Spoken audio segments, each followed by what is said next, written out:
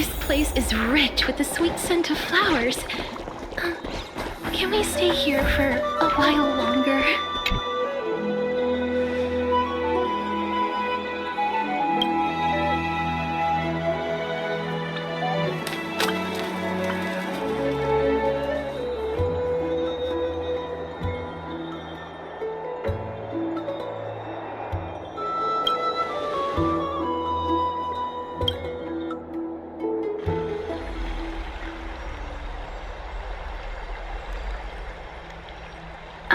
It's you, Cass.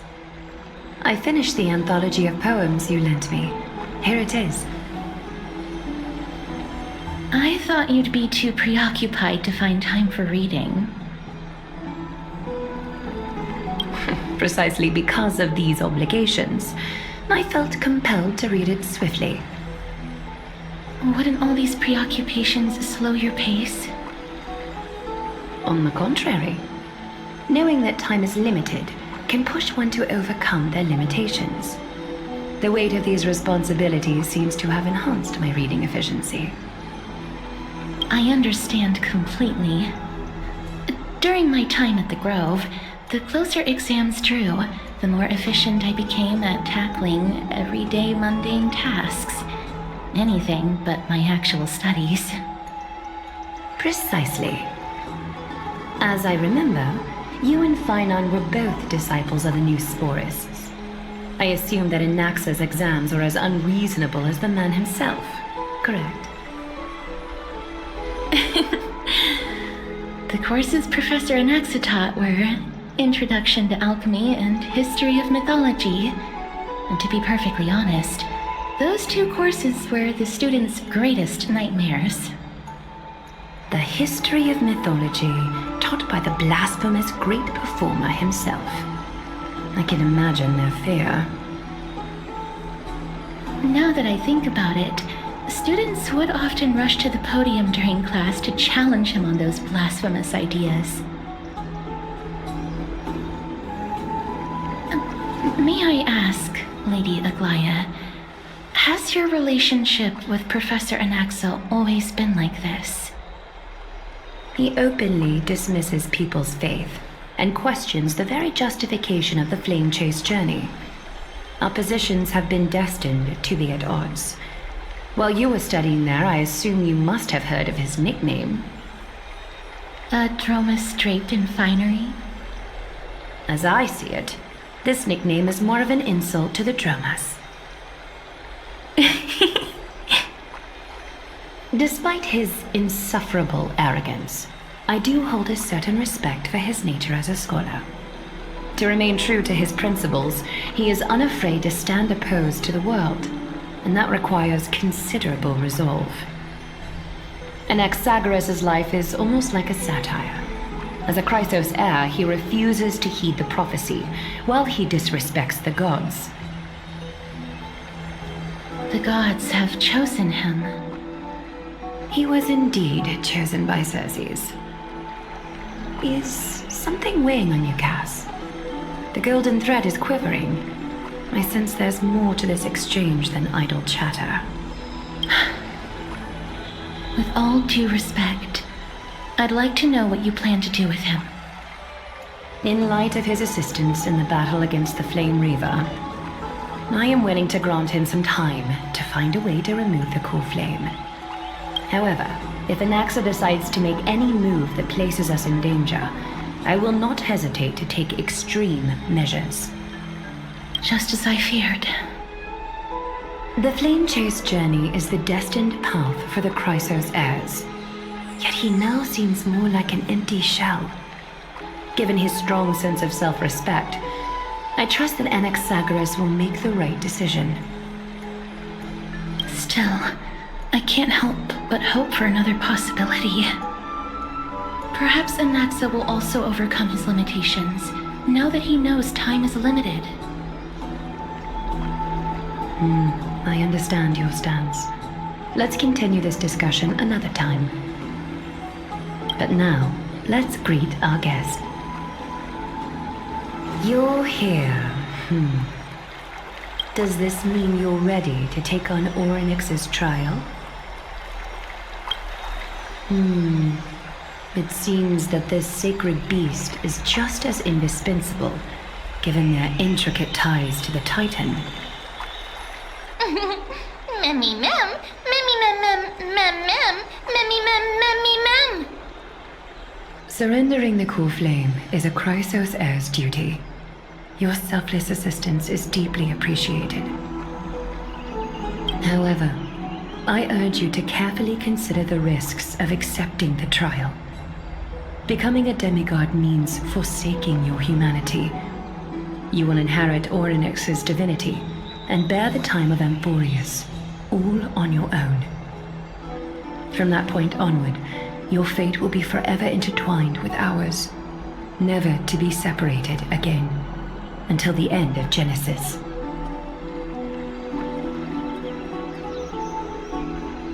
It's exceedingly rare to find a capable Chrysos heir. If this path proves unattainable, I am willing to lower my expectations. There are still many priests of Yanissopolis and their descendants in the city. If I'm left with no other option, I'll try to find someone worthy among them.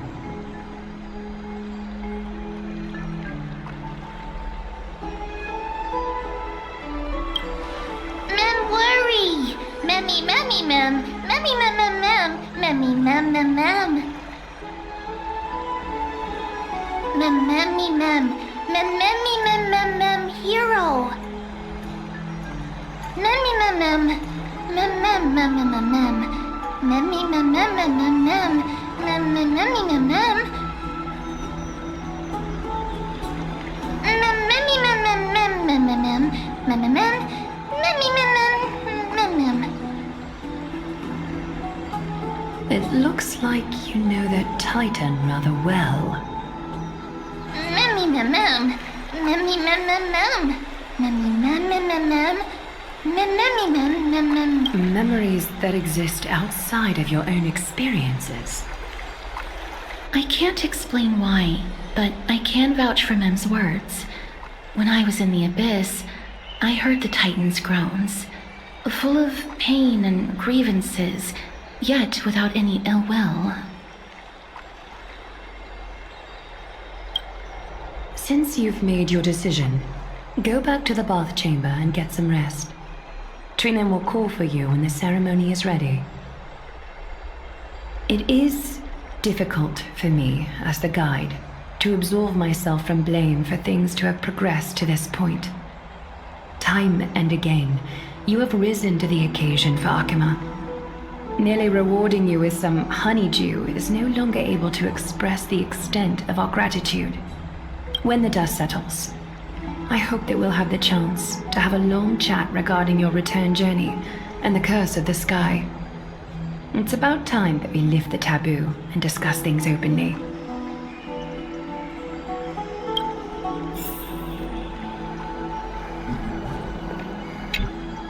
Mister, may everything go well for you and Mem. It's nothing. I only came to discuss some matters with Lady Aglaia. Previously, I lent her an anthology of poems that Lady Trian had gifted to me. Tracing back, this anthology was something left for Lady Trian by a bard before their passing.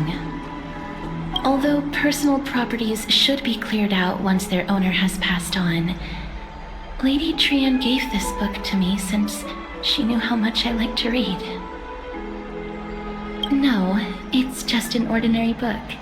It's definitely not some kind of unique copy. It just contains an allegory. In a faraway land, in a city known as Styxia, a dragon corrupted by the black tide descended one day, swooping upon the city like death itself. It swallowed the princess of the city whole before it was suppressed. After taking down the evil dragon, the warriors discovered that the princess's life had already met its end. Overwhelmed by grief, the queen hired an alchemist to resurrect the princess using the dragon's flesh and blood. However, Having lost memories of her previous life, the resurrected princess turned into an evil dragon herself and wreaked havoc on the city. As a result, the prosperous Styxia met its demise.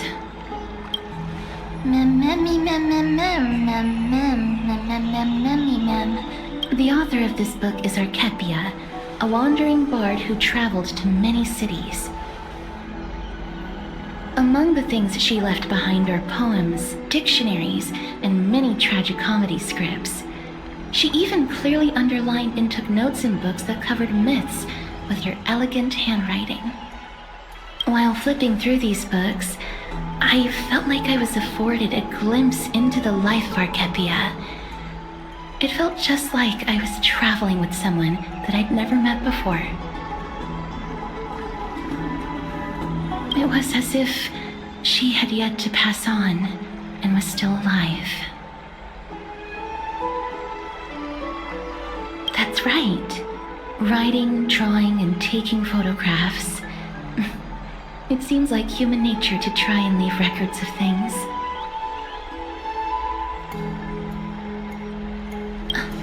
Speaking of taking photographs, when I was helping you to take the photo previously, I did not look through the photos in your photo stone out of courtesy. But I'm also very curious about the story of the rosy celestial maiden.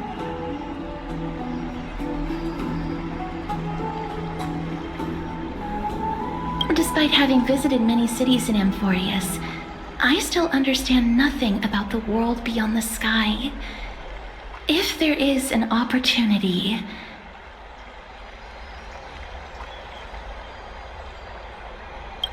Forget it. Let's talk about this in the future. For now, I only hope that you'll be able to complete the trial safely and obtain Orynyx's blessing.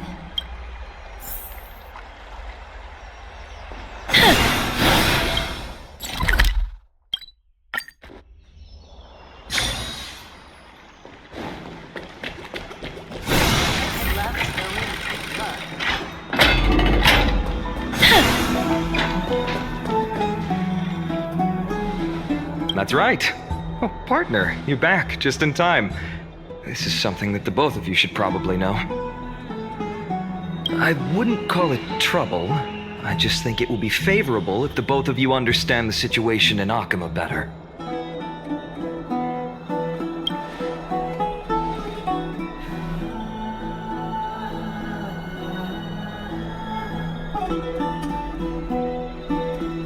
Some background information for you.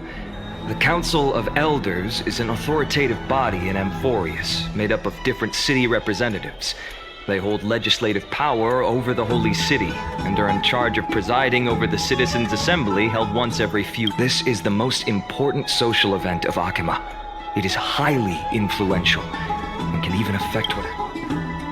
Despite her vision and wisdom that spans across thousands of years, even she cannot win over the hearts of everyone.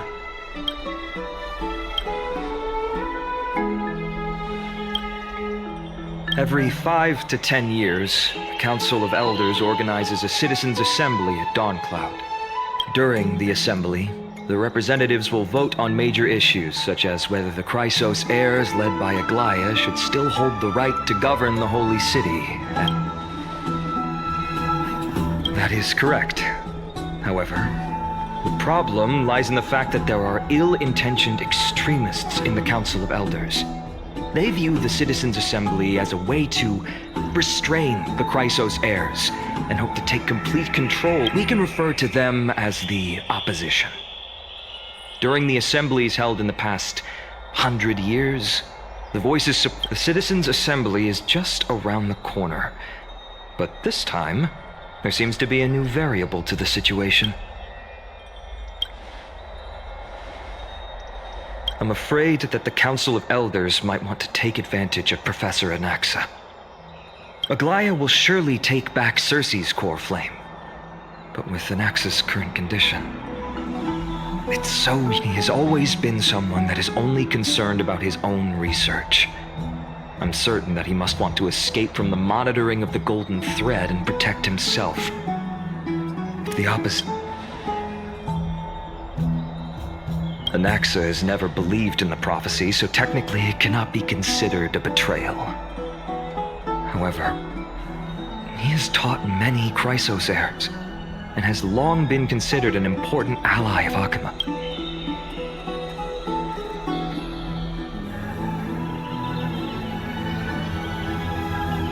As I believe in his character, I plan to plead with Aglaya and try to buy more time for him.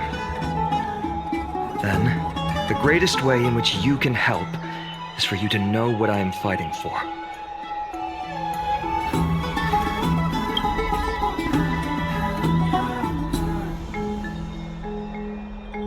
Allow me to apologize for the fact that we always seem to be troubling you. I hope that Orynyx will show more benevolence and be more accommodating. I remember that they seemed quite fond of you back in the Abyss.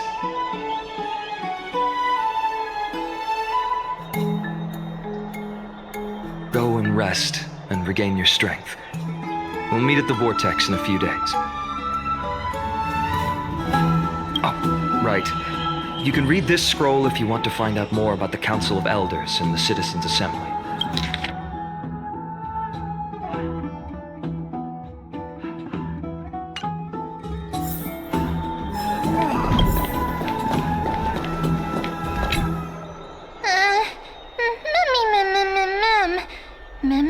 Nervous.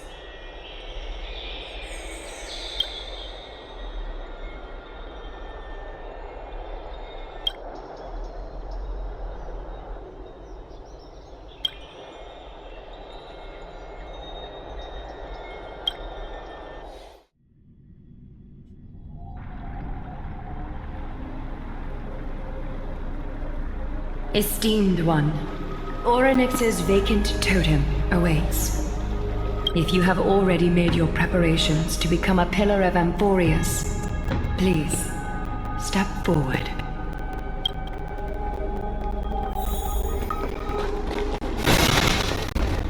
Little Gray and Nana, thank you. Your results cannot be questioned. We praise your selflessness and courage. We heavily light your path forward. Get ready to assume Orynyx's divinity, Trailblazer.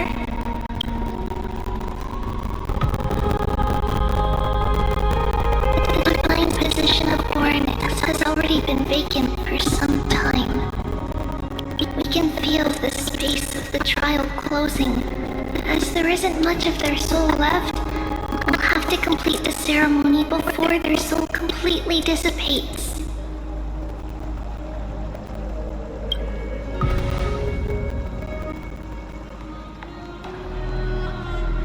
The eighth core flame coveted by the miracle that once belonged to the great Veil of Evernight, Orynyx. It shall now be returned by the two elected heroes of the Chrysos heirs. A traveler who is upright and courageous, and a sacred beast that invokes miracles.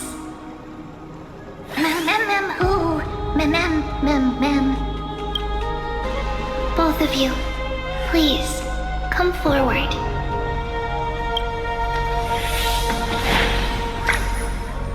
Recite along with us. O Majesty of the 12 Titans, pillars of the world, we seek your divinity to mend the rifts of the world. Fill our bodies with blood of gold, till we wither in willing service to the prophecy.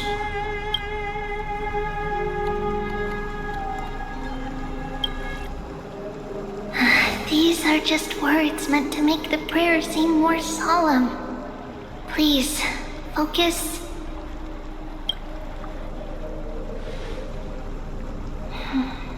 And surrender the core flame.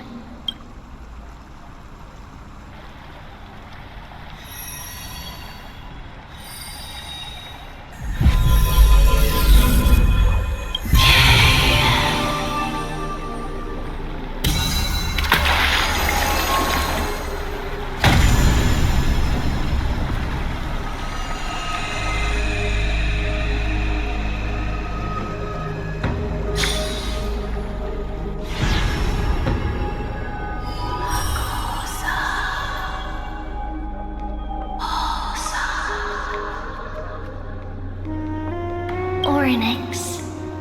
Their soul has been waiting for a long time. Perhaps they're also quietly waiting for the arrival of their successor.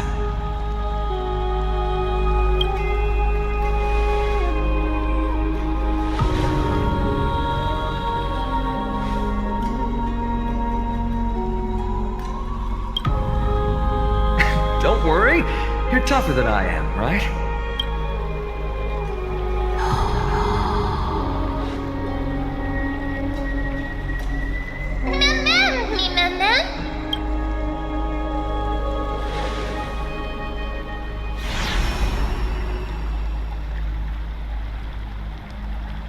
Traveler from beyond the sky, let us pray that the Titan acknowledges your worthiness. Although he loves cracking jokes at inopportune times, his determination is as strong as the Chrysos heirs. He will definitely succeed.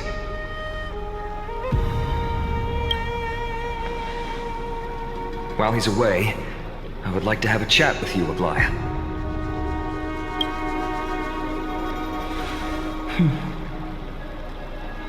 Speak. I'm listening.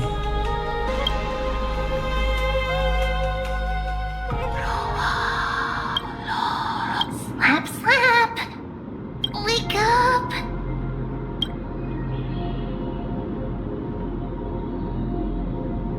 How is it? How do you feel?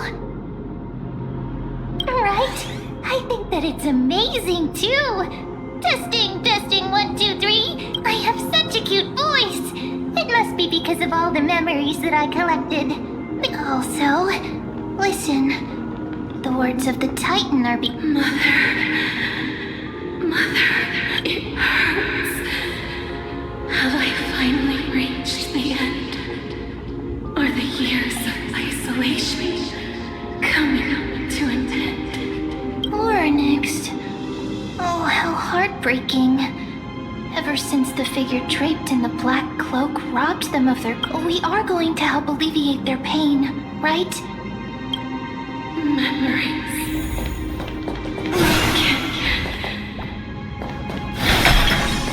Mother. Where? Mother? Who are they?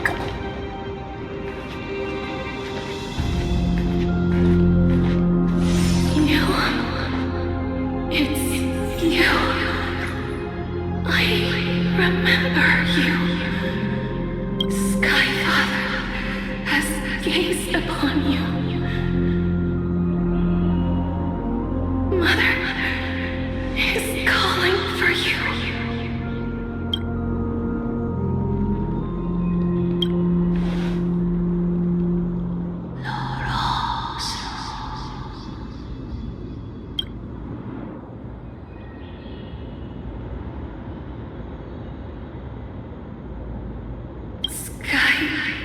Father has chosen you.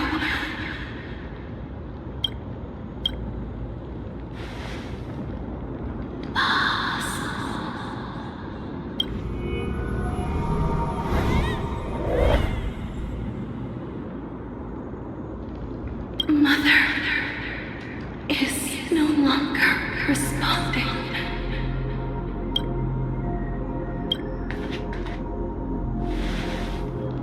Something important, an important matter. Orynyx, listen to me. Aren't you tired?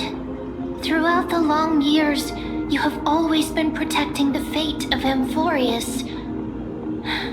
Each time people draw strength from within their memories, every single ripple falls onto your shoulders.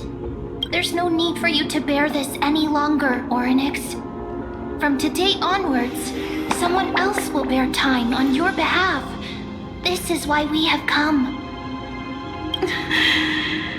Freedom. Freedom. I want freedom. Oh, poor child. Everything will be fine. Let us help you. You can have a good rest now.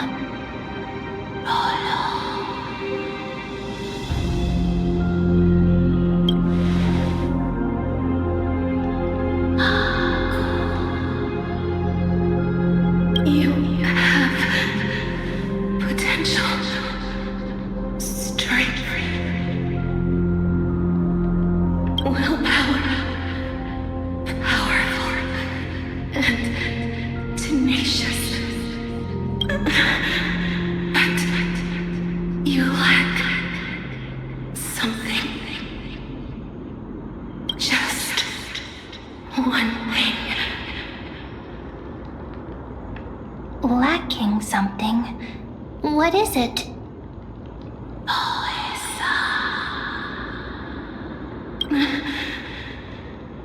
What you lack is a future.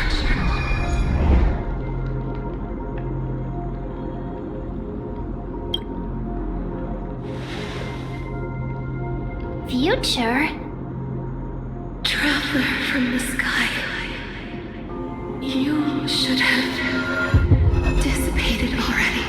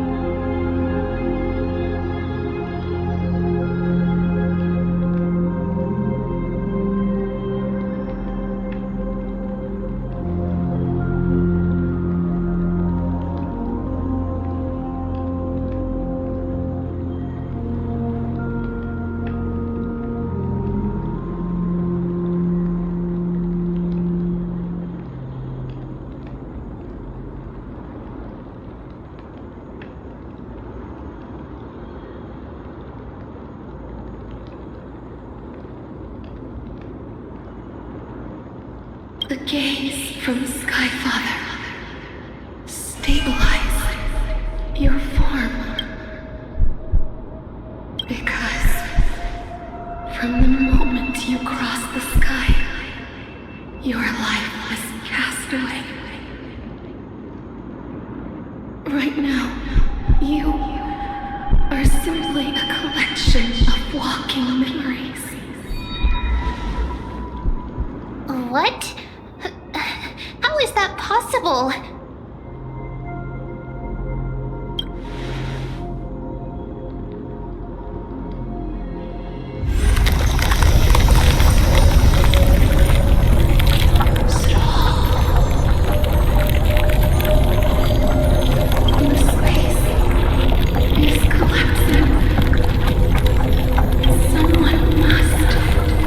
Inherit the authority of time if the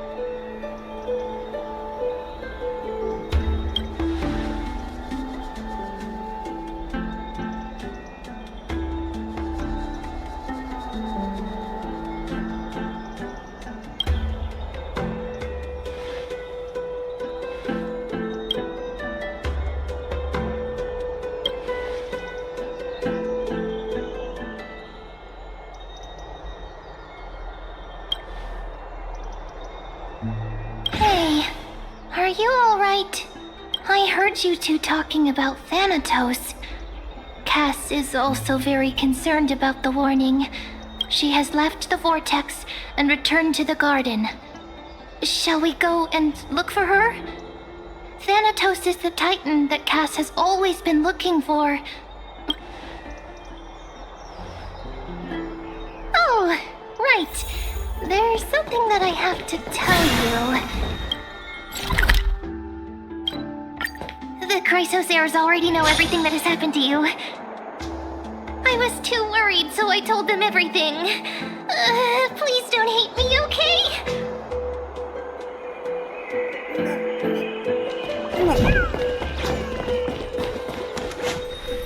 Mister, I'm right here.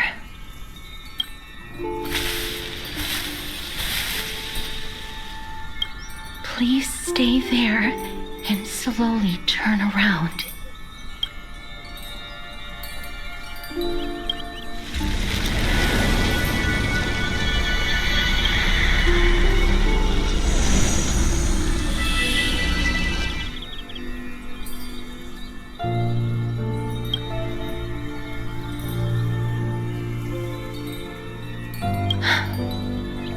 Please pardon me.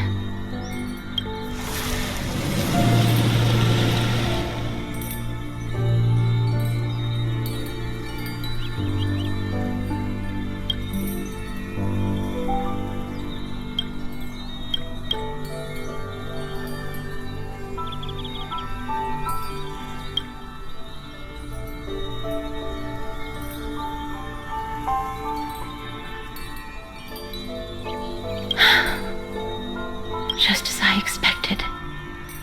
I cannot feel anything. Back at the Grove, I was puzzled as to why you were not affected by my curse. I thought that it might have been the special ability of a traveler from beyond the sky. Never did I expect that this would be the true reason. I'm sorry. I should have noticed that something was amiss earlier. Mister, if my abrupt behavior just now offended you, I'm just thinking. If your soul has really left your body, as a mortician, I might be able to trace where it has gone to. Cass, did you find anything? My apologies. Not as of yet. Perhaps I have overestimated my capabilities. But, Mister, would you be willing to let me try again? This time, I'll increase the area of contact slightly. Perhaps the result might be different this time. I have never touched the living in this way before. If my actions are in any way disrespectful, I hope that you can forgive me.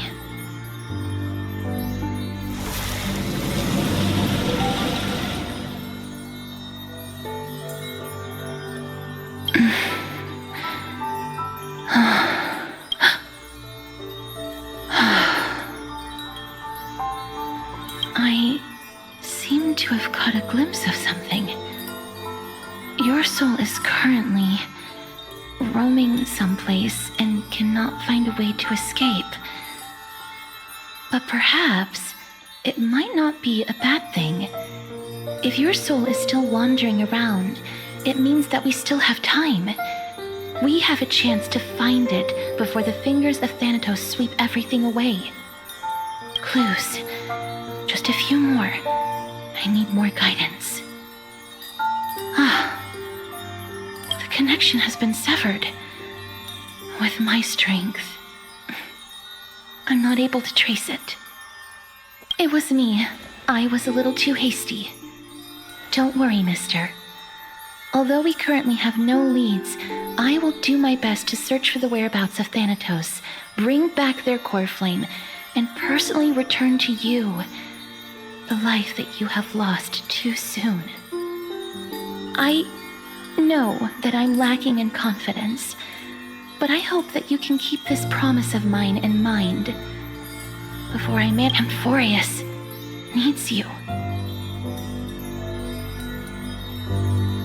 Lady Aglaya and Lord Finon are currently discussing some matters in the paths. They're worried about you too. Also, please accept this Styxian fable. Reading can help one to focus and relax.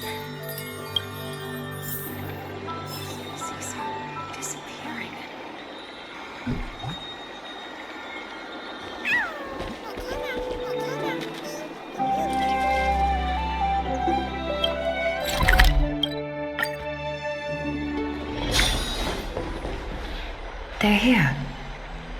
That partner! Hyacinth said you definitely wake up. Howdy. I beg you, please forgive me. You've completed the trial of time. And I have to admit that the process went better than I expected. However, I never expected that. That's what we have been talking about. Mighty has been in Akima for such a long time, but... Many have had this idea, but so far there have been no. Nevertheless, now is not the time, Cypher. If anyone in this world knows the whereabouts of death, it would be her. I'll try and get her to return to Akima, but do be prepared for a less than ideal outcome. Please understand that throughout the history of Amphorius, no one has ever managed to escape the clutches of death. It is my duty. We too require you to bear the divine position of time. But before that, just... What's wrong, Aglaya? Omens always come in pairs. A tiny air current will eventually brew into a storm that tears the sky apart. It's Anaxagoras. He has initiated contact with the Council of Elders. In the end, it has still come down to this. I earnestly hope that your assessment of him is accurate. Otherwise, the efforts of my teacher and I of the past millennium might be reduced.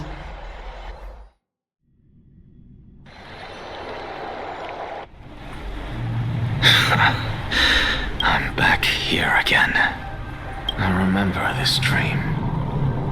This realm is covered in a silk-like fog, and the land is barren and harsh.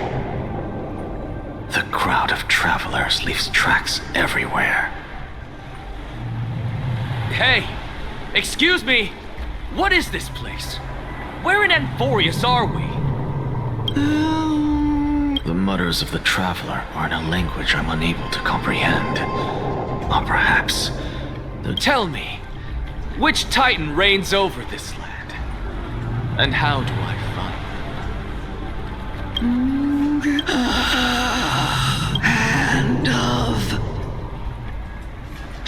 Hand of Shadow then. Could this possibly be the Nether? Not Nether Realm. Then where is this? River of Souls? The outskirts of the Netherrealm? Are you heading downstream toward the Netherrealm? The Nether Realm, Titan, rejects you. Me, listen. What? The traveler lifts their wrinkled fingers and I look in the direction they are pointing and listen closely. The sound of tides. I can hear it. I hear it deep within the tides, beyond the closed gates of the void world. A voice about to recount something. Child of humanity, is it death's embrace you yearn for with such urgency? Oh, you have awoken. Welcome back to the mortal realm.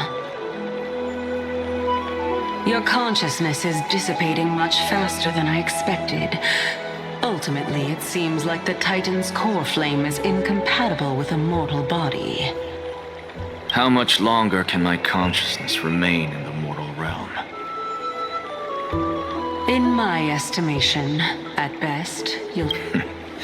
15 days and nights. What is it? Are you finally starting to become attached to the mortal world now? On the contrary, 15 days feels a little too long for solving a singular problem. Stop giggling. It's time for us to go. The messenger from the Council of Elders is almost here. Let me ask you one more question. Are you really planning to betray... What betrayal is there to speak of when I was never loyal to her to begin with? What about that white-haired student of yours? Acting so recklessly, do you not care about what might happen to him? There will be a price to pay for blind faith. This is also a lesson for Finan. You truly are a strict teacher. Of course. This is how I've always been.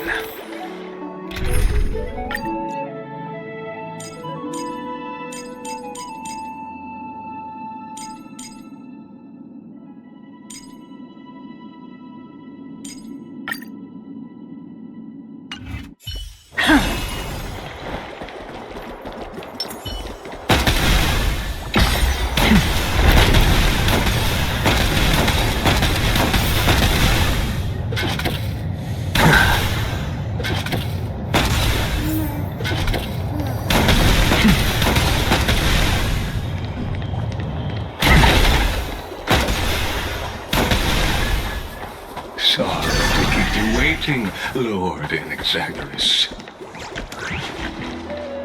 It's been a while, Lord Enexagoras. I greet you on behalf of all this... It's you. I never expected that you would personally come and meet me. By carefully into Lantern above, I have come as a testament to the justice of the Council of Elders. There are Antikytherans here? They have been a rare sight ever since the Chrysos War. I extend to you my utmost respect, revered Titan.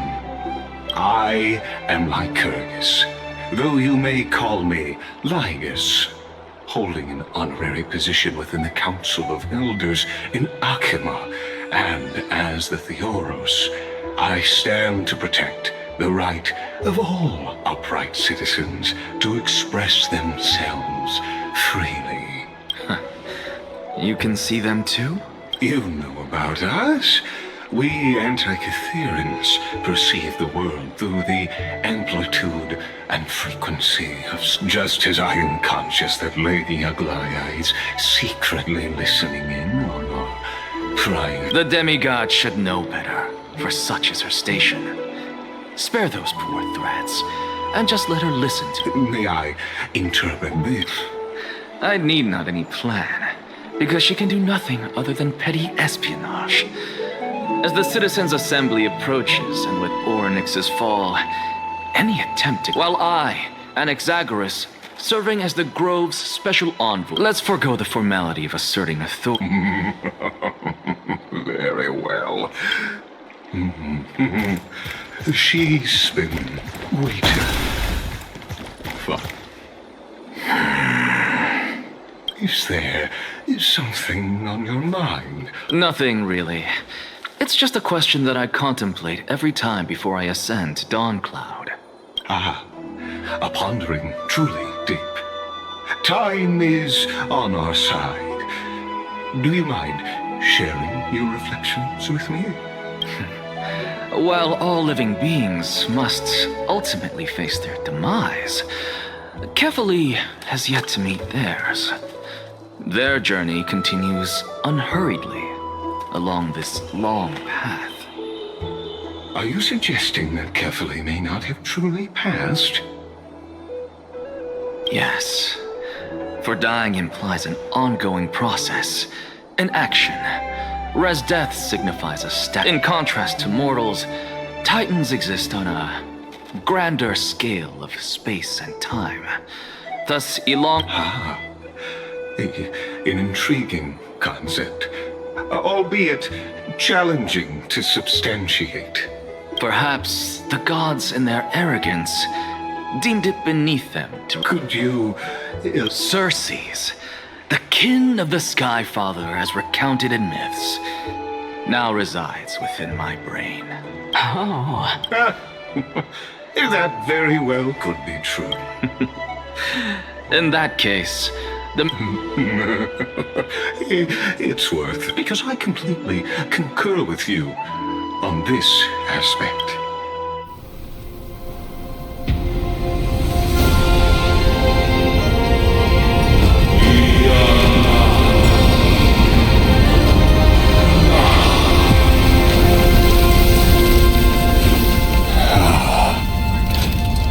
Please, Professor.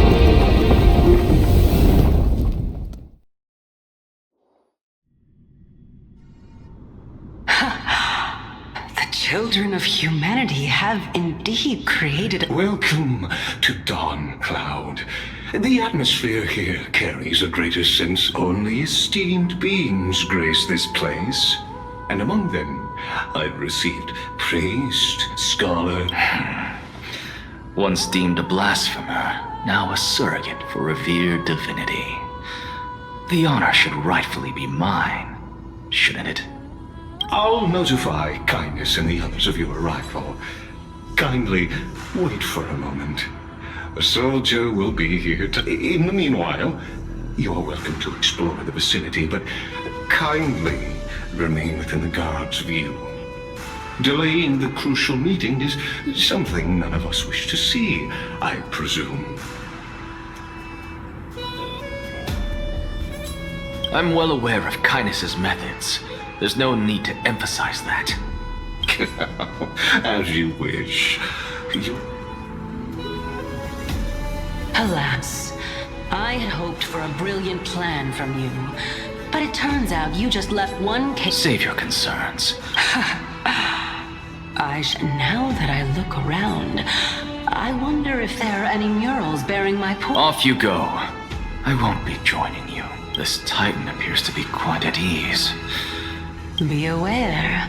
I can hear you perfectly well from here.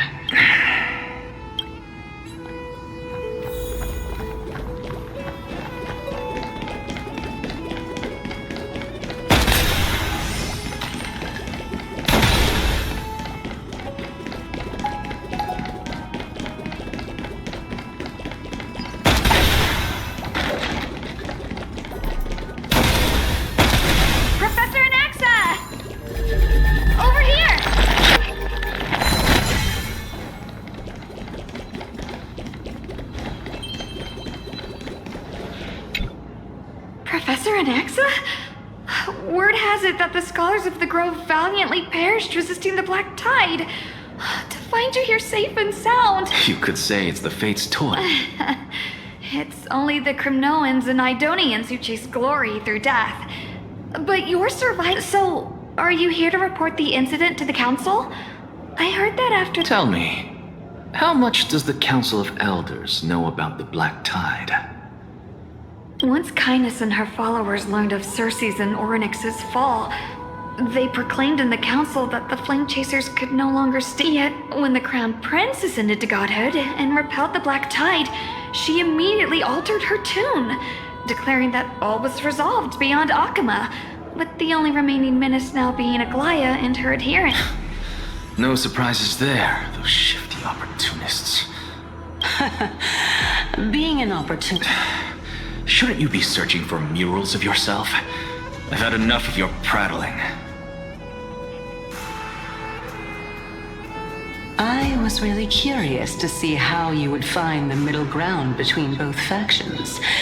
So I came to listen in. But it seems as though this Kindness is much more ruthless than Aglaya.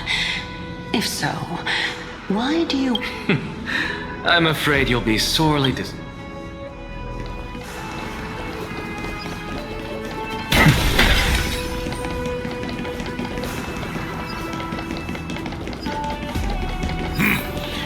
Even blasphemous scholars can come here, it seems. Looks like my presence here. Anaxagoras. I thought that... As Kefali's priest, Surely you jest. You blasphemous heretics are not worthy. Let me remind you that you're currently in Dawn Cloud. So you'd better... I'm not sure whether I should laugh or cry right now. I can't believe, as I see it, a dead Titan can't provide you with this level of confidence. You. Seeing how fond of you Elder Kindness is, I shall let that slide for now. Leave immediately, and don't impede us from receiving the Supreme Being's blessing. Seeing as we were able to hear of this matter from the mouths of others, it seems that Kindness is indeed quite sincere toward us. Perhaps... Oh my, what a thrilling confrontation. Are you praising or insulting him? Praising him, of course. As a believer of the God of Deliverance, it is only... Didn't you hear me? I asked you to leave. I've had enough of this. Could the 15th entry hour arrive any faster?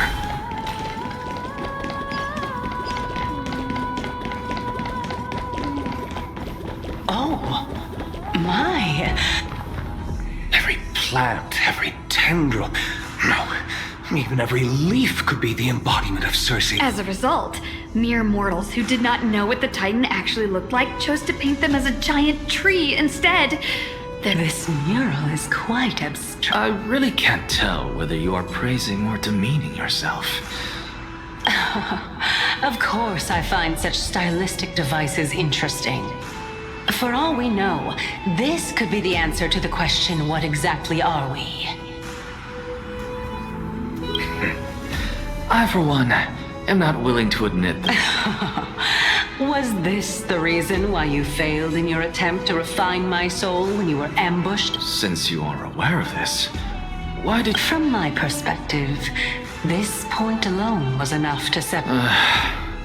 How do two lunatics coexist in the same... Therefore, it seemed that your... What, then, is the intention behind your actions? The entire plan is stored in my memory. So why don't you look there? Then don't mind if I do. 1 year old. Oh my. Even a member of the preeminent Seven Sages must hug his Dromastal to sleep? How interesting. That's enough. How unusual. Your soul is actually... Since our days are both numbered, I don't mind telling you more. This is a present that my sister gave to me. It's a doll that was made to look like our family pet. So there are other members in your family, eh? Are they all... Don't you just love to pick through my brain? Go on, continue flipping through my memories. It won't take long. You'll discover... Oh, the black tide is everywhere. I can't bear to look. When I was young, I couldn't accept this outcome either. Georios, Aquila, Kefali, and... This... Indeed it was. Everything started from that verdant courtyard of yours. When I was pursuing my education... Oh, I remember that person. Not only that, he also believed that life, as well as the composition, movement, and transformation of matter, since all living things stemmed from the same origin, why could I not sacrifice myself in order... Anaxa, you... I did it, teacher! But this is absolute blasphemy. Regardless of how much freedom the Grove provides, such an act could cause you to be burned at the pyre. Your beloved, where is she now? Send her away from the Grove at once, to a place where nobody will ever be able to find her. Otherwise the... Calm down, teacher. My sister, she's still not in the mortal realm. Even to this day. What do you mean? It was naive of me to think that I could snatch the deceased from Thanatos' grip by merely sacrificing one eye. Equivalent exchange. All I received for that price was but an opportunity to see her for one final time. Oh, Let it go, Anaxa. Never do something taboo ever again. Don't disappoint the deceased, and never harm yourself. If you can do that, this classroom... You're right, teacher. I am sincerely glad for you, child. Now then, what topic would you like to study? I wish to continue Thalesis' research. Continue the research into souls, but you know that the Grove has long since understood his philosophy like the back of their hands. No, teacher. After my fleeting glimpse of the deathly fog, I finally understood a single truth.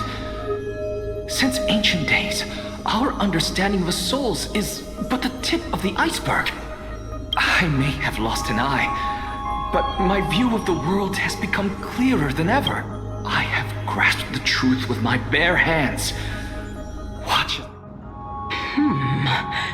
Who would have thought such a secret lay concealed beneath that hefty eye patch of yours? However, this story doesn't seem to be connected to your plan.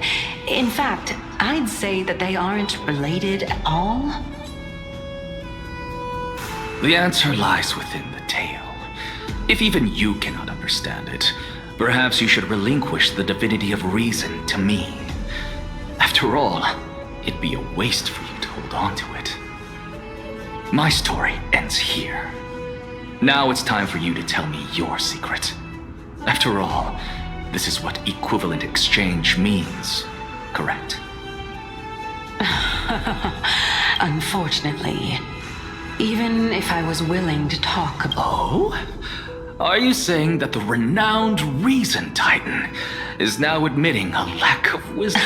Child of humanity, remember this.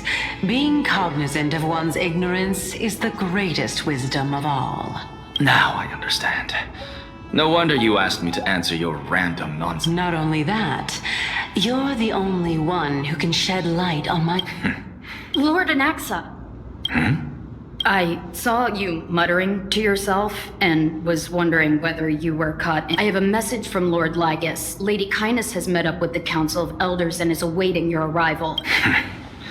It's finally time. Carefully. The one who created the world, and the one who bears the world.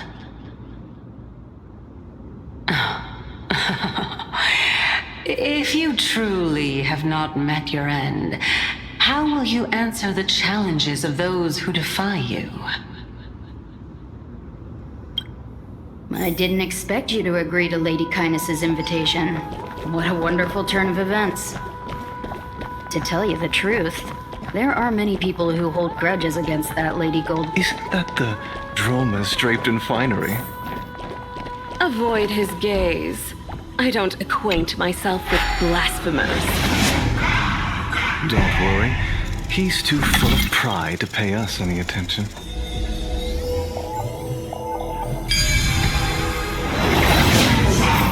A student of Empedocles?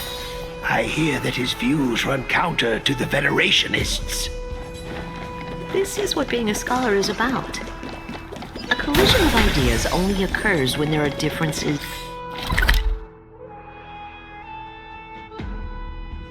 in beliefs, and it is such collisions that lead to progress.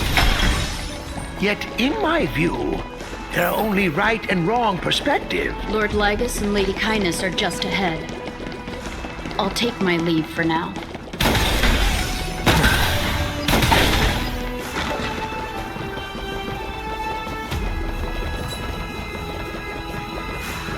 Welcome to the Demigod Council, esteemed guests.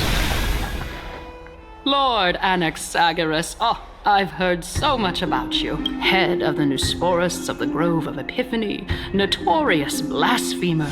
Did I miss anything? Well, if so, please be so kind. Since Lady Kindness is already well acquainted, but then again, perhaps the customs are different here. Back in my hometown, there is a form of etiquette known as honor. And yet, ever since I arrived, I have not been welcomed with warm courtesy or ceremonial gifts. Instead, perhaps you intend to cut open my heart, retrieve the core flame, and then hold a... Everyone, stand down. Thank you for understanding. I am but a feeble scholar who is not used to the stench of avarice and blood. No need to be humble, my lord. From my perspective, your courage and gumption are worthy of the reputation of the Seven Sages. Your bravery... So... Well, since the Chrysos heirs are calling for war, we will respond in kind. Conflict is inevitable. Since as to your question of whether peace is still a viable option, well, to that I can only say that. And since you, as a Chrysos heir, accepted our invitation, you have indeed given us a glimmer of hope. What brazen arrogance. What you're saying right now is worlds apart. I don't deny it. After all, they're responsible for cleaning up any threats, and just a moment ago, you were on the side of the Chrysos heirs. But now that you're an ally of ours, we can continue talking somewhere else. As you know, these walls have ears. I was fortunate enough to have the opportunity to discuss a treatise about the Venerationists with your teacher, Empedocles. Yet, it seems you subscribe to the Nusporists instead, Lord Anaxa. I've heard that this school of thought is one with many detractors. It's normal for ideas to have some... Welcome back to the hub of the Demigod Council, Lord Anaxagoras. Surely you remember that countless eloquent orators have stood in this spot before and emerged victorious by stoking public sentiment with their words.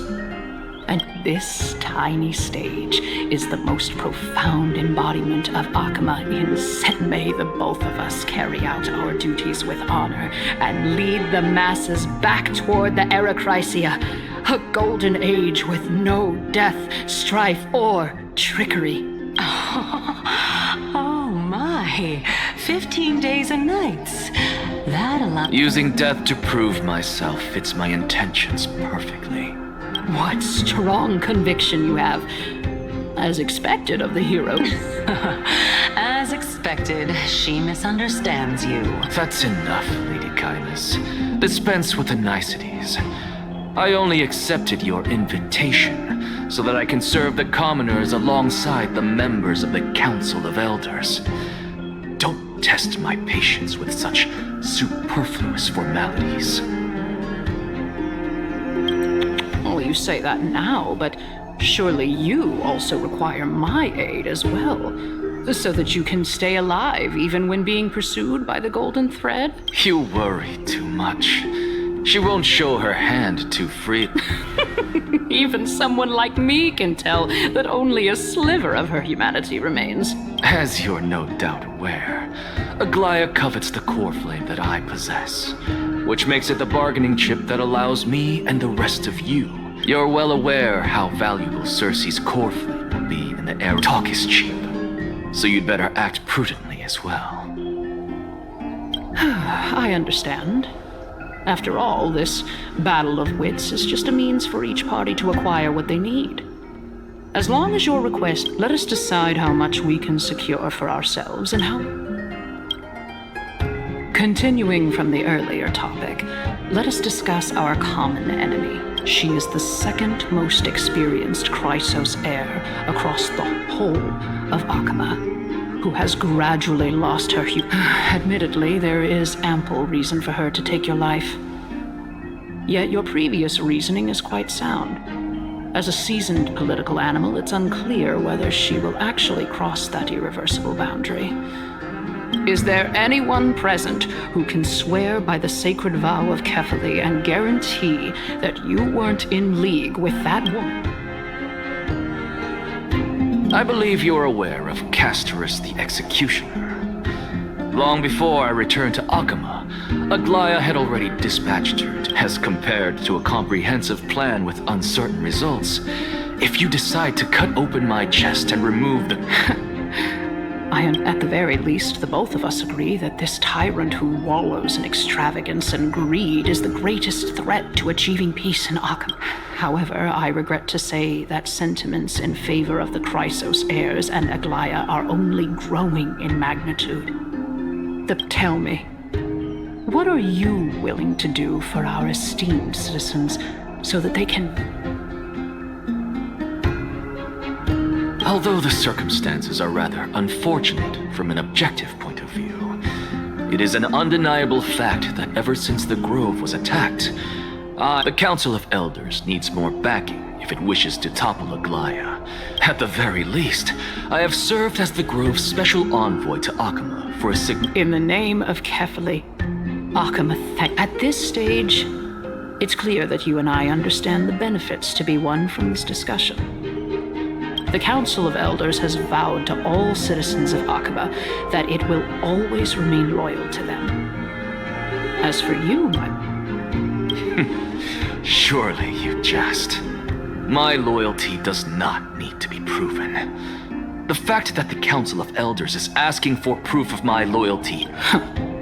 I am incredibly honored to have witnessed the both of you bury the Theoros. I have observed the following. Oh.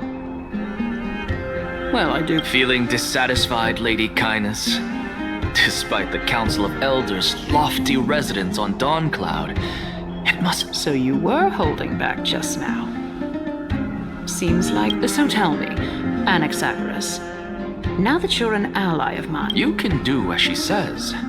Tell her that the Council of Elders merely wished to chat with me and had... However, by doing so, the authority of the Council of Elders will be as thin as papyrus that has been soaked in blood. Not only can it be... No. More like 2 core flames. After all, at the next Citizens' Assembly, that young lady who is synonymous with death will also be standing on our side. Oh? How can you be sure? Is that of importance to you? All you need to know is that I have a plan. If Aglaya can seize me in full view of the masses today, she could also dismiss the entire Council of Elders in one fell swoop tomorrow. If that happens, is this the outcome that you wished? Fine. But you do best to remember this. Fool the people and karma will be on... Unless, of course, you crave cruel punishment and consider suffering... Well, what do you know? We shall see, then. I've got to say that you've managed to really impress me again. But shouldn't you be going after more? Dying to know what I'm after. I mean, I'm the reason Titan after all. It is in... Easy there. You'll learn the... I didn't bring it up with her, purely because she doesn't have the means to give me what I truly want. The true masters of Dawncloud have always been the Theoros, who watches over everything.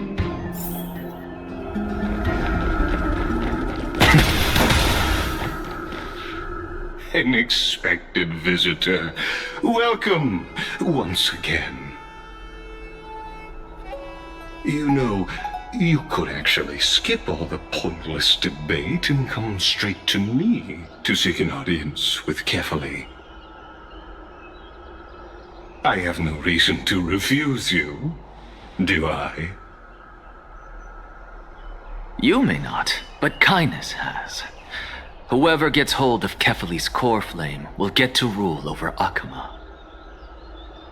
She's wary of me, so naturally I had to gain her trust.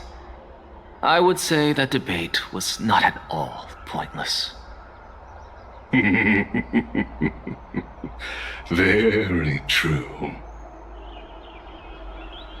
In my view, this individual has gone to great lengths to get close to Kefali.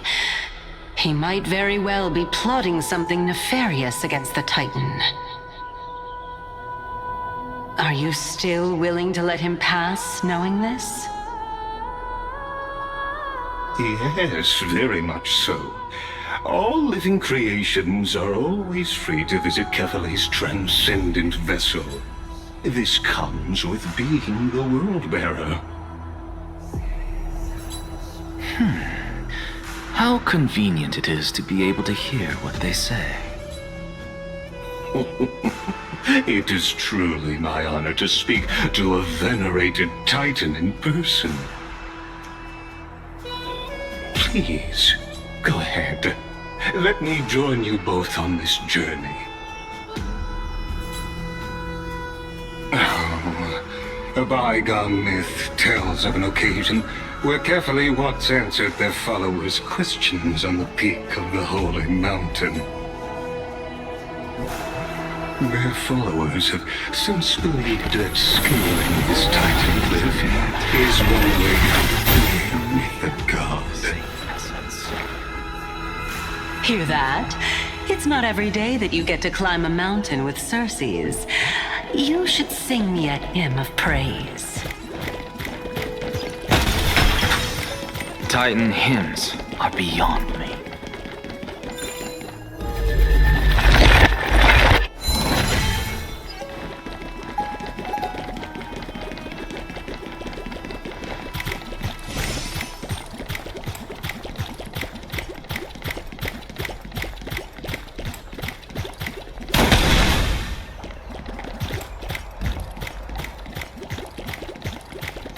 Watch this magic trick. Take a look. This is your genius.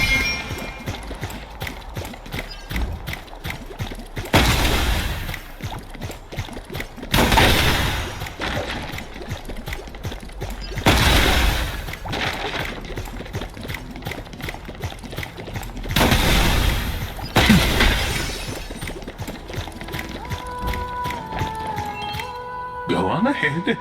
Take this Iannis shortcut, and the long... I have to admit... Because I know very well what it is you are after.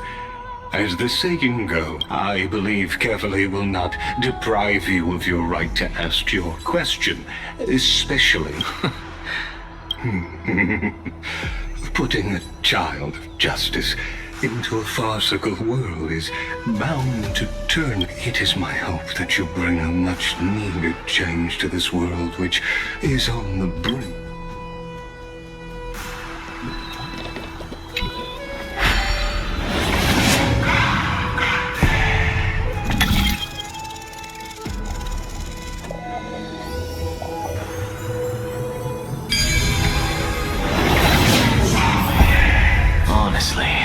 This is my first time going up to Dawn Cloud's peak. What a splendid view. Isn't it about time you recognize the Well, I don't see how this place is different. And even though I've come this far, I'm still doubtful about getting useful clues from him. I must be getting ahead of myself to be expecting to hear... Oh? Haven't you been in my head for some time now? It's high time you get used to how I feel about things. Alright, we're just a short hike away from Kefale. No time to waste here.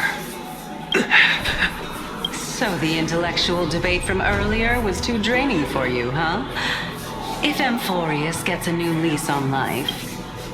Save your concern. The Titan is in sight. Why? Are you going to carry me up if I were to fall now? I know how far I can go, so just hold your tongue and come along. Fine then. I guess I won't say any more. I'll just wait till your soul dissipates completely to gain control over your... Wait. Hey. Huh?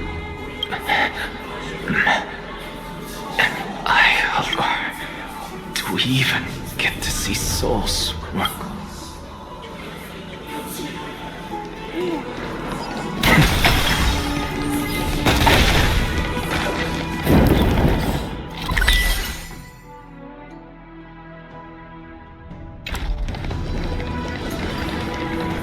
Oh? Why didn't you bring your favorite spear with you on this trip, Nias? Nias? It's unfortunate. The black tide destroyed every last inch of my calyx. How How could that be? Even a creation of Georios, from their prized ores and molten fire. Hey, Xerxes. Do you know a certain Nias? Nias? No, not that... I just saw him. Nias. No, I have no such memory.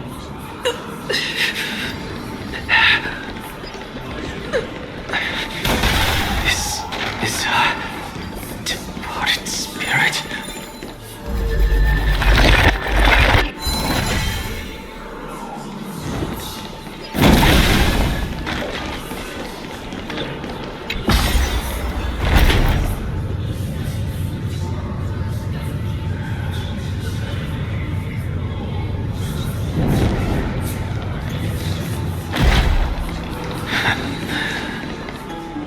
Enough about me.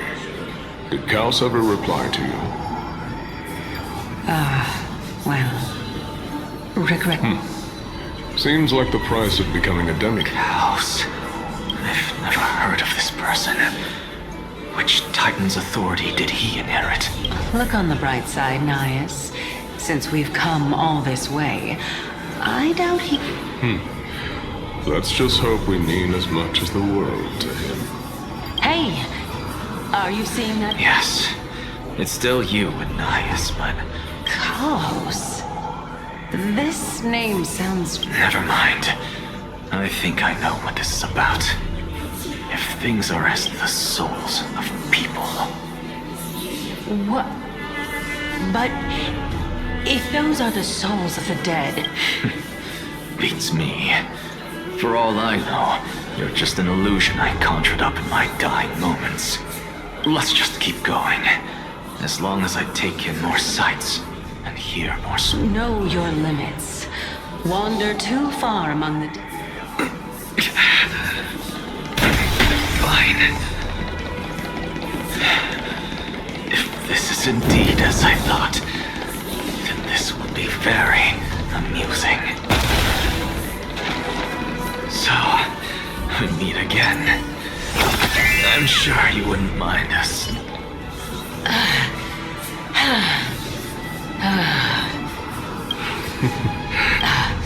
Of course. And just... if I knew we had to climb a mountain... I guess this also counts as one aspect of the world-bearing burden. Keep your sarcasm to yourself. I'm not... I would sooner throw myself off this cliff and... I am Calypso of the eminent Seven Sages, after all. Training would make me no different. Calypso? She's no... She can't be. I wouldn't... Hey, Xerxes. Does the name Calypso ring a bell? Xerxes? Daggone. Doesn't matter. I can do this myself. Oh, beautiful old world. Where are you now? Oh, legendary era Chrysia, return to the mortal realm. Splendid gods once walked the paths we walk. Alas, all that's left of that warmth is a hazy mirage.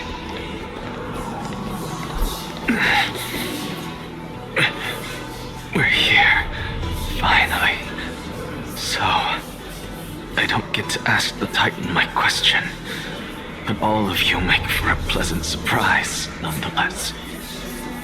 Very well then, let me uncover the truth for myself.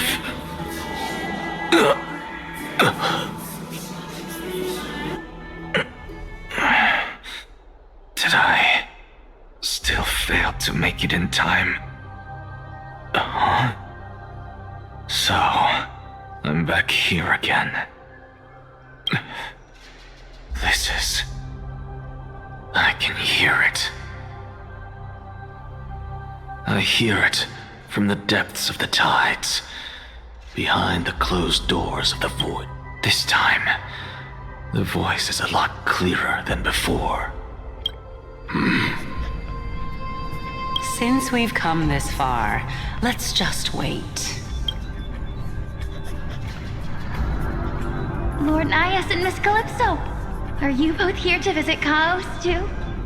Yes, and we've been waiting for quite some time now. Regrettably, he hasn't answered us. The worst case scenario is that he's already been overwhelmed and crushed by the world-bearing burden. You're overthinking, Lord Nias. I can still sense Chaos' soul in the area. And besides, we both know Chaos' nature. A deliverer like him wouldn't fall so... Yes, I have faith in him. That reminds me. Why are you making this trip alone, Helixia? Oh, my sister needs more time to make sure the flowers are fine. Such a pity. Both of you have hearts kinder than anyone else. Yet you are born only to take over Thanatos' divinity. Everything that I see and hear this time has left me shaken to the core. What may seem like a mundane conversation is in truth a once-in-a-lifetime exchange that has revealed the ultimate answer to Circe's question. The conjecture has taken shape and must now be solidified into a theorem. Next, I only need to seek verification from Kefali. By doing so, I can answer Circe's question and reclaim. But no, I will not do because another one of my conjectures, one that I have always dreamed of proving, fusing a mortal soul with that of a Titan to replace said Titan, is not a ludicrous idea.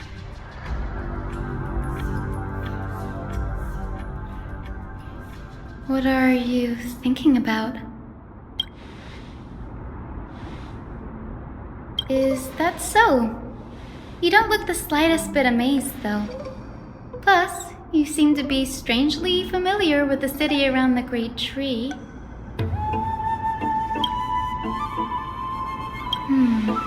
Events of the past, huh? I was also a child when I looked up at Circe's. Their leaves and branches reflected the sparkling. I stood at this very spot back then, imagining the day when I... Don't read too much into it. I mean, can mortals even hope to reach Aquila's realm? They're a strict and draconian god. Nothing like Circe's. You get what I'm saying, right, Denny? After all, the titan that imprisoned you and Grey here in Amphoria. But there will always be people who dream of soaring towards the sky. The Grove has a wealth of research on Aquila, and that is exactly what we are here for. It's just... I never thought Grey would meet with something like that before we set off.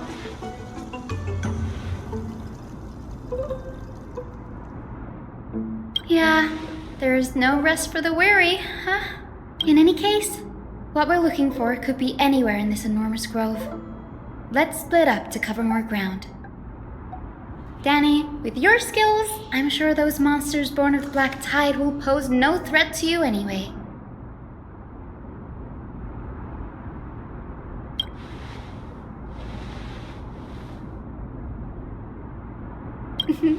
Have you forgotten that you're talking to the chief physician of the Twilight?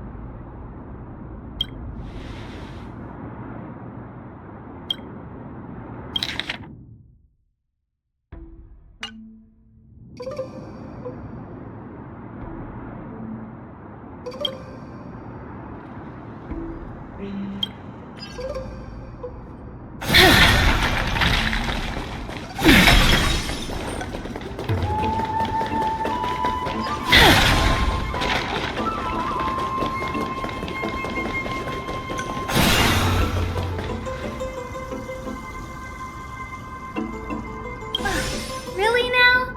This is way more trouble than I could have asked for. Or you could sit back and watch.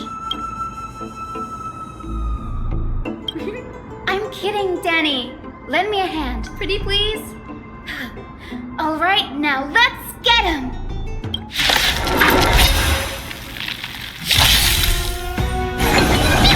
Have this tick. I shall remember this one. The confidence.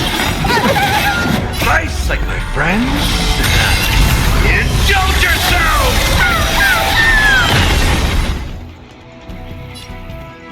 It ain't over.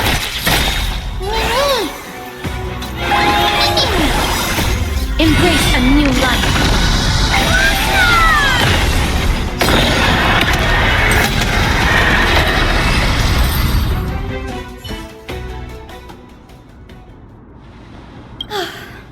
The Black Tide is remarkably quick to detect the light of Amphorius.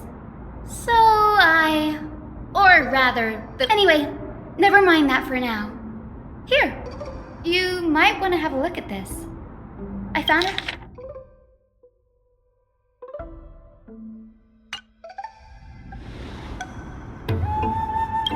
This is new.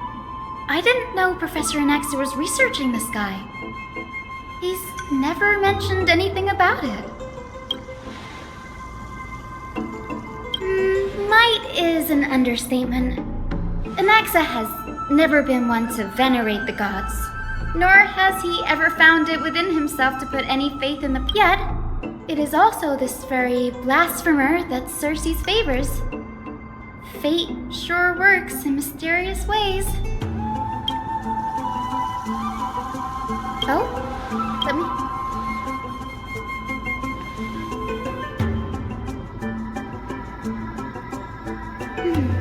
By the looks of them, these scrolls are records of two conversations that took place in the same setting, one after the other.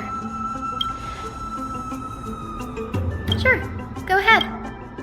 The Grove of Epiphany is home to 7 schools of thought. While all 7 schools are founded on the ideologies of Thalesis, the first scholar, as the sage of the Venerationists, if we were to place the 7 sages on the scales of Talanton, Anaxa... Nearly everyone in Amphorius has heard the story of the skyships by now. That's why it's no use building giant skyfaring ships. Oh, but I do wonder if a supercharged mini Trevi cannon...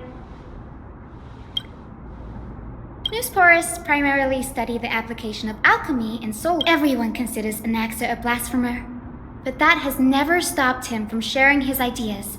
No, Anaxa often says that every failure brings us one. Perhaps, to him, the crash of the skyship carries a different interpretation. The firmament is not impenetrable. On the contrary, it's a shame that the majority of the Grove's research on Aquila was headed by the Venerationists, with sacrificial rituals making up a predominant part of their findings. Discourse about more esoteric subject matters in relation to Aquila dwindled even further.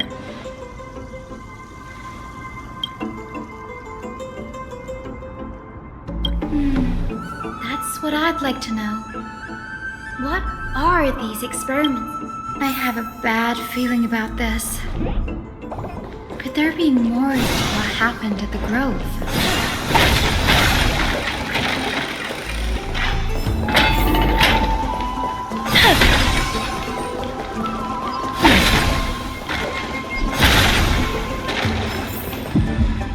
This is the Library of Philia, a place where the Grove stores its collection of tomes. Other than books written by the 7 schools, you can also find philosophical texts, ballads, and religious writings from the Outlands here.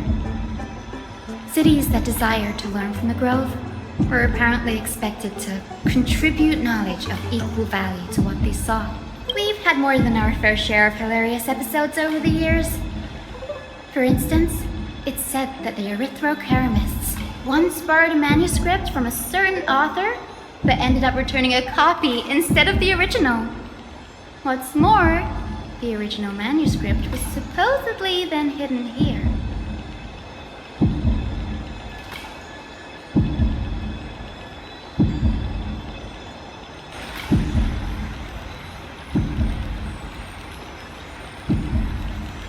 Nice. No need to hold yourself back, Danny. You can just tell it like it is. Their behavior was no different from bandits.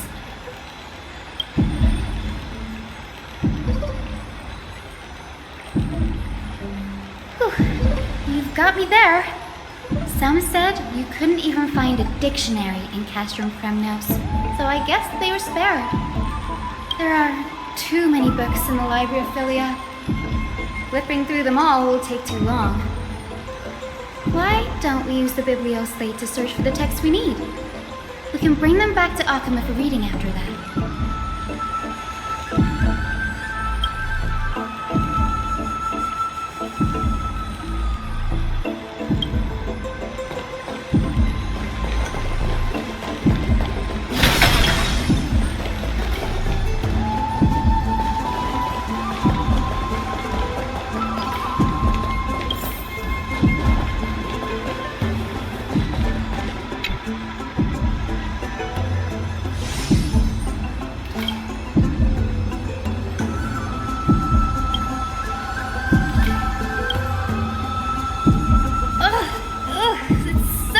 Already see what they must have written. Anaxa has no respect for the gods. His very existence. Why else would they call him the Great Performer? When Anaxa established his school of thought, the first thing he apparently did was read, "Are the Titans truly an accurate reflection of what humans think gods should be? Worlds created by gods are indubitably perfect, but what of Amphorius? Oh, they marched him straight to the seat of judgment before he could finish. Though what he took on in the end was more of a debate than an actual trial. He had to address every one of the scholar's allegations, or face expulsion from the Grove. The first allegation was... Do you agree that since the Titans created the heavens and earth, so the mountains, rivers...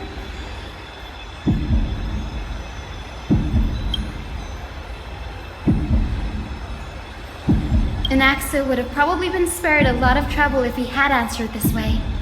Instead, he quoted past instances of the Flame Chase journey, and needless to say, his critics didn't take kindly to his answer. You claim to be studying souls, yet you are, in fact, defiling them and committing acts condemned by the gods. Do you admit it? Anaxa always wears an eye patch, never removing it, even when alone. Every being in the world owes their safekeeping to Kifili, and this is even more so for the Chrysos heirs who have divine blood coursing through them. If he has really done something of that nature, then it'd indeed be sacrilegious. Thankfully, they had no way to prove it. One by one, Anaxa engaged in wars of words against those who would challenge him. Toward the end, it was only after a brief silence that he answered. I have never denied that Titans are meant to be noble constructs. Yes, I'm not sure how that controversy was eventually resolved. But what, by the way, this stack of complaint letters has reminded me of a place, and I'm talking about Anaxa's alchemy lab, hidden between the cornerstones. It's a well-kept secret. Among the 7 sages, excluding the nominal chief sage, even the administrators of the Library of Philia are restricted from accessing those places and documenting this. With the Grove in this state, I'm sure Anaxa won't be mad even if we sneak into the lab for a short...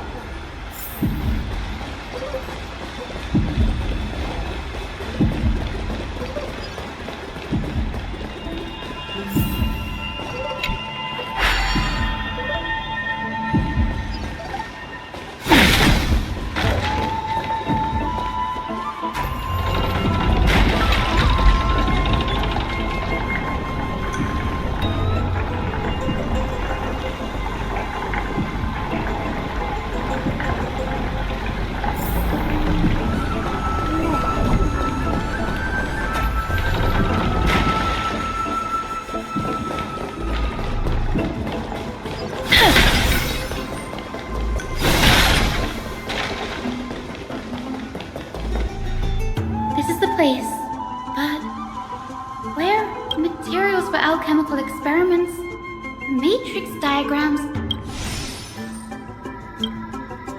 No, not even close.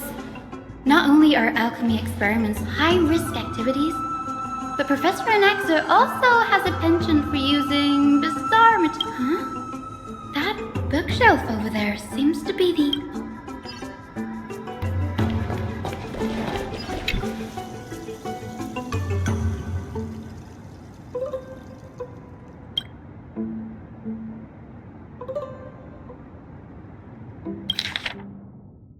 What's going on? Anaxa...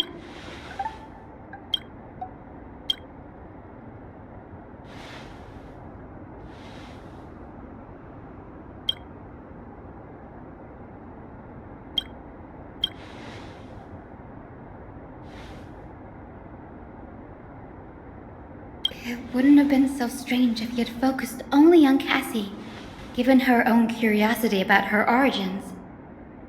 Plus, considering that the new sporists have crafted, now, it seems Anaxa's objective was never to create medicine.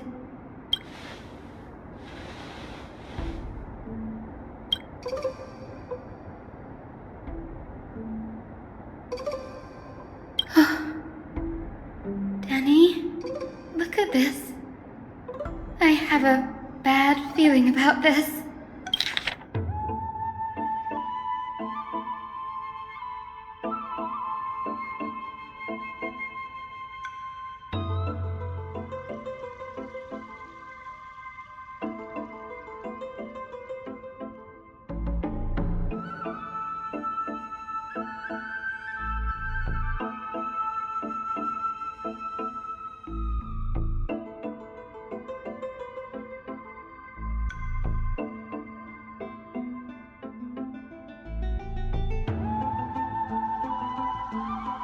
My biggest fear.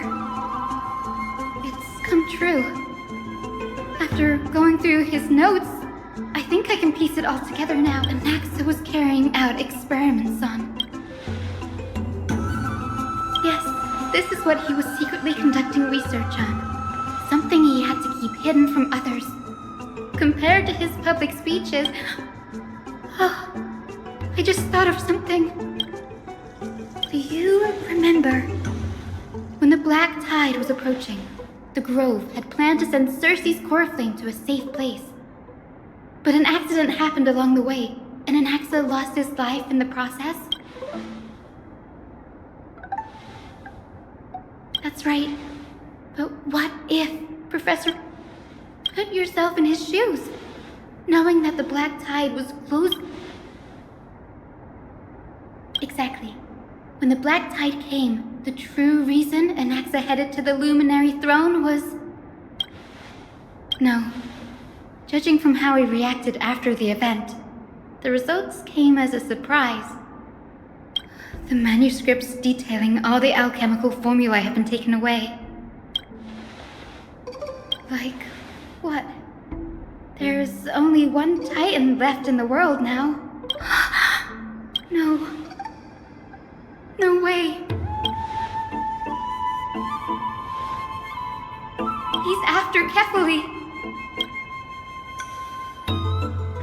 Sir, this sky above us. Of course not. This is just an image from a projection device used for educational purposes. A simple trick. The day-night cycle has been lost to this world. So that students like you may still learn about the night sky, astronomers have harnessed the Titan's miraculous power to manipulate the light, projecting the nights of the... Much like how the sky above the Holy City is also illuminated by Kefali's dawn device. So, the skies of Akama are... You mustn't conclude that, Anaxa. You should know that only a child would expose a trick and be... Often people know more than they let on. They simply choose to feign ignorance because they have no other choice. And they're just deluding themselves. People believe in Kefali's tale of Genesis, accepting wholesale whatever the priests preach. But we're different. We have already realized that we live in a world where Titans make the rules. Even when we look at the sky, we're only seeing what they allow us to see, rather than gazing at this mockery of a night sky fabricated by them for the rest of my life. So much time has passed since you sowed the seeds of doubt in my heart, child. Many a night, I find myself penning down all my theories and wild ideas. Why? Because we'll face death by burning if word gets out? As a sage of the Venerationists, my soul has already become inextricably linked to the great tree. Every word I say, and but above all else, my days are numbered. Instinctively, I have my doubts about the golden blood and the human soul, yet I have no means of verifying them. The golden blood in my veins is woefully thick. But I can, sir. I can do it for us. You're right. I shall do just that. Go. Establish. Find out what we are. Become the one who conquers the ultimate truths of the world. Child of humanity, you didn't go to such lengths for an audience with Kefali. Just ask... So, you figured it out. If I were as foolish as a Dromus, perhaps I'd throw myself down and prostrate before their greatness, begging for the gods' prophetic wisdom. Before such power, does it make any difference? I'm sure you're familiar with the story of the Styxians. When the raging waves threatened to swallow them, they didn't just give up and become sitting ducks. No. They call me a blasphemer, Circes. But that doesn't mean I deny the existence of gods. As I see it, Titans are simply a force that mankind has yet to find a way to tame. Oh? If power that rivals the Titans is what you crave, why not conform to the prophecy and brave the trial? Why stop at harnessing the power of the Titans? The source of life is what I wish to grasp. To understand what makes up the soul. Thanks to you, I've had the chance to personally verify, in more ways than one, that the soul indeed ceases to exist in death. But where there is... How then is a soul born? That was the only unknown variable left. And by the sound of it... No. I have already drawn a conclusion. Professor Anaxa, I'm here. His life hangs by a thread. I must ask you to refrain from taking any unnecessary steps. Of course. I'll bring this to a conclusive end, and give you the answer you so desire. However, in accordance with the principle of equivalent exchange... As you wish. Don't you care to know what the price might be? It's a matter of uncovering the truth about the Death Titan and his survival. This may be the only time I can ever save someone's life. There is no need for me to think twice. I see. In that case, let the show begin. Indulge me. Am I correct to say that you intend to prove Thanatos' whereabouts and prove the nature of our existence now? Before I begin, I must confess I had been stuck in a cognitive trap all this time.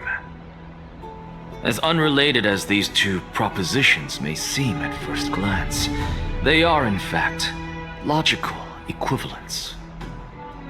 They are merely two different ways of telling us about what the soul is at its core. The reason I say this is, as I've mentioned earlier, the answer was hidden in my journey unto death. Anaxa, you were in the Netherrealm? Yes, I am but a living dead man now, but that's not important. What truly matters is, that's not all. Remember how I said you were a part of that conversation too, Circes? And I've told you that I have no recollection of such an event. That was likely just an illusion conjured up by the mind. Of course you would remember. Because that wasn't you. That was Calypso. Calypso? Huh? Oh, that's the name I made up on a whim when speaking to this girl. How do you know of it? And surely you jest. Don't you think I, of all people, would know if that were the name of one of the 7 sages under the shade of my tree? Don't you claim to know the Grove's past like the back of your hand? It seems you've lost even the memories seared into your soul. Use your head, Circes. Since all of this took place in the realm of the dead, it stands to reason their likenesses are of souls from the past. The living cannot step foot into that world, so who could they be? Think about Calypso. Why does she share your likeness, yet you have no idea who she is? The answer is evident, is it not? Those fallen heroes are the mortal incarnations of the Titans before their ascensions to godhood. The gods aren't master creators born out of thin air, and they are no different from humans, because they all evolved from one.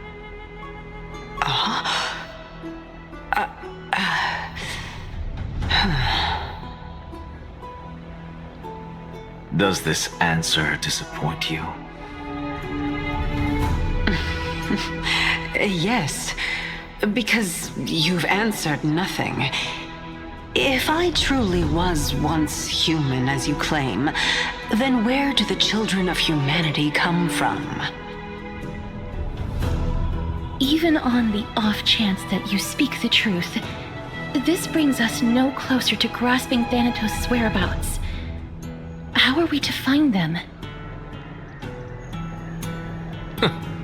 I knew you would say that. But it matters not. I know what I'm doing. Actually, why don't we have this supreme being standing before us tell us everything? You can revive a Titan? Humans cannot return from the dead. Neither can gods. But all we need to do is look at this from a different perspective, and the problem will resolve itself. The solution is simple. Just like what you did to me. If I'm reborn as Kefali, I can rebuild the world and all within it as they once did. Simple, is it not?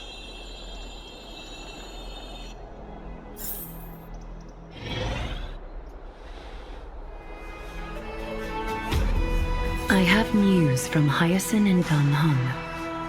Anaxa might be trying to do something with Kefali's divine body. Kefali? But what could Anaxa want? Is the Council of Elders going to sit around and let such a sacrilegious act unfold? That is not possible. He is indeed the great performer, capable of fooling anyone and everyone with his tricks.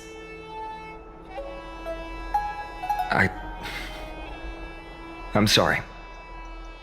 No need for guilt, for this is good news to us. The Council of Elders has found themselves a traitorous ally. Anaxa's ambitious desires will be something we can exploit. What we should be doing now is to keep our eyes peeled for whichever trickery Kynus is up to, and react accordingly to thwart her plans. Being Akima's political center, the Demigod Council holds just as much significance as the Vortex of Genesis. Someday, after my duty is over, this site will take the place of the battlefield where you hunt gods. Become the next challenge you... Till then, it's best to get used to this place as soon as possible.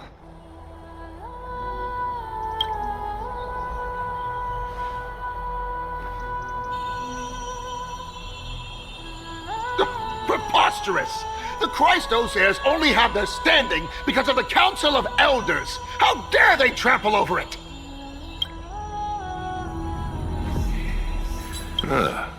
It's been a while. What is that supposed to mean? Is this really the sort of person that the young lord praised as a ferocious warrior? It has indeed been some time, Lord Kratos. What brings you here in such haste? Shh, keep it down. Be more vigilant. See those duplicitous dogs over there? They do the dirty work for Kynus. I've already ordered my people to hold them back, but we should still lay low. Unless you're itching for a bloody fight to get a workout in. My bad. So, did something happen? Did you hear thunderclaps last night? Thunderclaps are beacon signals of strife. They are a message from the young lord. He threw a spear bearing several words at Akama. Watch out. The Flame Reaver is back. I guessed as much. We didn't actually kill them back at the Kremnos Arena. I figured this is something you would want to know. We Kremnoans never back down from a fight. So if you plan to take that thing down in a battle, reach out to me anytime. You have my gratitude. I will let Aglaya know about this right away. Remind her to be on her toes while you're at it. That vicious Kynus has been unusually active lately.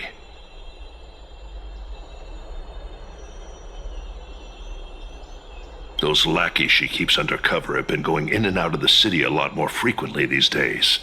Some even seem to be getting Kremnoans to defect to the council.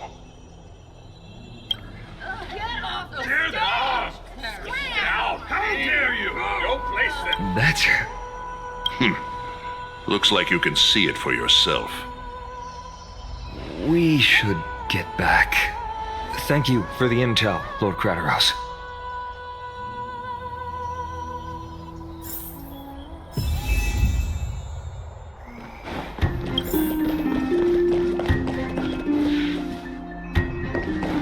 My Catherine to lantern above, as the Theoros, I have Aglaya, what happened here?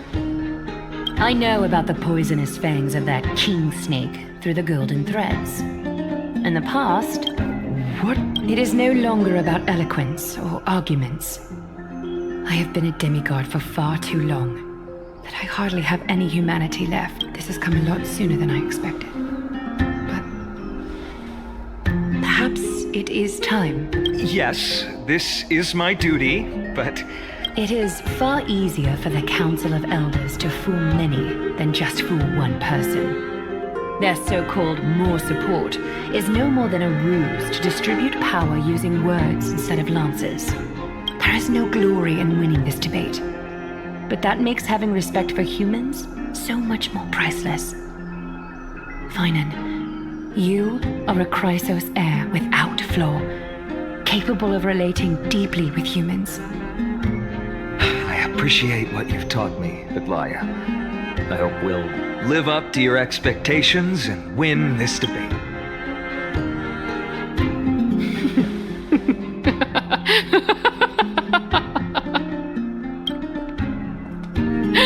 Oh, you've done well, Lord Calictus. let me take over and personally close this debate for today. Dearest counselors, let it be known that I sorely miss the blissful times portrayed in lyrical poems. Back then, Amphorius was home to nearly 1,000 cities, each with their own local faith, while gods walked the earth and shared close bonds with humans. Yet, in the present, people from all over are forced to leave their homeland to seek refuge in the holy city where they hope to rest under Kefali's protection. All of us have long been in the same boat with no way out of this plight. We didn't have a choice in the past, but now the Council of Elders brings to the table a new possibility. All I have left is one question for you. Would you rather strive toward the unheard of Era Nova, or return to the prosperous Era Chrysia of our past? Make your choice. Now, which of the two would lead mortals to an ideal future?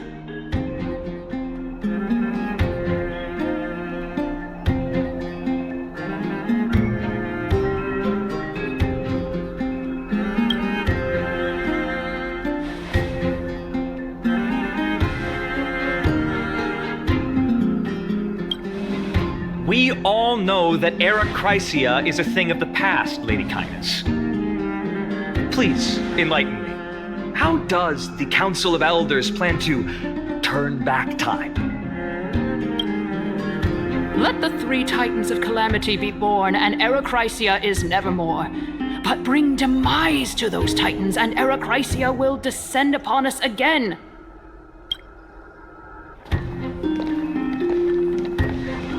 Know that the Council of Elders is never one to make empty promises. Look at who we have on our side. Anaxagoras, one of the Grove's 7 sages, and Castorus, Idonia's goddess of death. With the help of these 2 heroes, I can promise all of you that Era Chrysia will exist once more.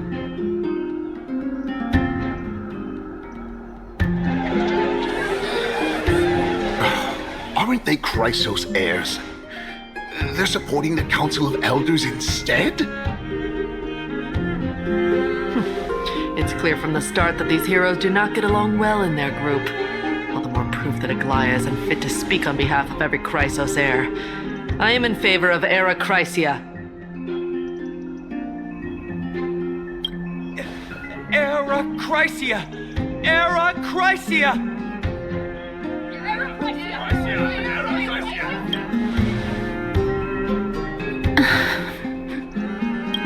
Castorus?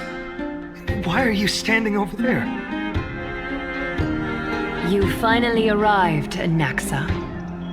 So have you, Kaz. Don't worry, Aglaya. Well, I know that you have many queries. Could you continue to converse like how the citizens normally do? Tell me, dear citizens, if we successfully retrieve and return Thanatos' core flame without anyone passing the Death Titan's trial... The answer is simple. We will have a chance to rid the world of death and bring Amphorius back to an era when all beings live forever. We'll usher in a new... He's one of the 7 sages.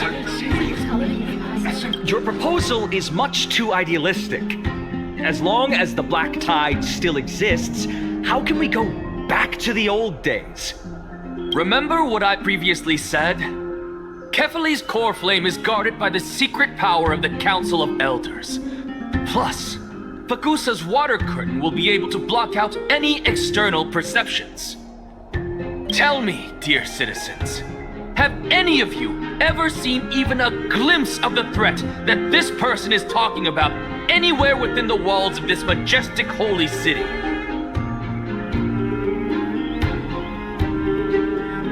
If we eliminate death, then there's no need for us to fear that Flame Reaver, right? Citizens, let's loudly sing the blessed hymn. Oh, beautiful old world, where are you now? Oh, legendary Erechrysia, return to the mortal realm. After the destruction of the 3 Titans of Calamity, the Flame Chase journey will have to end. Erechrysia! Yes! Yes! This is bad. The masses are now totally riled up. Anaxa, pray tell. Everything that you've mentioned hinges on the premise that we can find Thanatos' existence, right? Thank you, Lady Aglaya, for still caring about this city. However, dear citizens, we are truly fortunate and blessed. For Castorus, Idonia's goddess of death, will surely find Thanatos under my guidance. What? With that, I solemnly promise that the core flame Lady Castorus brings back will be personally managed by the Council of Elders.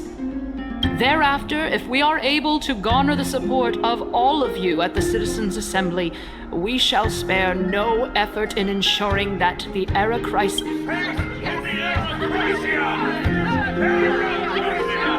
With the balance shattered, the result is clear. Buy carefully into Lent and above, as the Theoros I have observed. Akama has chosen her destiny. The issue up for discussion at this Citizens' Assembly shall be modified to the suspension of the Flame Chase journey. This... Aglaya, dear Aglaya, what has caused your heart to... Wag your tongue as much as you like. Since the Flame Chase journey has been preordained by the... Well then, I guess we'll find out if that's true at the Citizens' Assembly.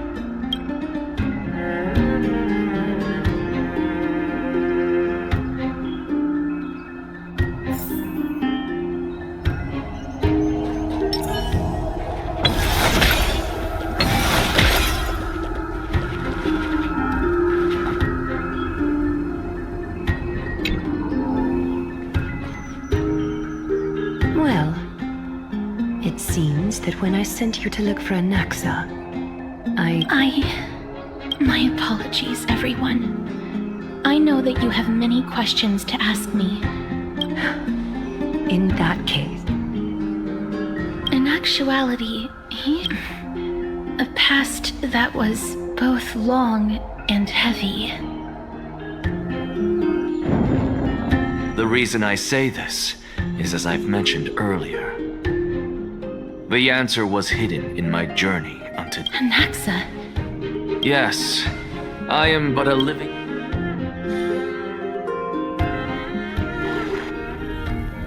Have you heard of this tale before?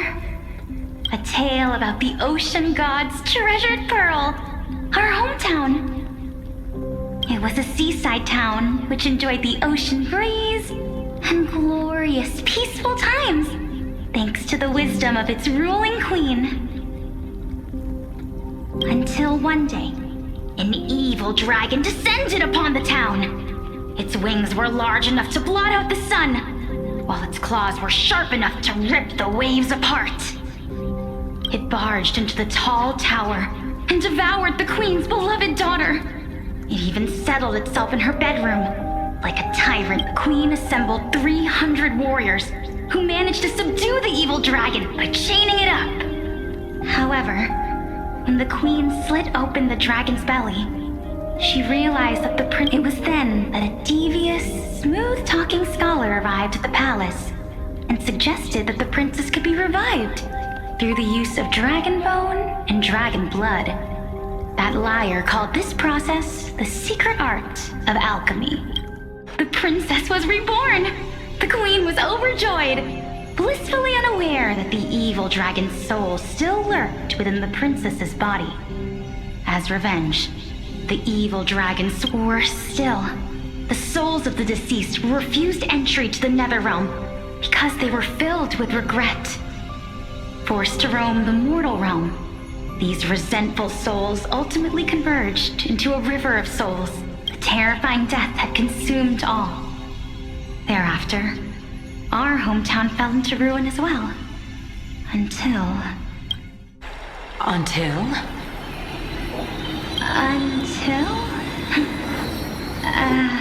Actually, I don't know what happened next either. Oh my... It seems that you still like to whet people's appetites even after all this time, Pelixia. So, according to your story, this is how I used to look? It's practically a mirror image. And yet, what exactly... A miracle that I created with alchemy. As for what it is... Oh my goodness, is this... Quiet, Titan. Continue to enjoy this splendid... Dragon, huh? In that case, what do you... I think that this so-called alchemy was a tenuous analogy added to the story by future generations. After all, you've never heard of a tradition of alchemy in your hometown before, have you?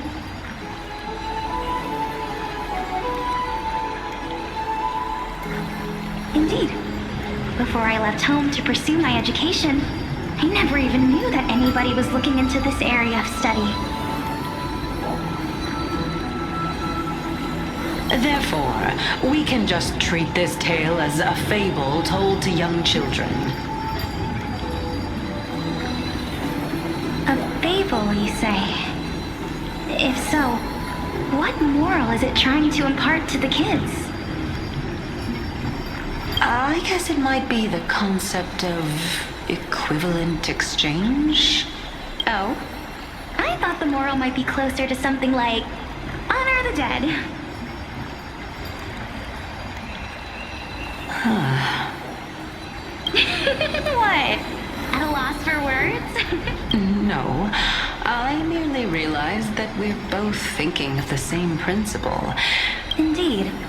As expected of the wisest scholar in the land. You flatter me. Why don't I ask you a question as well? Of course. What is your question? If I imparted my knowledge of the art of alchemy to you, would you use it to resurrect someone you loved? What? What kind of strange question is this? Let's just leave it at that. That was rude of me. Yes, I would. Oh? Death is inevitable. In the days to come, I'm certain that someone whom I cherish deeply will leave me if such a mighty power really existed. I think, after all, you, me, my time is finally here.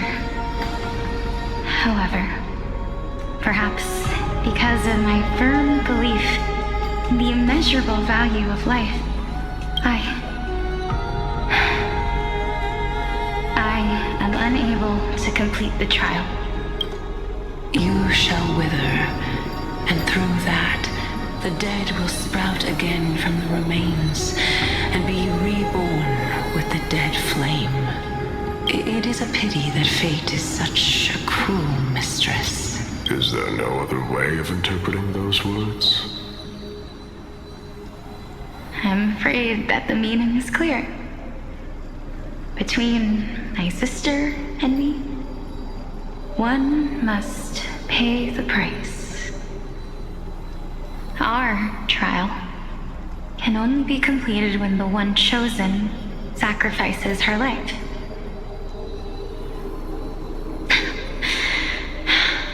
I'm afraid that the prophecy might even have selected a pair of twins for this exact purpose. Fortune makes fools of us all. My sister is prepared to sacrifice herself. And yet, I can't do the same. How absurd. My time is almost up, but I'm still afraid to welcome death. What should we do? If I'm ultimately not able to make up my mind... Since Chaos is willing to guide all of us and lead this trial to the end, there is still plenty of time for you to ponder. That's right. Don't allow the fog of an uncertain future to cloud your mind. Trial, prophecy, the topics that they're discussing seem familiar. But these three people must not have left their names in the epics.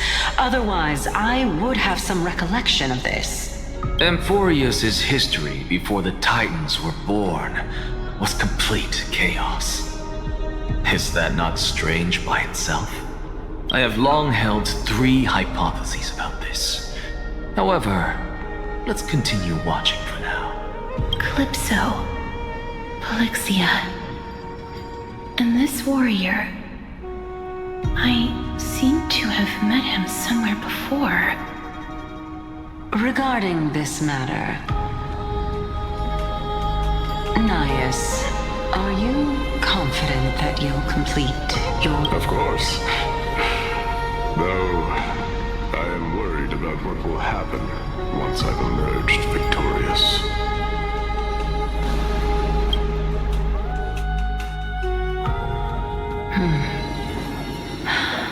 Looks like you have made up your mind. Yes, this is the safest course of action. Completely separating courage, honor, tenacity, sacrifice, and reason. You really know how to make things difficult. Please, young lady, witness my fall and demise. Lady Calypso, you shall host the soul-rending ceremony. I do not understand. Why would you dare to sacrifice yourself for a future that you won't get to witness? Because this is our destiny. The power that resides within me is so intense that I will one day be engulfed by it. Furthermore, a valorous death before glorious return has always been the path I chose to walk. A journey I began long ago.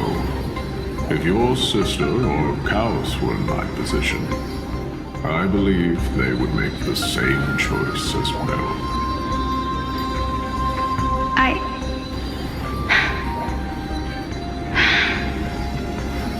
I'm not that brave.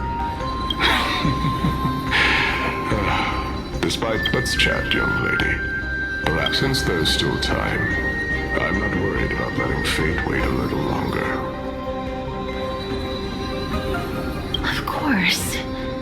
This warrior has the embodiment of Nikador's divinity. He entrusted his life to us and allowed humankind to end his madness. That means that what I'm currently seeing before my eyes is in fact... Looks like one hypothesis of mine has already been proven true.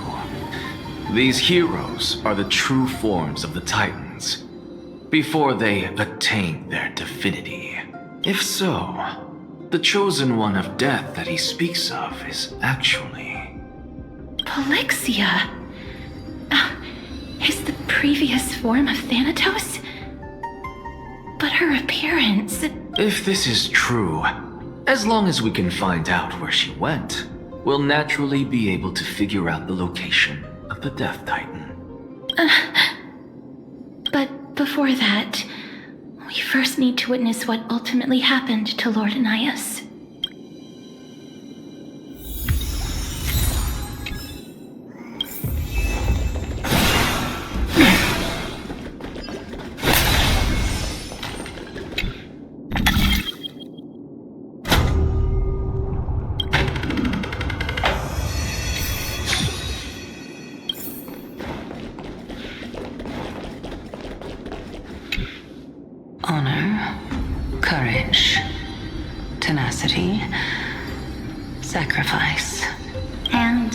Finally, the only thing that remains is reason. Cheer up, young lady. There is no need to shed tears over a glorious death. All farewells in this world are sorrowful. No, young lady. As a warrior, I have witnessed too many bitter deaths. But now, Although only a sliver of your soul remains, you remain so optimistic. Or maybe the truth is that you aren't able to feel sorrow anymore. to be honest, I don't know either. But I am certain of one thing. This is not an acceptance of death nor apathy toward it. I am just enjoying what remains of my life to the fullest. Enjoying? Indeed. Along this journey that we've taken together, not only have I changed the world, I myself have also changed in the process.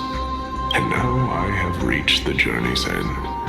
When I look back and see the grand epic that I've personally written, how could I not revel in that fact? But when you depart the mortal realm, won't all of your accomplishments be reduced to nothing? Separation and death are two sides of the same coin. Reconciling this doesn't come easily for a mortal.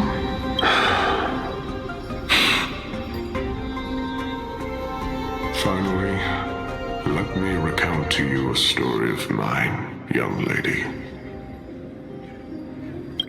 The first time I returned from the battlefield, I felt extremely hollow. The calamity had devoured everybody on the battlefield but me. When I returned to the city alone, the citizens held a banquet for me that was far from pleasant. It was late into the night by the time the banquet ended.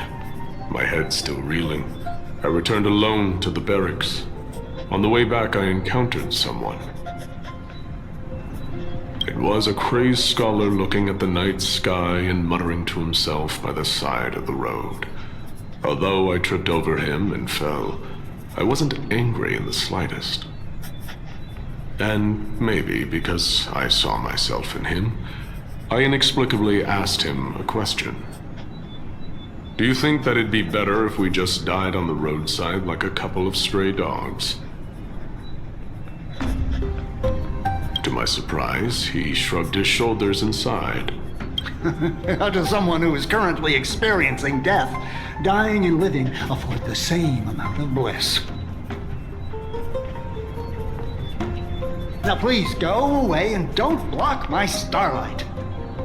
Are you trying to say that there is no difference between living and dying? For they are both journeys that lead toward death? That's exactly what life is, and death is, but a scale to measure how valuable the journey was. Journeys and epics are only glorious and magnificent because all things eventually fade to dust. Therefore, young lady, don't detest your fate. Instead, willingly and respectfully embrace. The embodiment of strife telling me about the majesty of the world. Indeed, I believe that when the fated moment eventually arrives, you will be able to understand my words. It is time for me to knock on death's door. I will set up a long table at the end of the road and humbly await your arrival. When that moment finally comes, let us drink and be merry then.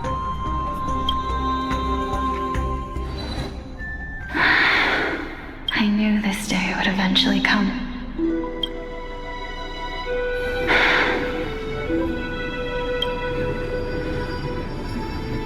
Are the both of you ready? Mm-hmm.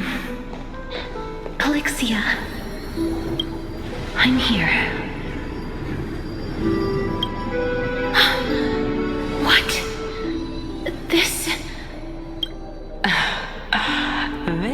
is quite interesting indeed. Is this Polyxia's sister?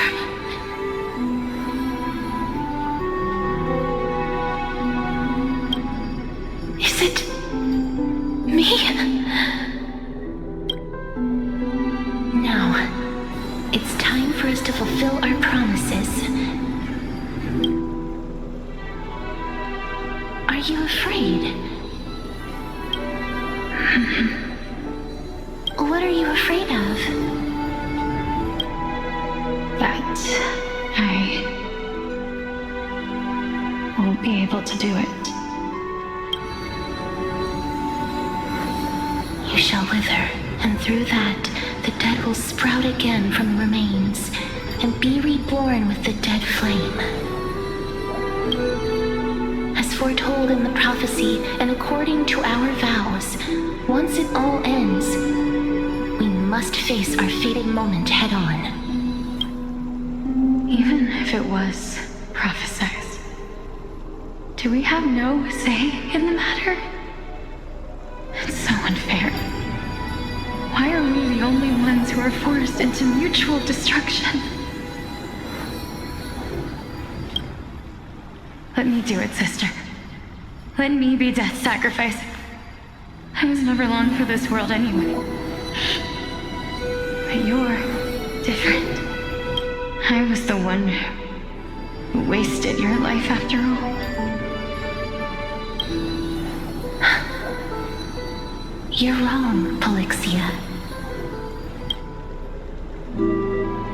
I don't think that my life was wasted. Just the opposite. When I finally arrived at this destination and looked back at the journey I took, I discovered that flowers had long since bloomed along the path I walked.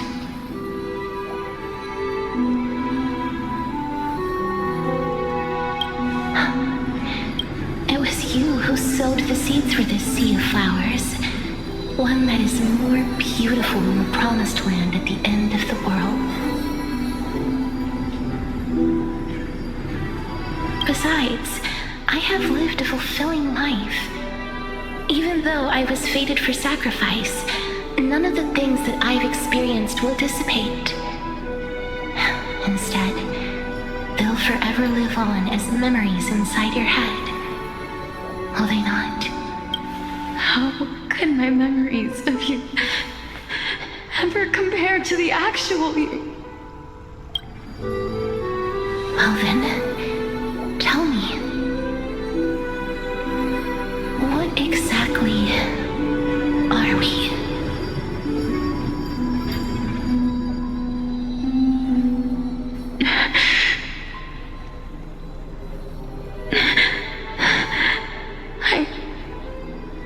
I don't know. I don't know either. But regardless of what the answer is, regardless of how we're shaped by others, or even by this world, ever since we were born, the fact that we existed was predestined, and nothing could erase it. This is why I will always, always be by your side. We're twins, after all. All right, my dear Polyxia.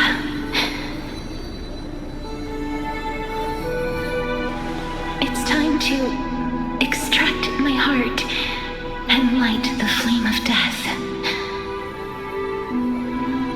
After that, use it to plant the first bud in the prophesied new world.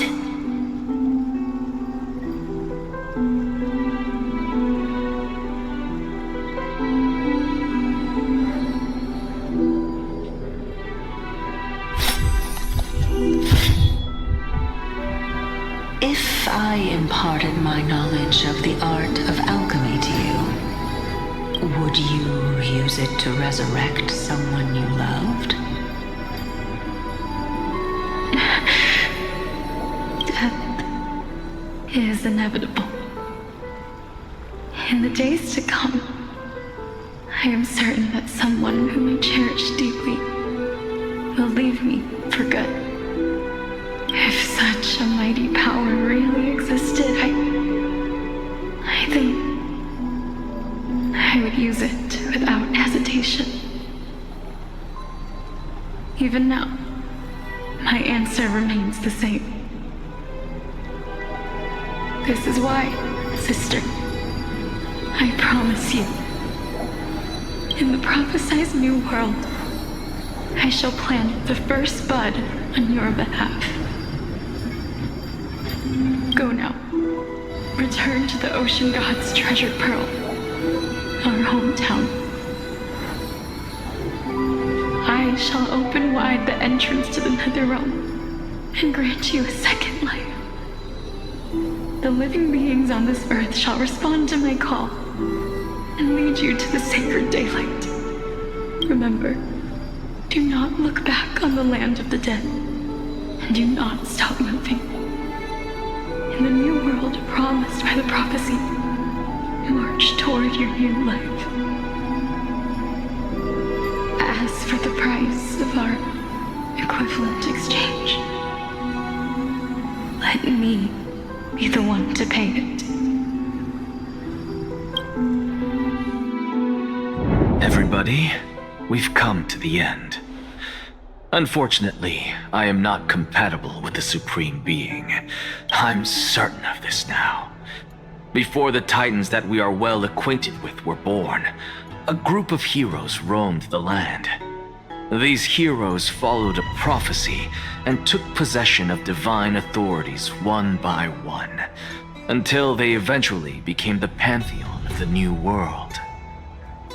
Just like the flame chase journey of today, Amphorius' history is cyclical in nature. What a startling revelation. This means that the demigods, who bear the core flames, will also become the new Titans at the world's end. I believe that this is the truth behind the Era Nova, as mentioned in the prophecy.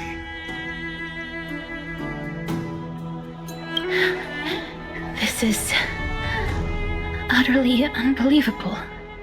Besides, those twins in the past, even if they really are Thanatos, their whereabouts are still unknown even today.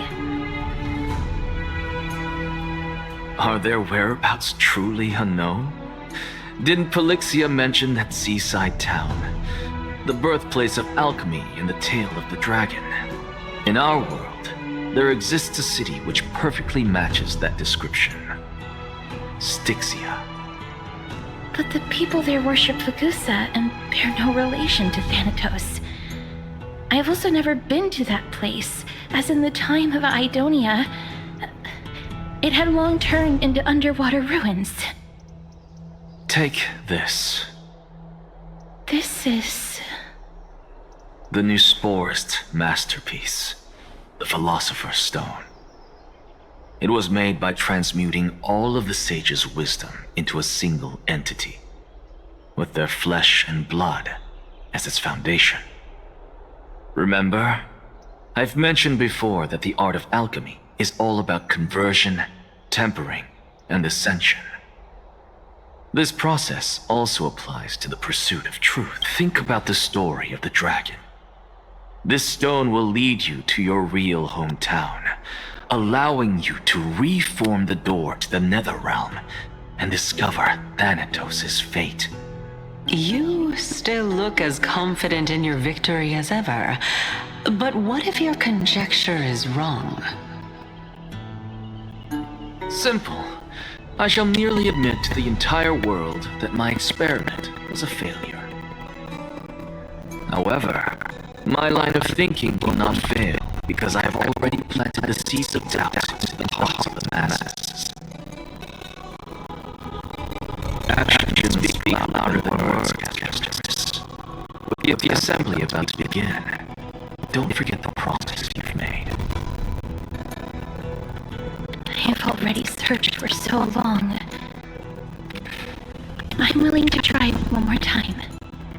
While we converse, his life is also slowly slipping away. But before I leave, I have another question. What exactly did we witness just now? That was the world imprinted in Kefali's soul. If we are to prove its existence, you must take the final step. Go. Do not disappoint me. I understand. Hey, child of humanity. Don't get antsy. I still remember the question you posed to me. As a scholar, I do not wish to offer up ambiguous conclusions. Let's discuss this topic again when she manages to find the evidence. I merely wanted to ask, was that stone transmuted from your heart?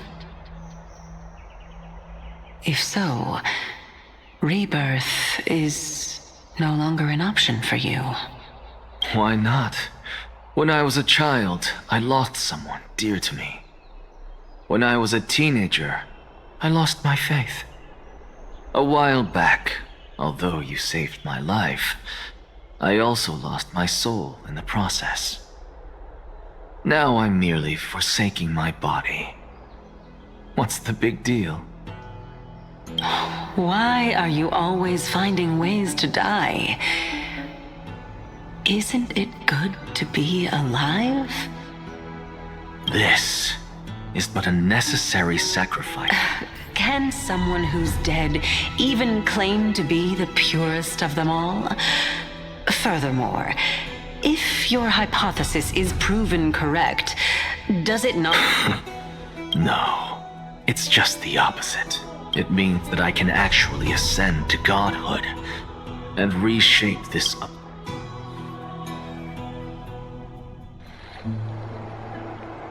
That's a lot to take in at once. Lady Aglaya, please, let me explain. Go on.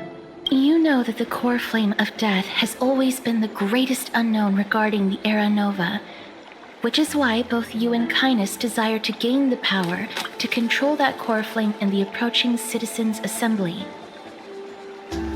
Professor Anaxa has come to a consensus with Kindness. They want to suspend the trial once Thanatos' core flame is reclaimed, hoping thus to eradicate death from this world. If they're successful, then the flame chase journey will cease, and Akama can enjoy everlasting peace. But I know this runs counter to your wishes.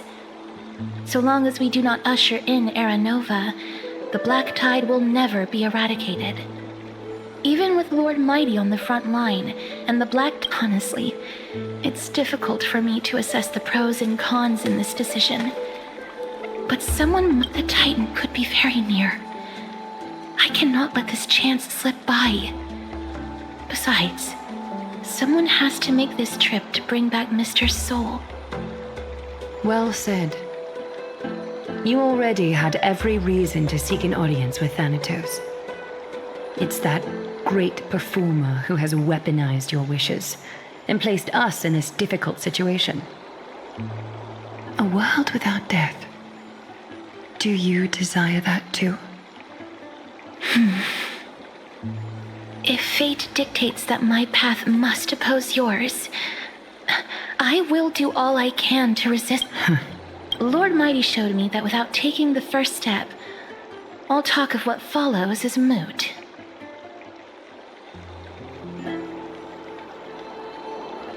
I am not going to punish her for that. I have always hoped to hear you speak your mind, Cass. And I am glad to have heard your true thoughts. Styxia. I visited that place in the past. Though it is now an island surrounded by the river of Soul's torrents, it's not hard to see its former splendor. Go. I will not stand in your way. As for you, you are someone who has cheated death. I believe you have more than enough reason to make the trip with Castorus. I too look forward to your journey. I wonder... Thank you, Lady Aklaya. I hate to put a damper on this heartwarming moment, but if Styxia is now an island surrounded by the River of Souls torrents... The answer is quite simple. In the Mids, Zagreus once made the domain of the dead their treasure vault. That is to say, they could enter and leave the Nether Realm as they pleased. And if they could do that, then it follows that the demigod who inherited their divinity must be capable of the same. I'll see you at Marmorial Palace at Action Hour tomorrow. Cypher shall be your guide to finding that ancient city.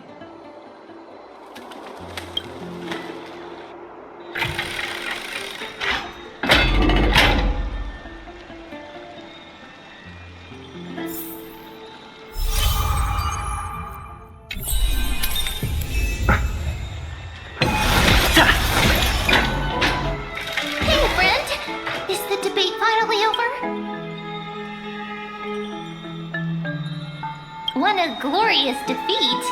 You sure know how to look on the bright side. Well, moving on. I borrowed a mountain of books from Cass to see if I could find a way to solve your problem. Let's see. I still only 32 books to go. Really? Oh, that's fantastic news. I knew it. Hard work always pays off. Especially if you're as... I feel like a huge burden has finally been lifted off my shoulders. Why are my eyelids so heavy all of a sudden? You're right. Then I'll go back to...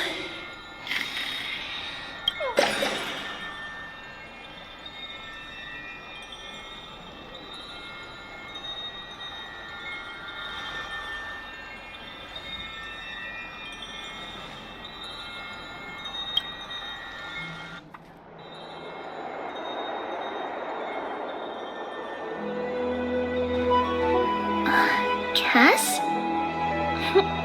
What a surprise. Lady Treeby. Is something troubling you? I just wanted to speak to Lady Trian for a bit before I set off. No matter how breathtakingly beautiful Styxia once was, the place is now the domain of the departed. There is no telling what we'll encounter there. I don't want to have any regrets. Has anyone told you that your eyes are sparkling today? Is that a figure of speech? In the past, when you did smile once in a while... Lady Treeby, you know perfectly well that see you tomorrow is nothing but a white lie. I hope your toughness is not a mask hiding a lonely heart. Cass, you hardly ever talked of your past. None of us knows what you went through, apart from Maggie. We are just happy for you that the core flame you're meant to inherit has finally surfaced. Isn't it a little too soon to say that? But you already know where tomorrow is, don't you? There's no need to rely on anyone else. Just give it your all and leave no regrets. We have always believed that your embrace is just as warm as everyone else's. Because we embrace others to comfort them.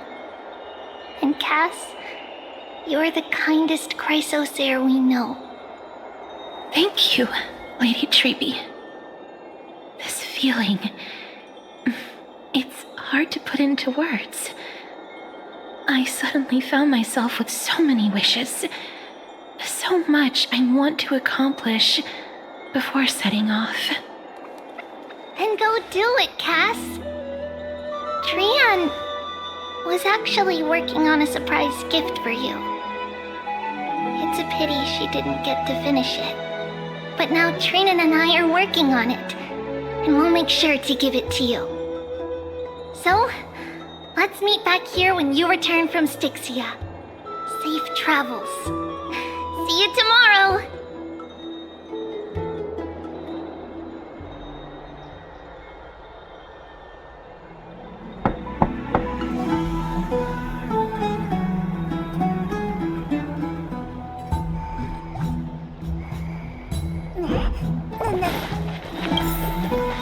It's me.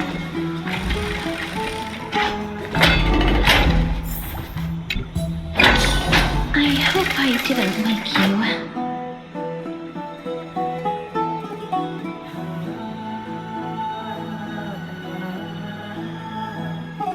Huh? No. No.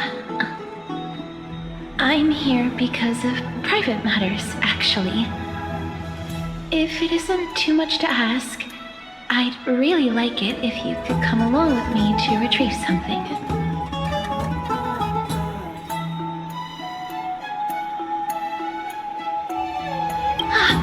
Is your soul... Huh? But I can still sense your soul here. Sorry. I didn't realize it was a joke. It isn't a long way from here. Shall we?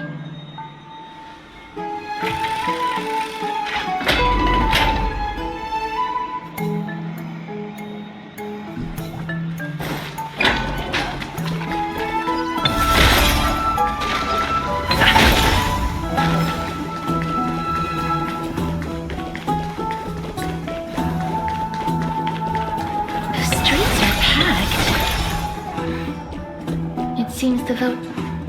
I want to vote! Tell me how I can vote! Take your ceramic shard, engraved with the Kephili rune, select the Council of Elders in your heart, and pray silently until the shard registers your choice. Then toss it into the Dolium. The Council of Elders? More like the Council of Buffoons! The Black Tide took my hometown long ago!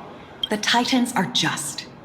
So long as we do not overstep our bounds again, we will not... Oh, please. The time when these deranged Titans should have vacated their spot to the demigods is long... And I pray that Talanton smacks some sense into you with their scales. We shall... That was... You're interested in that? Well, you'll feel right at home, and up to this day, I still find it almost unreal that Akama is the only place illuminated by light, and this peaceful sight is making me forget that this is the end times.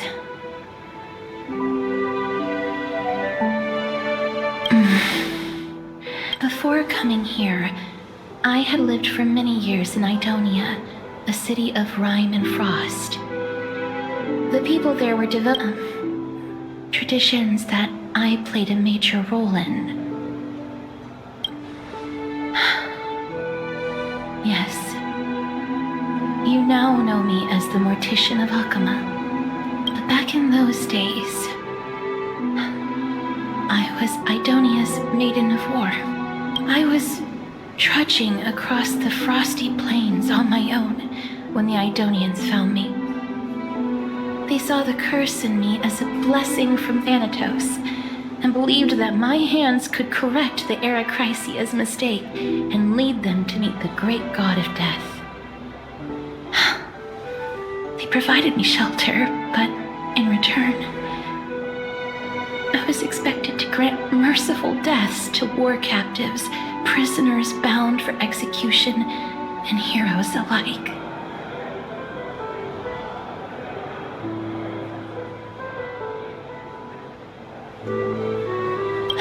Yes. No matter how kind or cruel the means, nothing can change the essence of death. Taking away someone's life is never worthy of religious worship.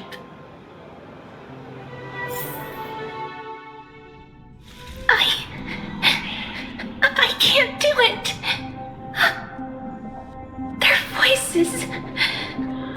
They pierce my ears. The bleeding. The thanks.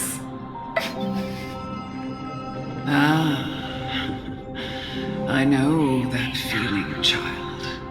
I was once as lost as you are now. But you must respect those walking towards death, just like how you should respect yourself as the Holy Maiden granting humans glory and liberation. What you're asking me to do is no better than the task of an executioner, and yet you want me to respect myself. No matter the titles, I am still taking away human lives. This won't be the first time that Edonia's fanatical nether warriors have faced death. On the contrary, recruits new to the battlefield often run away from their first fight. Death is the mightiest and gravest power in this world. The fact that you can wield it means you are deserving of respect. That's such a twisted reason. Then let me tell you a story. In Idonia, the great swords commonly used by executioners are called Draconian, in memory of Drakon, an elderly executioner. The sword has 3 air holes along its body. If the sword is swung down swiftly and accurately, the holes would make no sound, and the executed would also depart this world quickly and painlessly.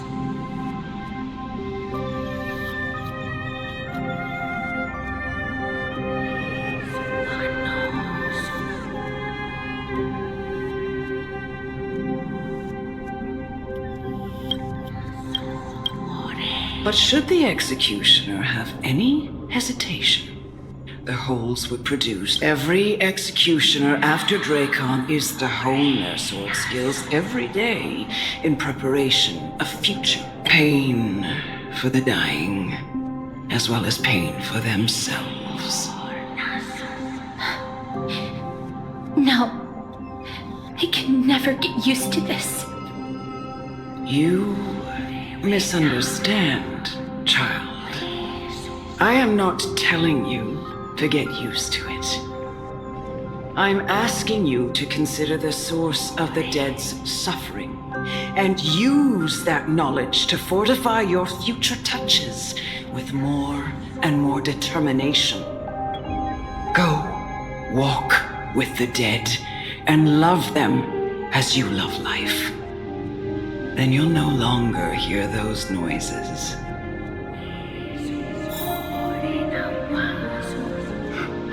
Please, don't kill me. I don't want to die.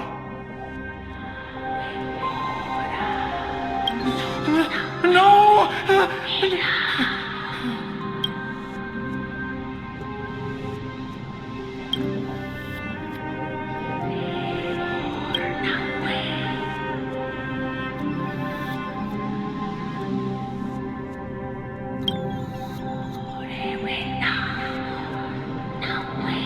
may you gain some insights. Is this all? No.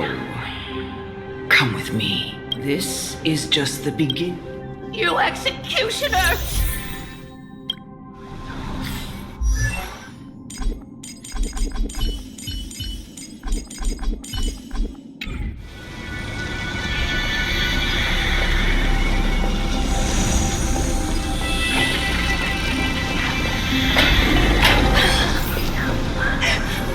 Holy maiden! Go. And her glorious death.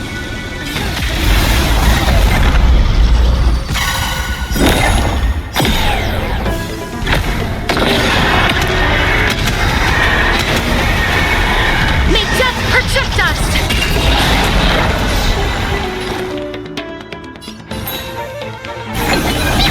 In the mood for another beating?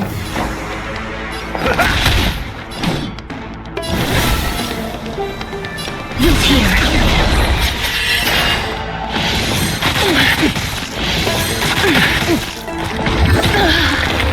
Underestimating us a lot. Delivering more. That's all you got?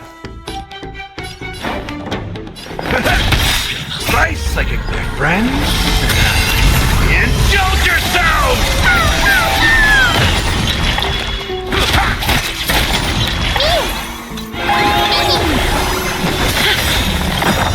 Embrace a new life.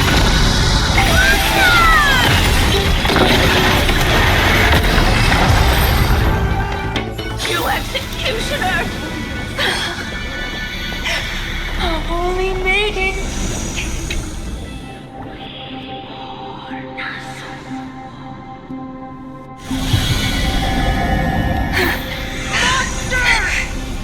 Thank you.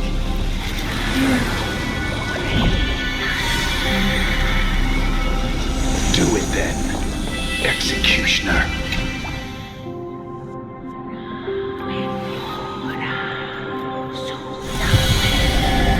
I curse you to live in eternal pain. Please.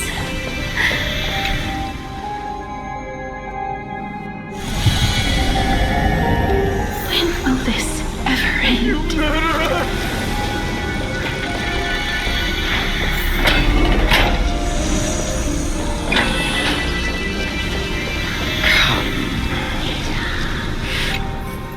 What are you trying to do with me? I have aged. The final resting place. You're not that old yet. No. For I have come to fear. Castorus. Will you give me one last chance to charge towards fear and prove that I am no coward? I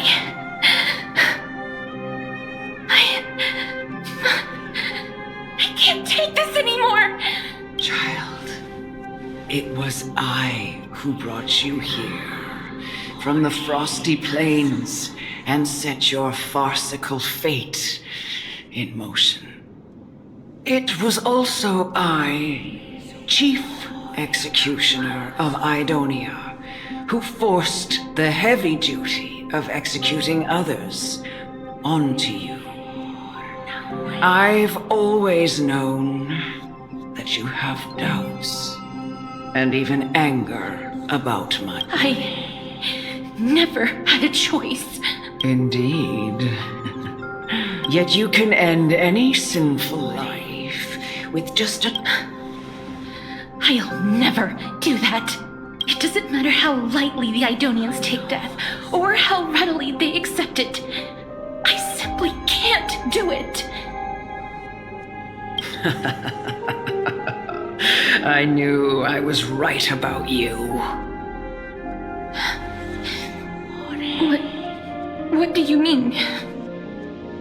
I've taught you and cared for you as my own daughter all this time because of this blessing that's been with you since your birth. I know no one else in the eyes of an Idonian. Death is you can only live your life to the full. And when you do, even if you eventually leave Idonia's protection. No! How can I? Come now. It's time. I've already taught you all that I know. Show me that you are a fitting holy maiden. Or at least that you possess the resolve to become one. Come now. It's time. I've already taught you all that I know. Show me that you are a fitting holy maiden. Or at least that you possess the resolve to become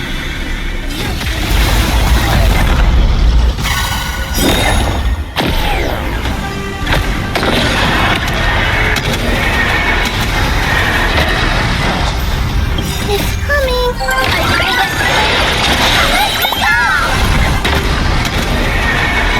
May death protect us!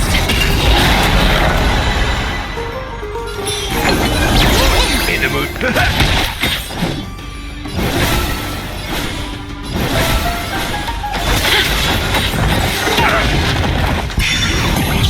Underestimating us will cost you!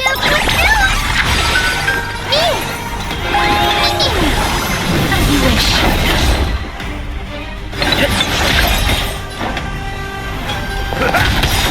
Nice second, my friends. Indulge yourselves!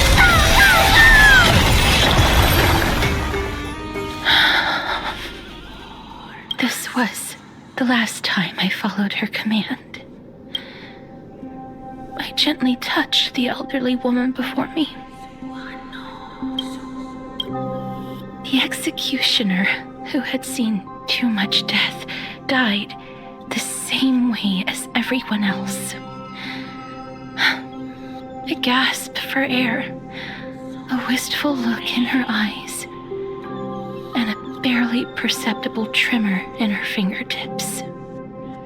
Elder Amonette, the person who tried to teach me about death, ultimately vanished like dew in the morning mist. She spent her life embodying the beliefs of the Idonians, and when death finally came, she embraced it exactly as their doctrine had taught. I have nothing but respect for her. I erected a cenotaph in her honor in the marshes outside Idonia's city walls with the others I had laid to rest. Then, I set out once more in search of Thanatos. It was a long, long journey. I heard so many discussions about death along the way. Life finds meaning in death. The world improves because there is an end. It seems the most terrible darkness in this world. Everyone talks about its heavy weight. Some resist it, some worship it, and some even revere it. How did a disappeared titan become the deepest fear of human, and why do they haunt my dreams? I continued my travels to seek an answer. Initially, I was running away. Then, I started searching for it. And now, at the end, I just want to know if my touch, if my embrace, can do more than taking things away. Can I make anything? Can I leave anything behind? I don't want to die. Please, I'm begging you, just let me go. I don't want to die, please. I don't want mercy like this. Just let me go. I need it. I don't.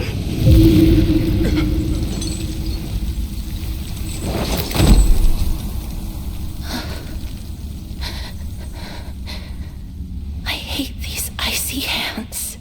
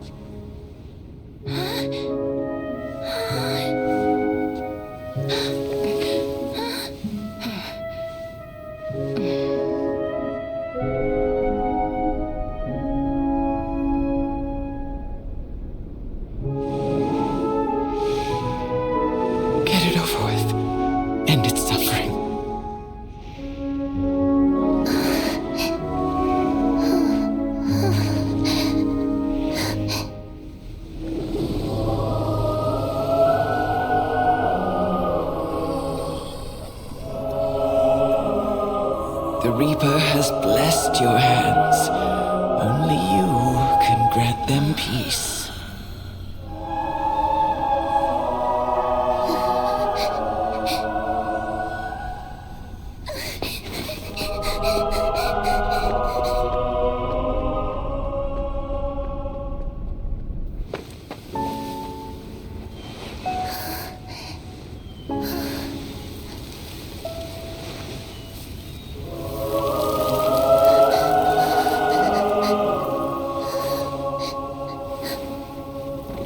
Embrace death.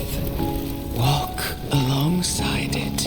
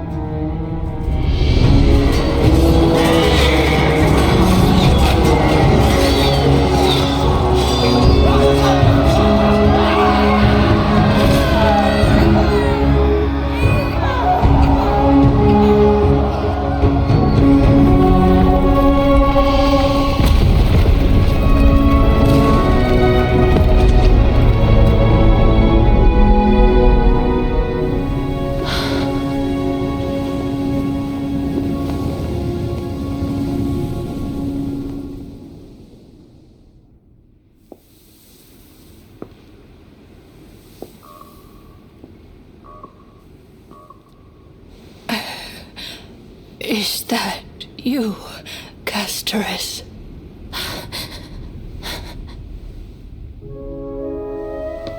All of them have gone, heeding death's summon, crossing into their domain. I must go too. I don't fear it, just I have some regrets. Watching people leave this world again and again, it must be lonely for you. You must want to desperately embrace them before they go. I can't. These hands, they're too cold.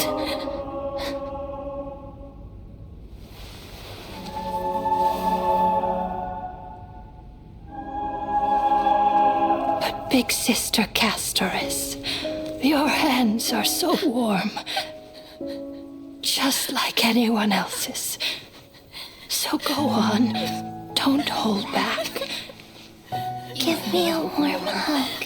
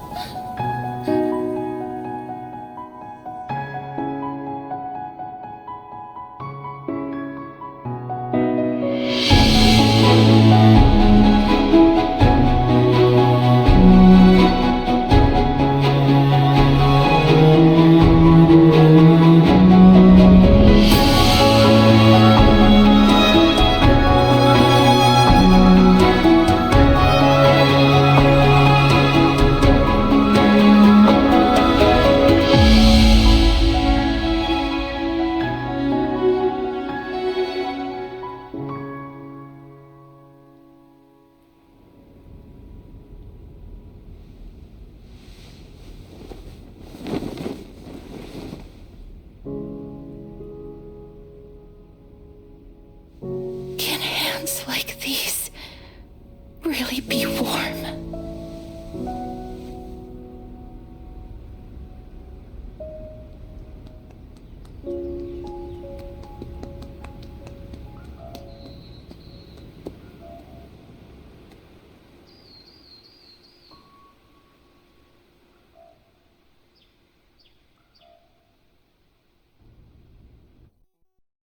On the day that Ornyx's trial ended, you must have had many questions. I felt just as confused. Why, as someone from beyond the sky, were you so I wished I could take action, but no matter how hard I try, I cannot simply, even when we brushed against each other unintentionally in the grove. And it was obvious that nothing had happened. When an almost unattainable hope finally welled up in my heart. When I thought that perhaps my touch would no longer bring sorrow, fate declared to me, it wasn't that the curse of death had but that your soul no longer belonged to this world. And there was nothing, and did I really think this time would be any different? It's not that I don't understand this reality, just that I'm unwilling to accept it. Having walked such a long road, I am still unable to find the answer to life and death. I am resigned to eternal despair.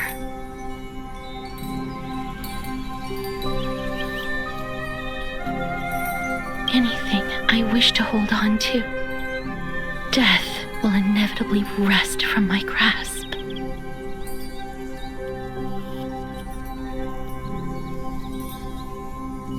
From that moment on, I lacked the courage to confirm it again.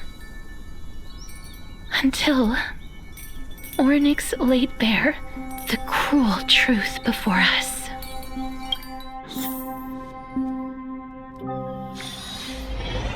But now, perhaps I might have one last chance. Long ago, Trinan read a prophecy to me. At the end of the Sea of Flowers, the souls of the living shall warm thy fingertips. And after I found no surprise in it, for her words sounded not like a foretelling, but a perfect reflection of my past. Embraces in this world are born of reunions. Yet, my touch speaks only of farewells. And yet, things have taken a turn for the better. Now that I can finally, I have no reason, for your sake, and for my own. With that, I won't.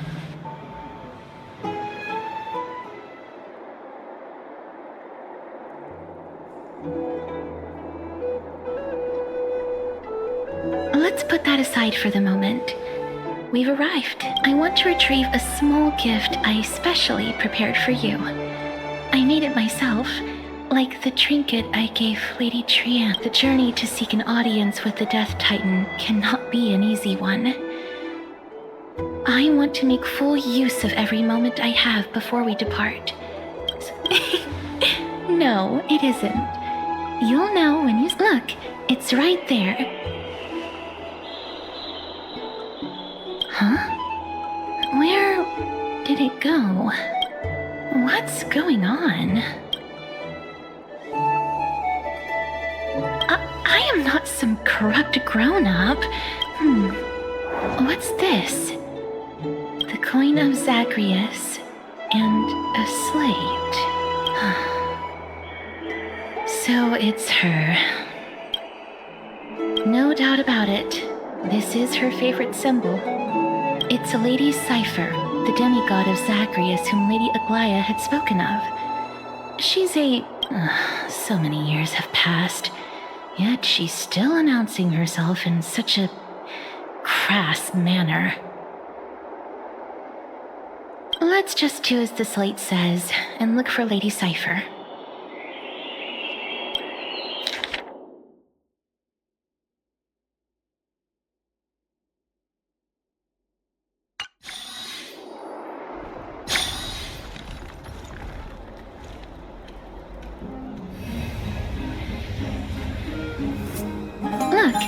It's right there.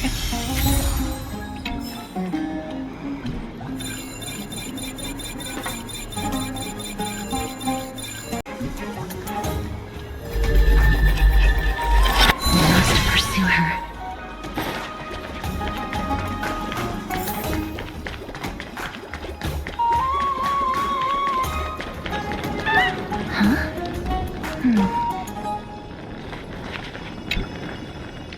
This is a trick she left for us.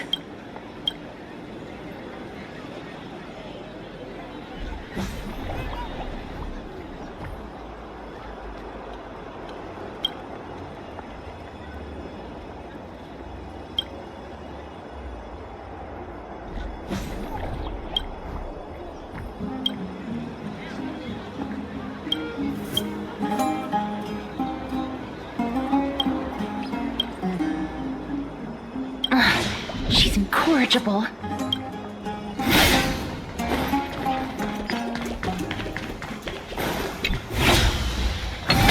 This is how it should be.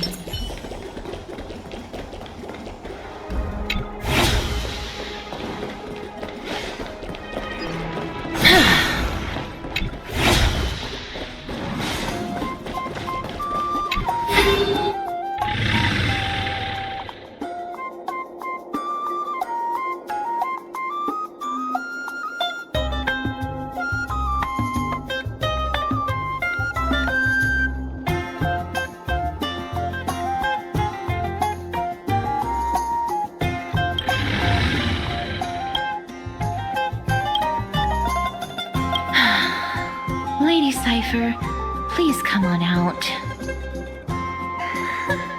You're still careless as ever. Shouldn't you keep such a precious gift near your bosom? Since you know it's a gift for someone else, please give it back to me. Stop hiding among the people and letting the wind carry your voice. Now, since I know it's a gift, that just means I need to milk its worth. The children of the wind never stay for long in one place. Unless your offer is tempting enough to steal the wind. Name your price. I'll give you however much you want. I'm sorry. Bargaining is really not my forte.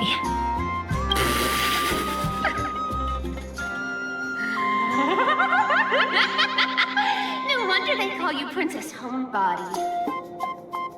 Why don't you two come over to my place? It'll make a better venue for proper business discussions. Piece of cake. I can do that even if I can only sense your soul. All right, I'll see you there. By the way, everyone cool with me collecting a deposit before we reach an agreement, right?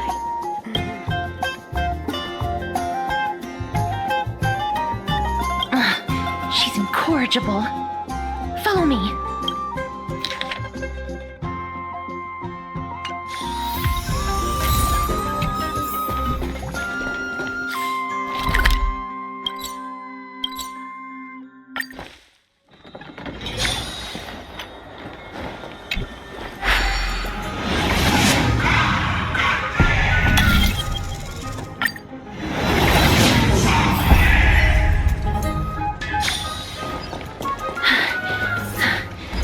Here we are.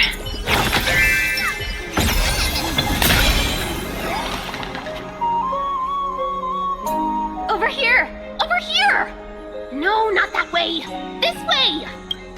Come on. If I really wanted to hide, you'd never find me. So relax, you two. No need to get your hackles up. I'm not that scary, am I? Meow. No way. Some people might have been into that a millennium ago, but it's long. So loosen up, buddy. Shall we get down to business? Give me the jewelry piece first, or everything's off the table. Oh, come now. Don't be so upset. Relax.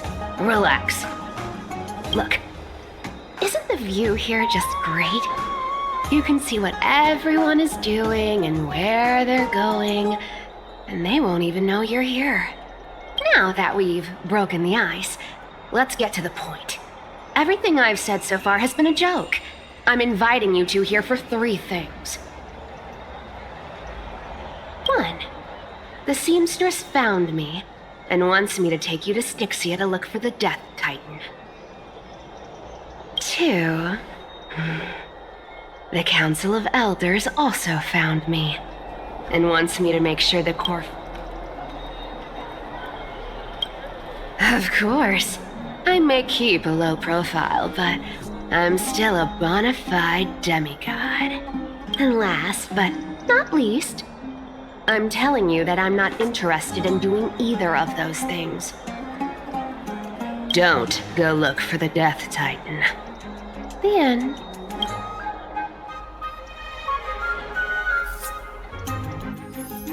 Whoa, this is some high-quality stuff.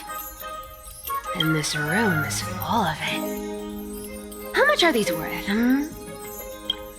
Did you get all this through that Aranova gimmick? Some of it is family fortune, while the rest came from my business as a dressmaster. Don't liken the flame chase work to your shady dealings. Wow, I should have busted down your door instead of going around like... Well, spill. Payment for doing work. Did you forget my stance to all this? I thought I made myself very clear. You wish to run away. Run away from your responsibilities, from the prophecy, and from your destiny. You shall walk with greed and die over petty change. I understand this prophecy weighs on you immensely. That is why I have never approached the demigod of trickery for running away. But I need you right now, so don't turn me down. You know, maybe the gods got your tongue with their golden threads, Aglaya. I'm not hearing any sincerity in your words. Give me a reason why you're bowing your noble head to me. We lost Trian. Oh. The divine power of passages is running out. I need another demigod to escort Castoris and help her fulfill her lifelong wish. Oh, I get it now. You're sending Castoris to her death. This is Castoris's own request. She brought this up herself. She's also made up her mind to leave her confused past behind. As will you, Cypher. When you find... Don't be so sure. Time is hard in the likes of you and I. But Castoris remains pure as driven snow. She can always turn back before the end, you know? Maybe she'll remember Trian's sacrifice. Maybe she'll remember the countless martyred Chrysos heirs. Tell you what. Why don't I take this room of treasures as a security to... Go on. I bet she'll change her mind and turn back. Now, if I lose, I'll do what you want me to. You sound like you have... In that case, let's make a pact. In conclusion, I want to win. So I hope you two can give up on going to Styxia. What do you think? Tempting, right? I decline. If we don't find the Death Titan, his soul will... Oh? I can't go into the details, but we have to go to Styxia. I really don't get how. Princess, homebuddy, you keep talking about needing to find Thanatos, about getting rid of... But did you ever live for your own pleasure? Even for just one day? What are you trying to say? I'm saying, contrary to your beliefs, Aglaya didn't take you... The flame chase journey walks hand in hand with sacrifices. Isn't that why you're always running away? Fine. Never mind. We all have our own problems. I ain't gonna say anything anymore. It's not like I was gonna honor that bet anyway. But listen to me. Styxia is no tourist destination. Sure, the treasure's buried in there, yet I've never been there. And I never planned to. And now I'm supposed to escort you to Styxia. Sure. Pay up. Her payment was in gold and precious stones, which only... I don't like this. However, I have lived a longer life than most people. Though I'm not as good at doing business, Then how are you going to live the rest of your life? Then I'll give you 90. Well, don't mind if I do. 80% of Castor. I'm so scared. Can you even catch my tail? Here! Catch. Be careful with that! A minor change in plans, though. Don't go to the bath tomorrow. Come look for... So, why are you changing? Oh, nothing, really. Just a bit scared of the seams. Well, now that we've struck a deal, why don't... It's gonna be a long ride.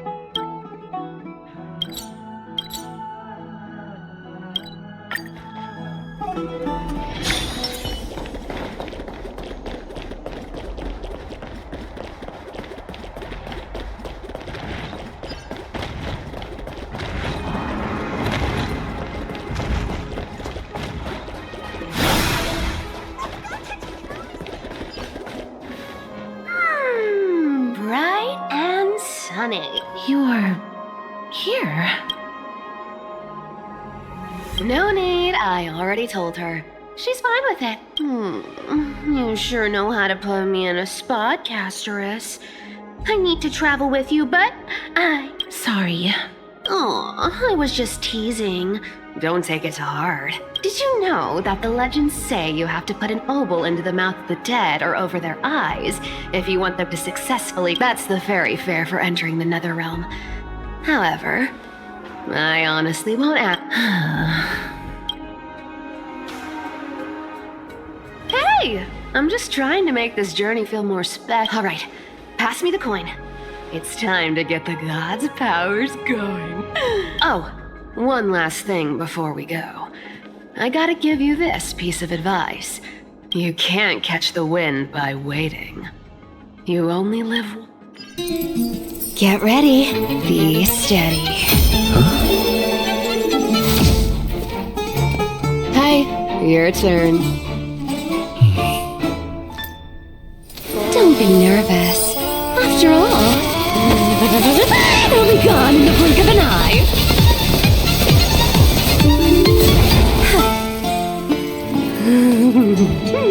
All done. Bye.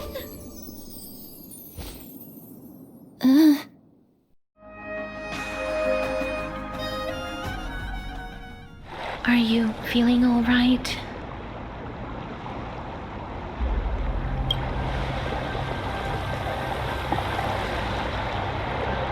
She's the demigod of trickery.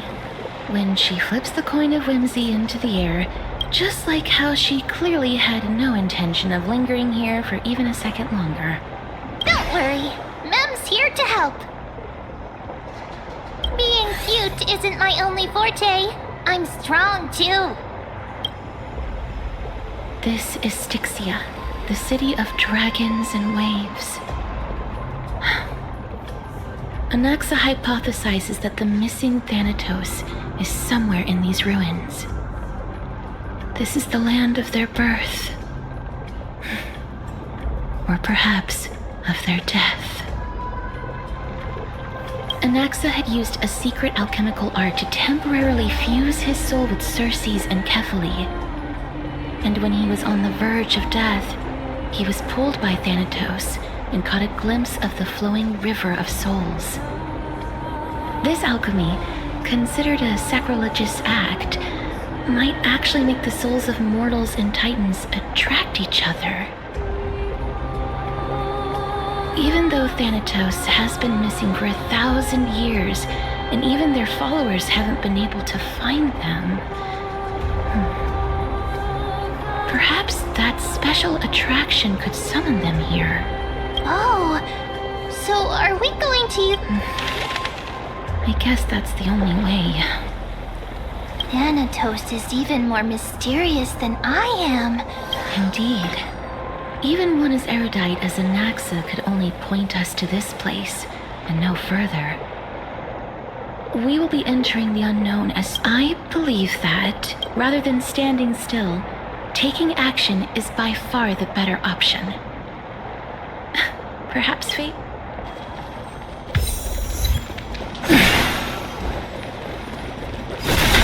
Go back whence you came. Go back.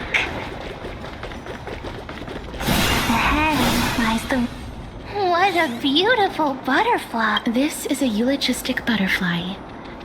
In Idonia, some think of them as manifestations of Thanatos' benevolence. By turning the lingering obsessions of the others think of them as Thanatos' messengers. The second theory sounds more believable. After all... Perhaps. But the fact that we're able to hear their...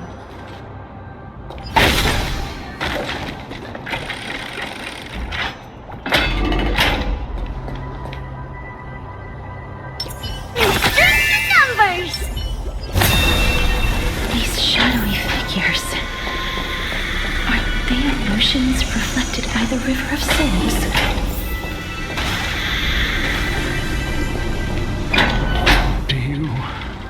Want to buy any fish?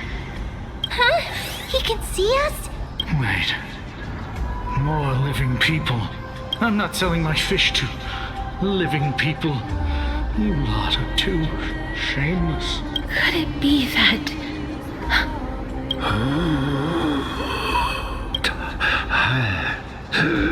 So... But there aren't any fish. Other fish... I can only... Apologies. I don't have much in the way of saving. Please relax. This... I knew it. These people aren't illusions. They're the souls of the deceased. They're supposed to reach the end of the west wind by floating down the River of Souls. Did Thanatos reject them? I have no idea. This circumstance... Hang on. Didn't he say more living people? Could it be that these souls are stuck here due to someone's deceit? If something is done out of goodwill, are you really gonna call it deceit? Goodwill? I can't see anything good out of... Wait a minute. Lady Cypher? That's me. I still belong to the land of the living as of now. Could it be that you... I couldn't take their behavior anymore. So I stole some things here and made up some lies there. Just trying to give them something to... It's because of vile living creatures like you that we're being misunderstood by all of... What else am I supposed to do? You can see the mess this place is in. These poor souls are denied. Did you see those two blacksmiths on the way? They've been here for as long as the sun's been around. Well... Then why have you come back, Lady Cypher? Hey, I'm not here to aid your adventure. I hate water more than anything else in this world. But, I just discovered some stuff before I left. It's about that boy who defied death. I found traces of him here. Lord Mighty? Oh, right, that's his name. Well, now you know. As for whether that info is actually useful, so long, Princess Homebody. So long, Grey Mystery. Huh? She disappeared just like that? Lady Cypher has always been a free speech. If Lord Mighty is also somewhere along the river shoals right now, then he will certainly become our signpost. After all, he's different from those wandering souls. He will find his way, even in the realm of the dead. Don't worry, it's time for me to shine. Orynyx's Rune of Recollection is nearby. Use prayers to return the river to before it got flooded.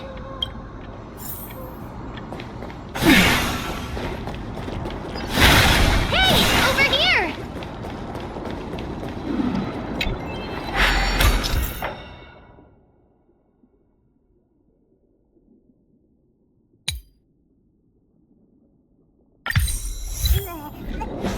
Orynyx's miracle has appeared.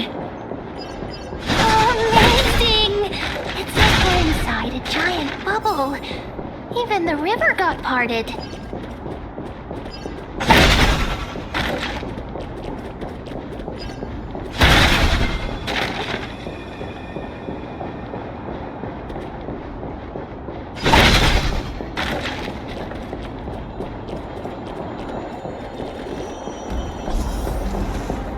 There are wandering souls of the deceased here as well. We must first return to the present before we can communicate with them.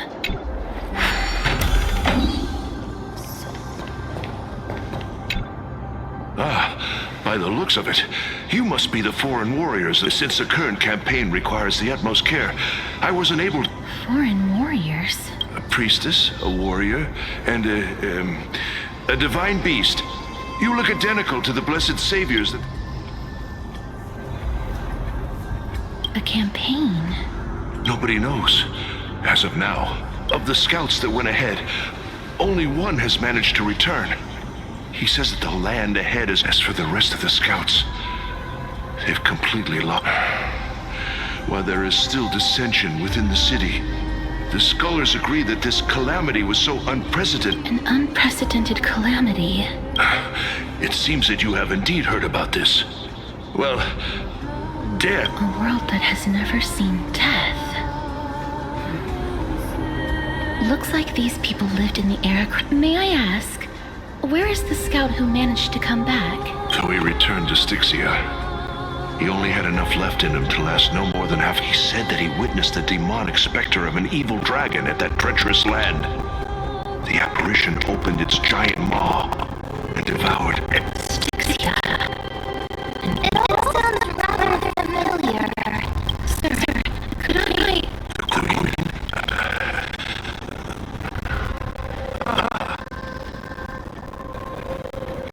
Oh, it's the same lines. Give it to me. Sir, the war ended a long... Styxia. It is no more. This cannot stand. Oh, looks like... Sir, I am the Maiden of War. Maiden of War? Don't worry. I'm typically... Is it over? Cass! Oh, are you alright? I'm fine. I just didn't expect that I would still have to embalm up. Is this a remnant of his soul?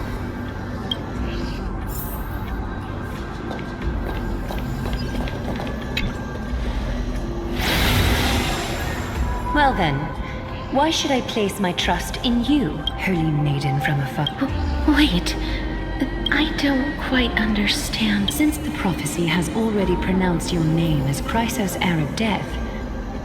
However, you seem to have no intentions of concealing your involvement. I cannot deny your claim. It was the council that offered this room to me. And they had... I was a good... But why? I am unable to rid myself of this innate curse. However, from this day onward, I shall use it according to your will. I will never... I see. So that is how they plan to control the Flame Chase journey. They have shifted the heavy responsibility of granting death over to me. If I ever become obsessed with executing people, they will then have ample reason to terminate the Chrysos. And yet, That's because the fate that we were born with is a burden. I've woven many unforeseen events into the tapestry of fate. This is but one instance. Tidy up your precious garments and come with me.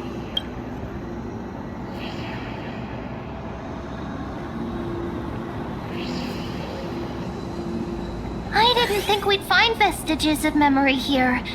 Maybe they've got something to do with... Oh, perhaps. But I do not need a reminder from them. This memory is one that I will never forget. Indeed, while my relationship with the Council has always been quite ambiguous, Lady Aglaya has never taken any precautions against me. Instead, she's shown me nothing but complete trust. I really want to repay her for that trust. But why would this memory appear right now? Is this really Orynyx's?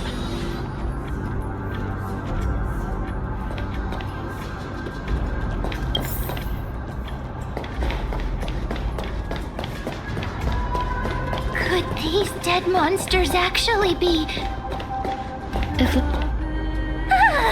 Why are the Black Tide monsters here too?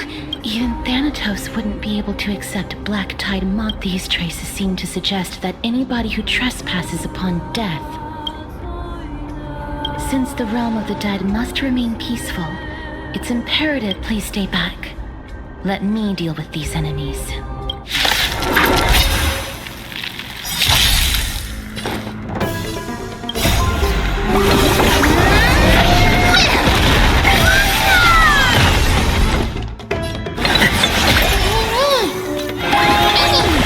Life is not so fragile. Who's here? In the mood for another beating? I like that confidence.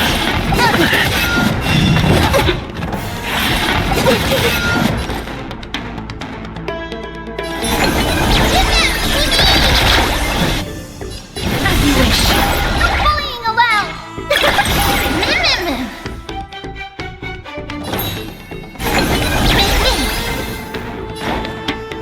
Time to mix things up! I'm okay. Embrace a new life.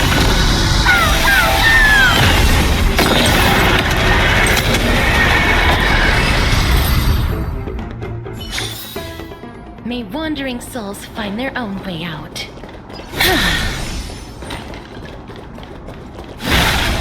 The path ahead is blocked by the River of Souls again. In that case, let's go back to the past. This miracle sure is handy. This is yet another aspect of a Titan's divine power.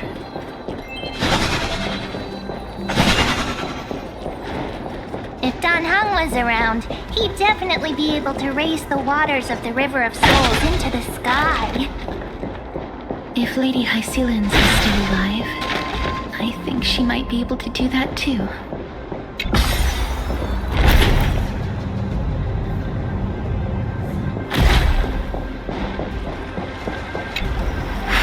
You seem to be able to discern both the past and the future.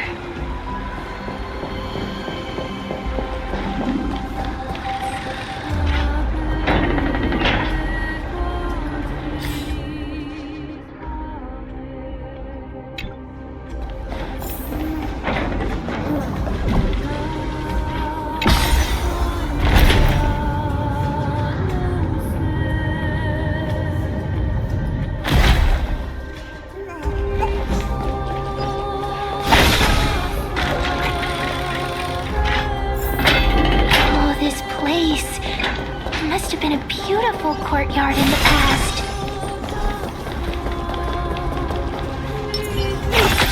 Numbers!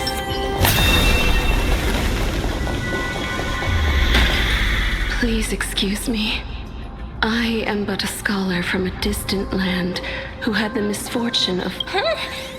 This one seems to know that... Oh, I was... And you... You... I'm sorry. I cannot bring you back to life. I'm well aware of that. That's because I didn't fall into the River of Souls by accident. Why? If you could see the life I've led, then you would not reproach me so. But I did not expect things to stay the same even in death. What a joke. Circe's above. What cowards humans are. For we fear... I'm sorry. That's all right, Holy Maiden. At least you are able to respond to me, Circe's above. Does this count as thinking till the moment I die? I have seen too many farewells. Her distress is quite commonplace. There are those who will end their lives over what seems to be the smallest of worries. For some people, this power that I possess is a blessing rather than a curse. But I never managed to convince myself of that. Cass, are you still trying to create a world without death? Yes, because when placed under time's vast scales, there is no worry in this world that cannot be solved. This is a wish that I've held for almost a millennium. My mind might have, but I've never been more firm in my conviction. Now that I've learned about your near-death state, it is my duty to wipe death from the face of this world.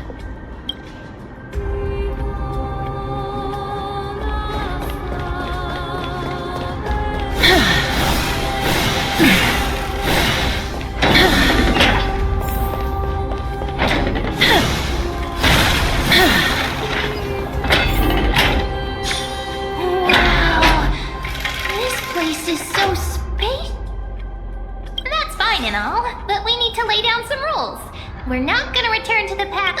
Do we need to enter that doorway to climb even higher? But how should we get up there?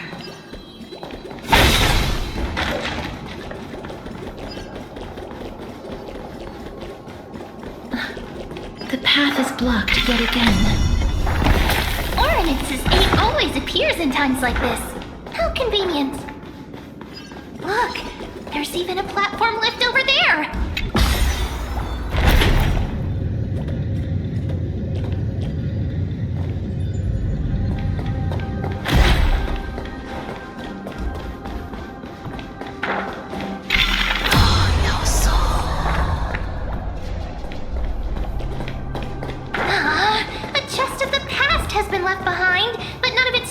Remain inside.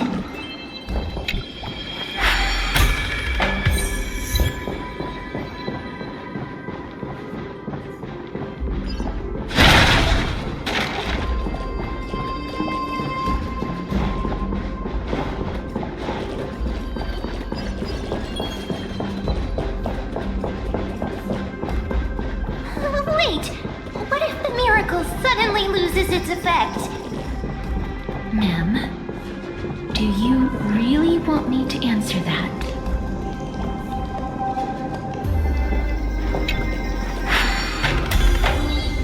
Stay back! Don't come near me! Huh? Why does he look so panicked? Did the black tide monsters frighten him? Or is he actually scared of his own extraordinary power? There's no need to be alarmed. We're just passing by the area. See? None of us look threatening.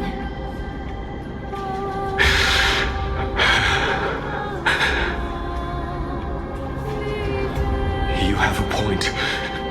Although... while this might once have been the royal vault, it's since been plundered empty. So please go away right this instant. You've misunderstood us. We simply heard your shouts as we were passing by, then decided to come over to find out what happened. My goodness. Did I really yell out loud? How rude of me. I'm sorry to have bothered you. I merely saw a warrior. While that spirit didn't harm me, his blows really packed a hefty punch. A warrior? Could it be? Wait a minute. You seem to be quite different from him. Are you actually? It's a long story. We're here to seek an audience with Thanatos. Thanatos? Who's that? Is it possible that he's also living in the era before death descended? Death? Could it be that you are here to defeat the evil dragon Pollux? Pollux? Is that the embodiment of No. Death? According to the warriors under the Centurion's command, that evil dragon has been dead for quite a while. The curse that condemns people to death didn't originate from it. But they saw a girl within the dragon's embrace, and she... Pray tell, where is... I've heard that the Queen spared no effort in bringing her back to the castle. Her Majesty intends to control all of Amphorius with this... As for whether this rumor is true... You have my thanks, but please, treat this touch.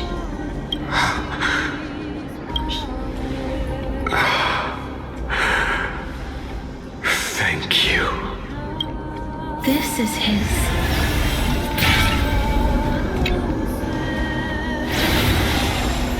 Then you granted him death? That isn't like you. You would have refused even if I commanded you to do so. I don't know. I did it out of sympathy, believing that I wouldn't... Sympathy? Sympathy? That young man was favored by Talantin, who taught him a move that will defeat any mortal enemy with a single... He could rely on that move to always achieve victory during Era Chrysia. However, now that death has descended... You feel that he's similar? Yes. Since he can never be inferior to others in martial combat, that's why he approached me and pleaded. Pleaded for me to put an end to all of this. You are perhaps feeling lost from making your peace with death. And so... I have not made peace with death. I've seen the people of Idonia stand tall and proud in the face of death. Even before the fated finale arrived, they were already content with the lives that they'd lived. They had such proud expressions. Expressions that made me believe death would be an insult to these mortals if the concept is truly a power that a god had carelessly cast down upon the world. Perhaps death's authority was never meant to exist in this world. Just like how I shouldn't exist. I won't refute your beliefs for now, but would you be interested in listening to a story? It's a fairy tale from foreign land. A tale told. What? Wait a minute. That means the girl born in the dragon's embrace. The personification of death these souls talked about. I've already had an inkling for a while now. But I honestly have no memories of Styxia. My memories only begin after Amunet brought me to Idonia.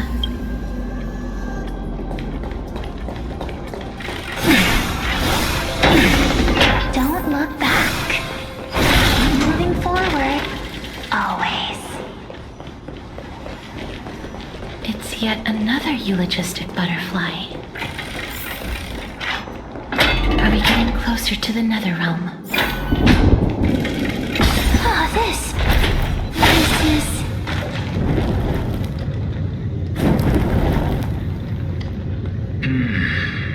Living ones?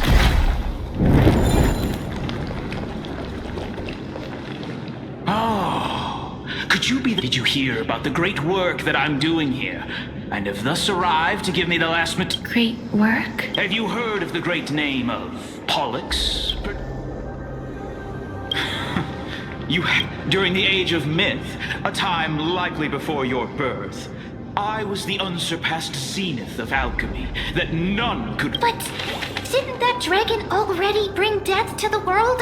Oh, looks like you. Well, it's true that the missing girl can grant death to mortals. Pollux, the one who delivered her onto this world, makes it so that humankind. So, it's just as I feared.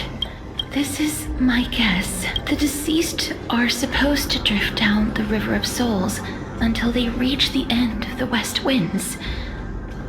That's right. That's why it's imperative that I bring the dragon back to the mortal realm and make it soar the skies again. I have that final ingredient.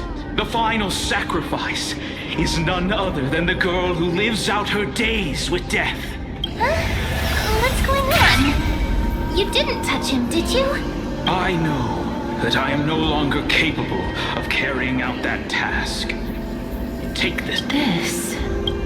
We had been inebriated in Fagusa's feast too long before we began to seek divine. Instead of summoning a supreme god, we encountered a monster that, unable to rest in peace, these departed spirits engulfed Styxia like a roaring tide. That child is the only person whom I managed to save. Born within the evil dragon's abdomen, please. You must nurture her to adulthood and prevent her from experiencing. I promise that I will care for her as a mother. My Fagusa above, thank you as her mother. Please bless this child with a name. Before. Oh. Like how a transient raven butterfly, a fleeting papilio castor, perches on the twig of death. Castorus. That shall be her name. That's where my name comes from? The sound's back. What is making that ruckus?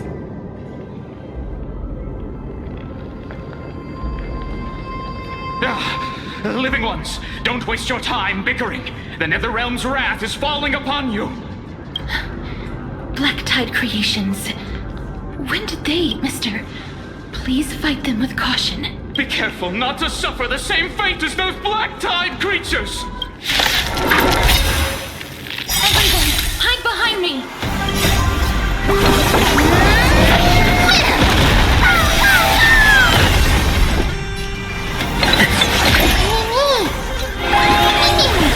Please cherish this time, as you wish.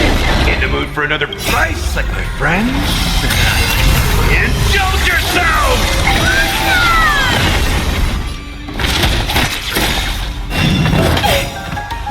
Embrace a new life.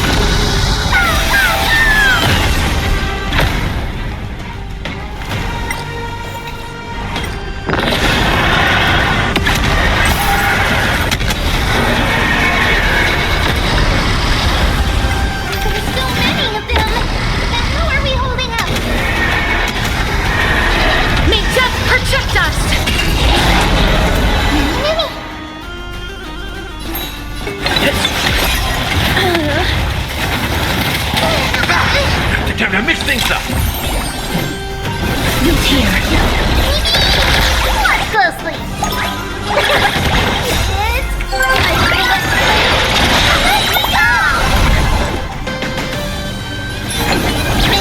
Step up, let's see it.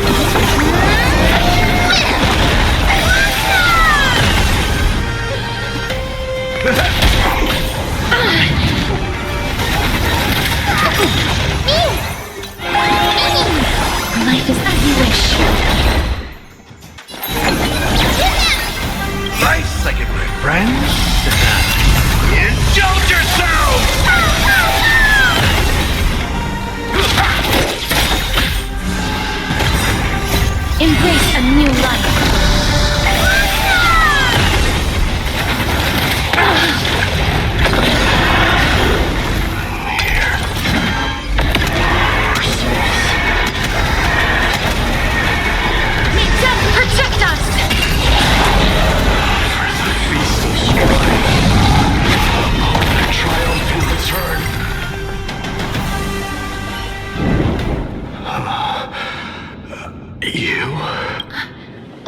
Mighty? Lord Mighty.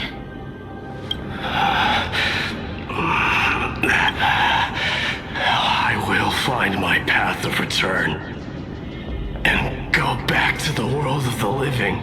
Lord Mighty, I have always wanted to. I'm the one resisting it. I must resist the temptation to go with the flow. I'll go against the current and kill my way out. That is my destiny. It seems like he's completely focused on resisting the temptation of the dead's whispers. He's working hard every minute to deny death. It seems his battlefield is not limited to the world of the living. Lord Mighty, are you willing to travel with us? We're headed for the Matrix inside that tower to summon Thanatos from their prolonged concealment.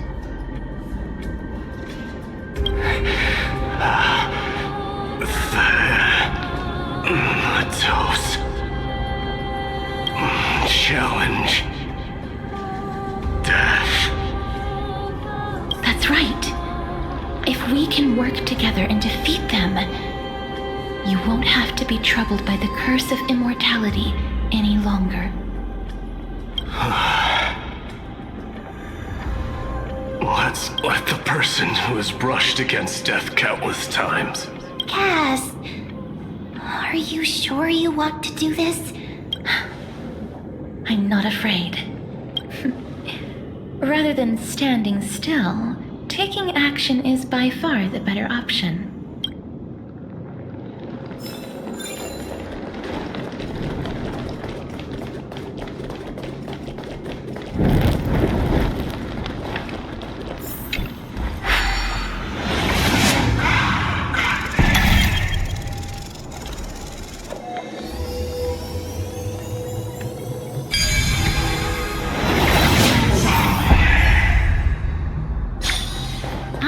Puzzles like this in books.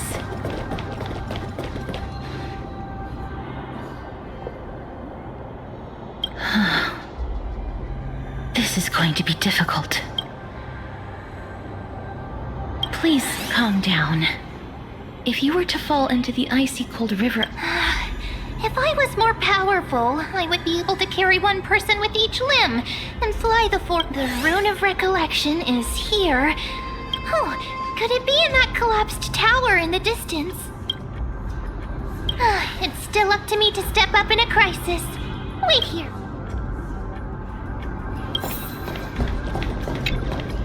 Just shout for me when you need my help! Got it! Just leave it!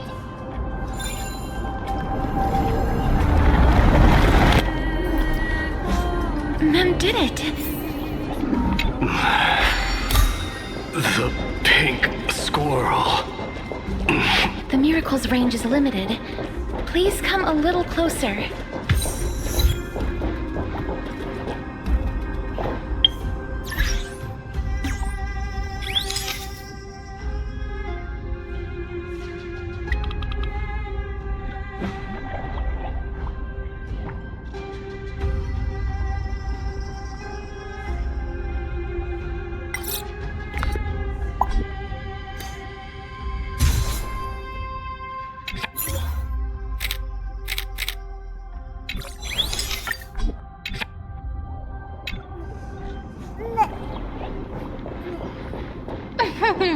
Aren't I a good fit for Orynyx's priest? Of course. You're the most competent priest ever.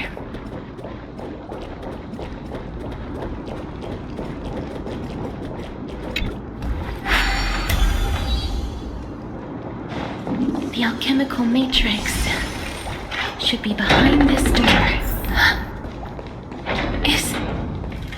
Wow, there are so many of you! It's little Cass and little Grape. Oh, there's also little D and the big puppetry and...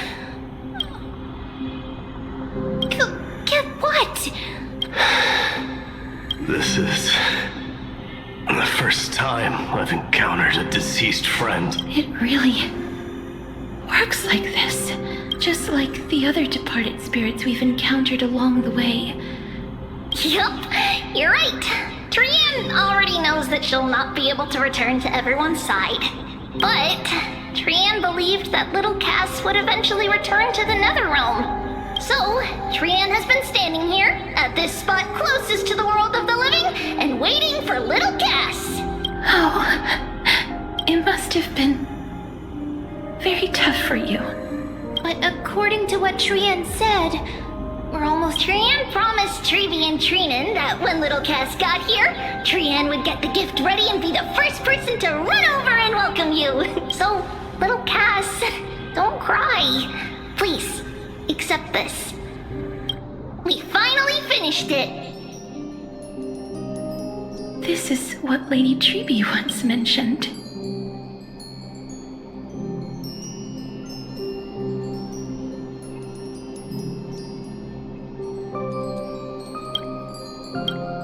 The gift for me that you didn't manage to finish. The Holy Maiden of Yanis. Even when separated by life and death, their thoughts are still connected. Trian spent a lot of time drawing this. Seriously, it's seriously a wonderful drawing. Lady Trian.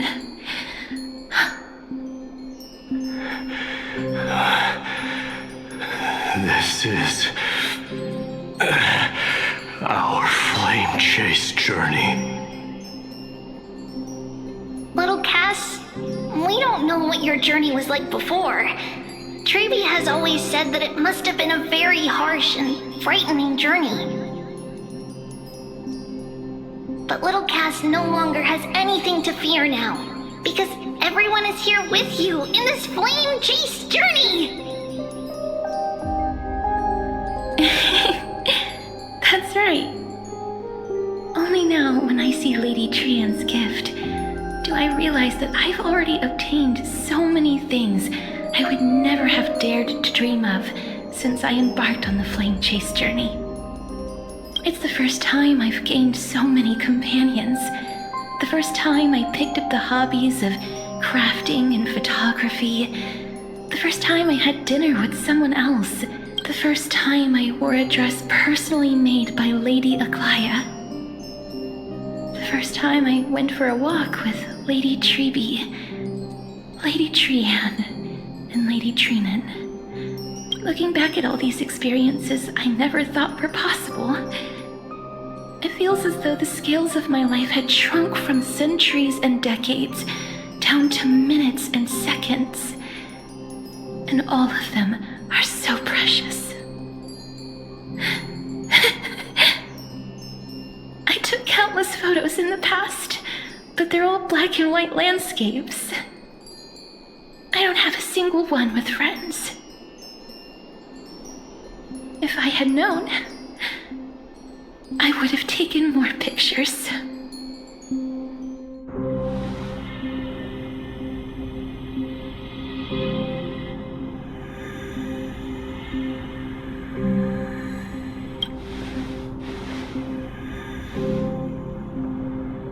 Trian says yes!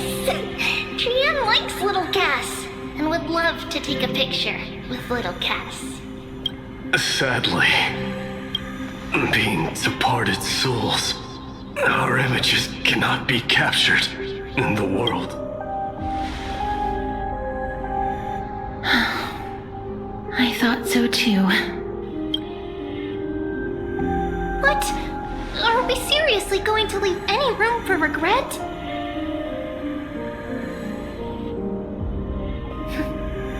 There won't be any regrets. This vivid drawing surpasses any photograph from the world of the living. Little Cass smiled. Trevi, Trinan, and Trian's wishes finally come true! I remember you once said that fate is not the flowers that bloom at the end of the road, but where people tread beyond the gate. The path that belongs to me is about to reach the end. Thank you for bringing me the final key. Key? Little Cass, why are you talking in riddles all of a sudden? I have a feeling that soon, this gift of yours will become the key to saving Mister's life.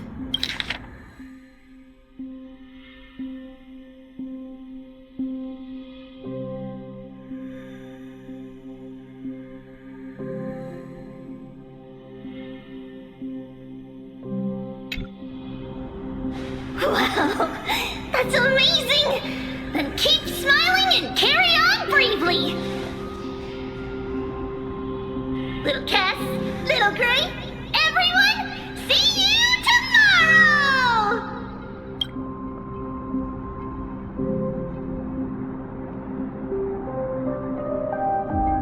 Lady Trian. The aura of this place. We have indeed reached the end of the stream of souls. If I go any further, I might lose myself. I must leave now, for the black tide still wreaks havoc in the realm of the living.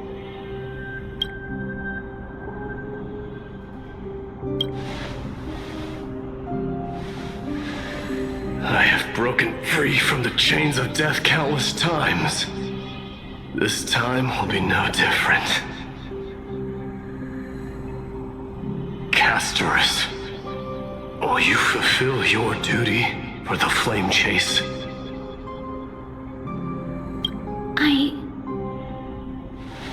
I have yet to make my decision, Lord Mighty. No matter. Make the choice your heart desires. Even if it takes 1,000 years of waiting, I will continue to fight till I die, then rise from death till the miracle descends.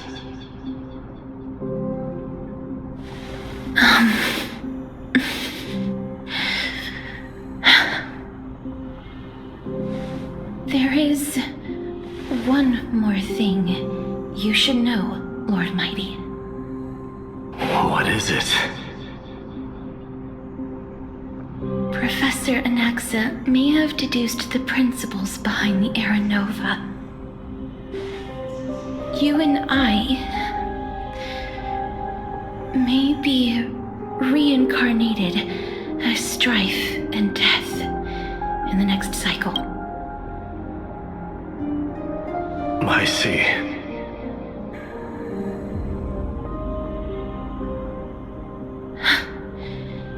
Is that all? Are you going to accept such a fate without complaints? Do you have I haven't found it yet. Perhaps I never will. Then, cease wasting your thoughts on futile matters. Control what little you can.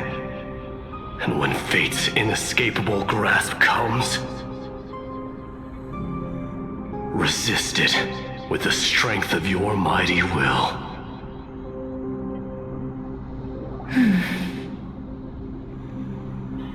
Thank you, Lord Mighty. I will find the right decision.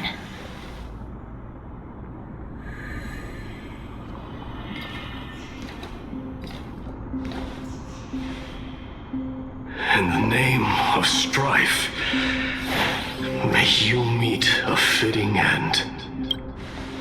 This must be the alchemical matrix the spirit mentioned. Let's see. We need to insert Anestia's love. It seems our sweet Princess Homebody has made up her mind. In that case, seamstress, I suppose I no longer need to deliver your message. My time is rather precious after all. Whether you wish to break free from death or not, please, Follow your heart. By the promise you once made, I ask that you fulfill your duty one final time. Castorus, please live as a human and die as one. According to that alchemist, the final piece is supposed to be me. However, he is not privy to the past and therefore cannot see the full picture. The past? I saw the twins of death in Kefali's memory, and now I am. The trial of the Hand of Shadow demanded taking the life of your family. I died during that trial, falling before the gate to the new world. And my sister, she was consumed with regret over my death, so she used the Titan's authority to reforge my soul. Yet, it also means she has never revealed herself to anyone. That's because the Titan she became already fell at the start of everything. They died for me. You mean... That's right. The River of Souls is no material river. It cannot be blocked, and that's why we have to awaken Pollux from death before we can retrieve the core flame of death. We have to reforge its body with the power of alchemy. But Cass, if that alchemist speaks the truth, does that mean you're also part of the dragon body? According to those departed spirits, I wasn't, but before we talk about that, have you heard the sighs? No, not from me. The sounds that come... I heard them too! I think it's probably the sign of Pollux's wish being fulfilled. They must have realized how heavy a price they'd need to pay when they used their divine authority to resurrect a dead woman. That's why they exerted every ounce of their strength to send me to Styxia, a city that called for death, a land where nothing...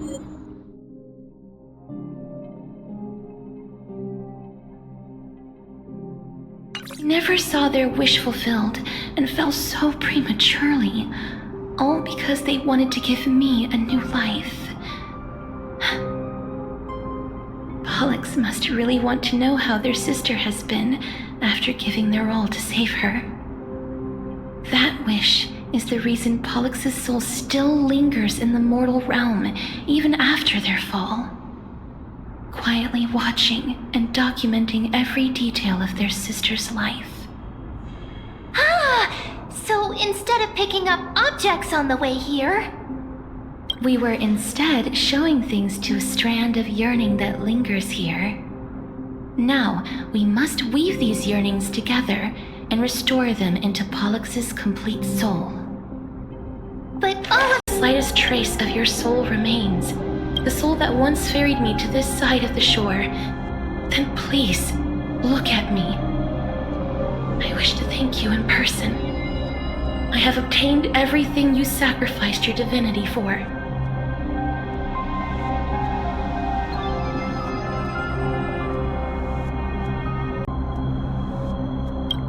Lady Almanette. Did she recognize you? Oh, she must be the first soul we can communicate with. I'm afraid she is just another spirit trapped here, like the rest of them. The only difference is that I was there when she died. Please, go on. I'm listening. Yes. You're just as smart as I imagined, but...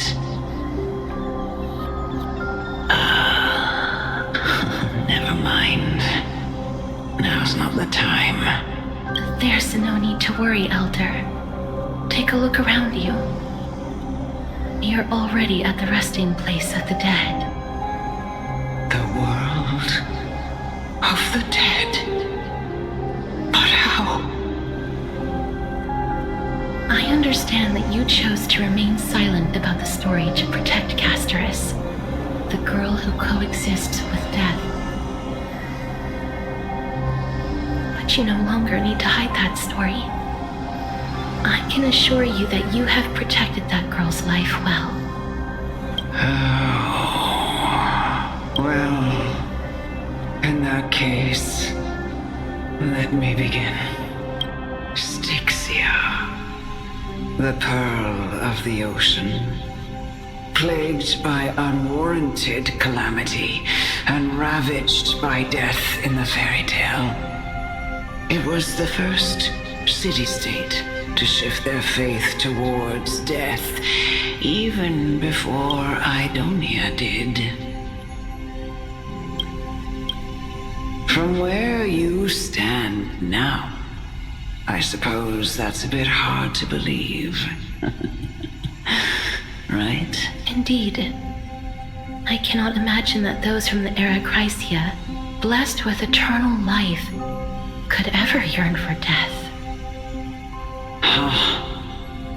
I have pondered the same question, child. But I am afraid there is no clear answer to it. Journeys and epics are only glorious and magnificent because all things eventually fade to dust. That's how someone once explained to me why death is necessary to the world. But I still can't take that as the final answer. Would a world without journeys and epics be worse off? I take it the one who spoke this line was a general, or perhaps a warrior. I, however, did find some inspiration in these words. Would you like to hear my thoughts, Castoris? Please enlighten me, Lady Amunet. Though I have already made up my mind on how to handle the authority and core flame of death. Your words might truly guide me toward the path forward. You and I are neither warriors nor generals. Therefore, journeys and epics cannot truly resonate with us. But what if I reframe it like this? What if love is not a trait bestowed upon mortals by Nestia, but a blessing from death? Love. No one ever invented the word cherish in the era when life was eternal. For all the good things in the world can be revisited endlessly, and every bond formed carried no risk of being severed. The so-called era Chrysia was an age devoid of both virtue and sin. People did not truly live. They simply existed, going through the motions without passion or purpose, and waiting for something to happen. Perhaps the people of Styxia chose to embrace death not out of fascination with its cruel and fearsome side, but instead became fixated and obsessed with the impulses and desires tied to a finite existence. Therefore, death is not a thing of fear and desperation, but... That's right, Castoris. It is the reason we shed tears when parting ways, and also the original spark that ignited the passion of mortals. If you truly intend to deprive the world of death, then be prepared to witness it return to a state of stagnation. I understand, Lady Amunet. Our limited lifespan shapes all that we know and love. Not even the Death Titan has the right to take that away from humankind again. Nestia's love was the chrysalis of Gold's first blessing, but it most likely wasn't understood by mankind. We only learned to interpret this wonderful gift after Thanatos' arrival. If the world was bereft of death, then the Queen of Styxia wouldn't have played midwife in delivering me into this world. You wouldn't have welcomed me into Idonia, and Aglaya would never have invited me to join the Flame Chase journey. None of these stories would ever have happened, and I would never have lived, let alone found happiness. Thank you, Mother. I will use all the love I've experienced in this long life to complete the final miracle. My teacher, Anaxagoras, grant me the wisdom of all things. I call upon thee, the stripped dead dragon's corpse.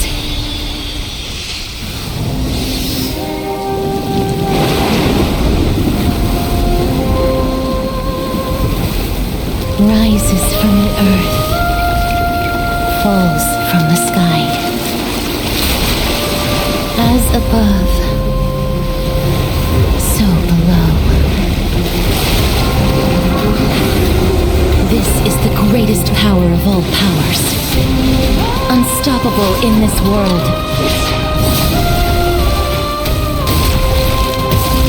The great work that commands all death. I shall grant you embrace.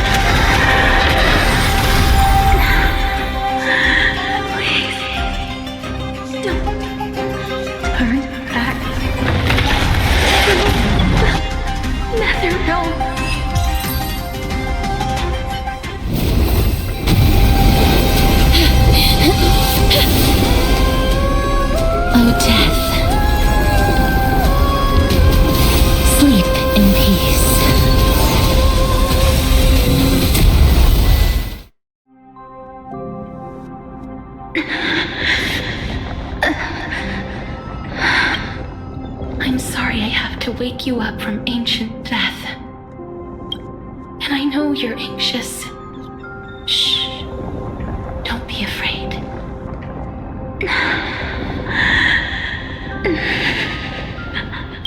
Do you remember me?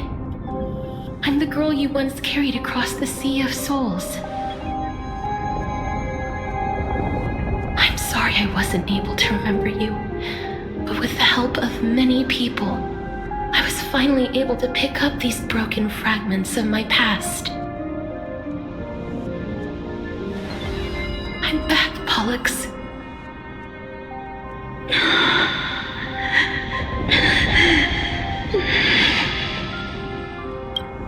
I know this might not be what you wanted.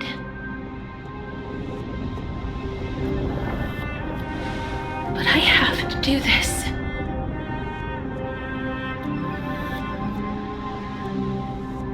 So please, carry me across the Sea of Souls again and return me to the Netherrealm, just like you did in the past.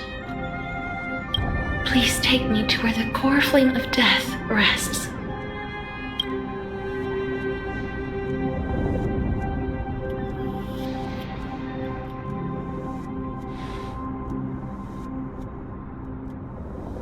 I'll be going now.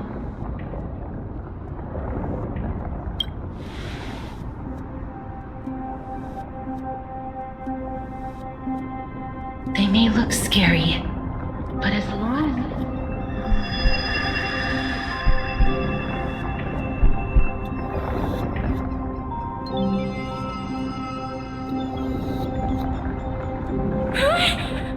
What's wrong?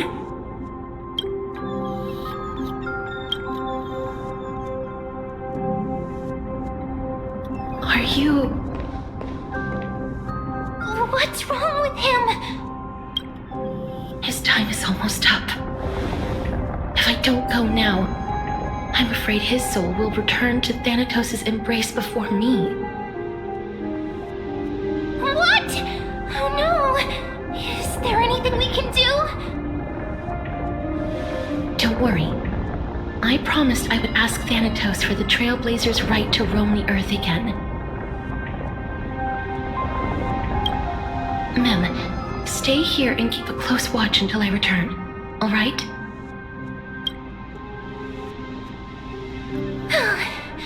All right. I'm the best at taking care of others. Go on, Cass. Make sure not to leave yourself with any regrets.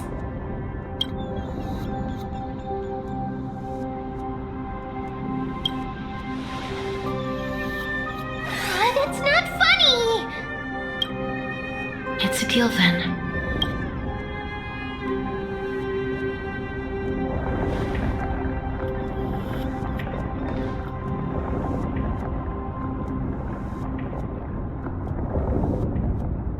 Please.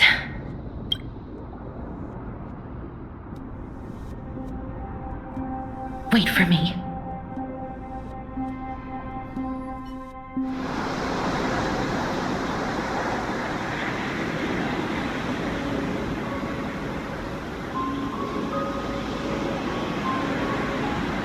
After all that, you still ended up back here.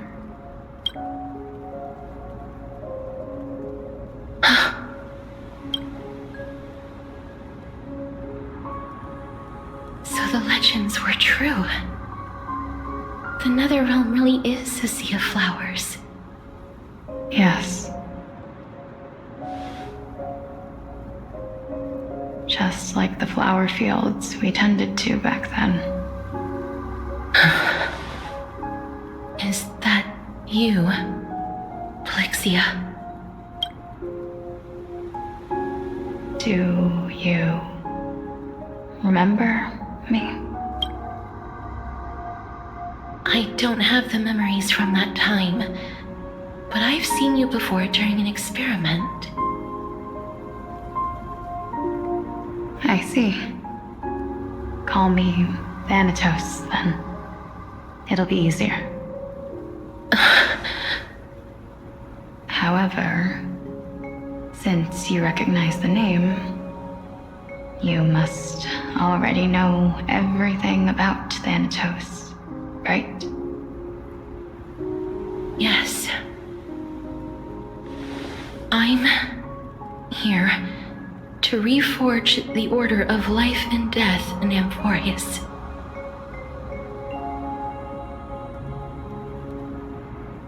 You know, my sister was a sympathetic, but rather sensitive person. Whenever she didn't want to say what was on her mind, she would avoid eye contact and look off into the distance. Just like what you are doing now. Can you tell me about the last Era Nova? What did you do, Polixia? Where should I begin? A long, long time ago, there were a pair of like-minded twins, but fate was cruel. The price of attaining divinity was to That trial was indeed recorded in that memory. Then you should already know that my sister voluntarily gave up her own life. So that I couldn't accept that. Why did we have to kill each other for a future she'd never see herself? That's not fair. So, while weaving the laws of the new world, I shattered the forbidden bottom line for life and death.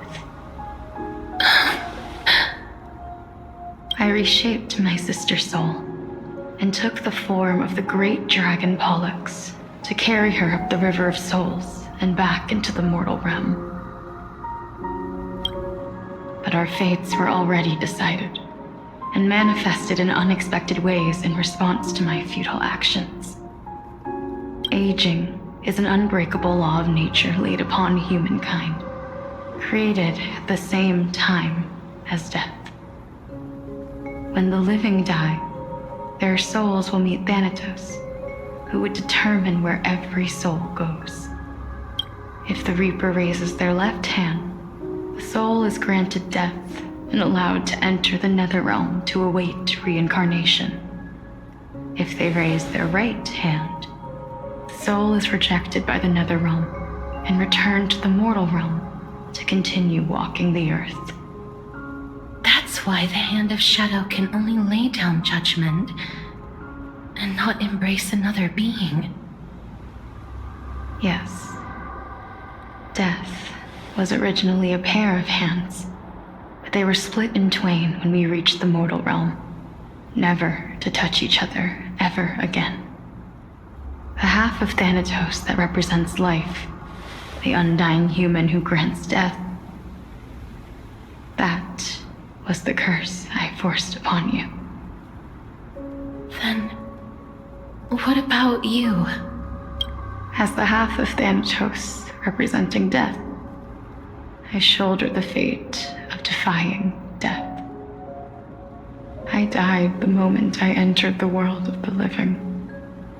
From then on, my Titan also no longer existed in this world. The cycle of life and death stopped. Souls were denied their audience with death and were left stranded within an ever-rising river of the dead. What irony. My selfish desire to save your life gave you and the world. Then, what was left of my reason was left behind in the Netherrealm, where I've been taking care of these flowers day after day, until there is now a sea of them, all while mulling over the subject of life, death, parting, and enduring in endless loneliness. Fate is absurd indeed. Our lives were a mirrored image of one another, like a pair of hands. Even so, we arrived at the same destination. We walked different paths, yet experienced the same pain. I had hoped that maybe you would at least have a good life in this cycle. I'm sorry. I lived my life well. It didn't go to waste. As far as I'm concerned, you did nothing wrong. Even though I forced the authority of granting death to humanity upon you, a total stranger. Too many responsibilities were forced upon me in the course of this long journey. I was once lost, even upset. But I realized recently that if it weren't for your blessing, I wouldn't have understood the source of these emotions, nor would I have realized my purpose. I wouldn't have made it here to reunite with my missing half. And we wouldn't be discussing our past while sharing the same view of this landscape. I wouldn't have understood the meaning of our existence. The meaning of our existence. This sea of flowers blooms on dead land because we sowed it with the seeds of our separation and watered it with our tears of loneliness. That's why Thanatos cannot create living beings at will. Nor can the hand of shadow determine a person's remaining days, because the life and death of mortals should never be dictated by another's will. Are you saying there's no point in Thanatos' existence? No. No single being can bear the scales of life and death on their own. Not even a god. Life and death weigh equally heavy. You, too, must have had a difficult life.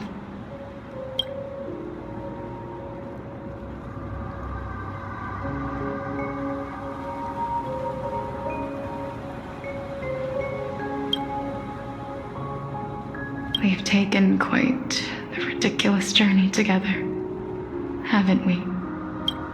I had a feeling, even back then, that we would meet again one day. Not to embrace one another after a long separation, but to come in search of retribution. Tell me the answer that's already been written, and let us draw this seemingly endless. It's been far too long. I've waited here for centuries, watching day after day as desperate spirits are denied by this lonely wasteland. I always hoped I would see you among them, but I was also afraid of seeing you. I didn't know how I could possibly face you again. But more than anything, I was afraid that you might have forgotten all about me. I know. But don't you see, Polixia? I made it back anyway. You don't have to shoulder death's authority on your own anymore. It was always meant to be held in two hands anyway. So, let's give our core flame to him and have him take it back to the mortal realm. Give our responsibility as Thanatos was never about picking out favorite souls. We were only meant to watch over life. Let's tend the field together and create a warm sea of flowers for all the souls to come. What do you think, Polixia? Yes, just one last step. You shall wither, and through that, the dead will sprout again from the remains, and be reborn with the dead flame. As foretold by the prophecy, Thanatos' authority is only destined for only one person. Our fated moment has arrived once again. Just like before. Yes, just like before. But unlike that time, The ones undergoing the trial this time are... You've made up your mind? Yes. As dictated by fate. But I won't be afraid. As long as you're here with me, complete your trial in this life. Grant me the embrace of death, and light the spark of life ablaze. You've been tempered by life and death. I know you'll be able to give this wasteland its first breath of life. Like a raven butterfly, flying swiftly into the netherrealm, perching on the twig of death. I will. After this, I will remain permanently in the netherrealm. The river of souls shall return here and rain down from the sky, scattering souls across the earth.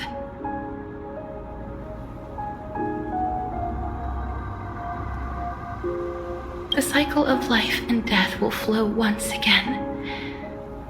The sea of flowers you sowed shall bear countless joyous or sorrowful souls and bloom evermore.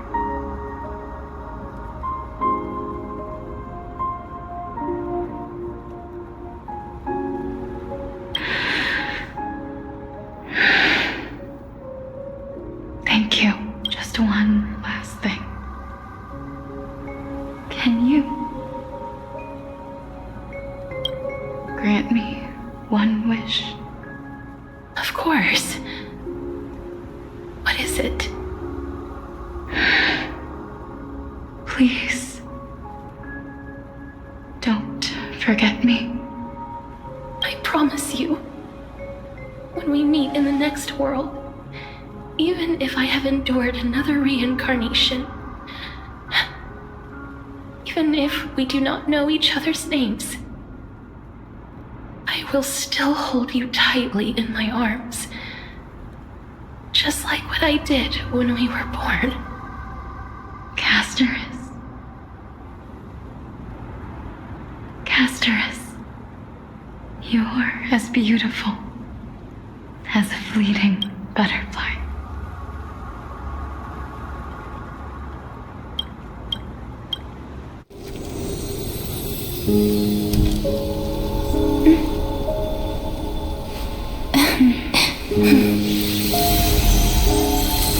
I will bring rest to death. And from now on, stagnant life will once again flow.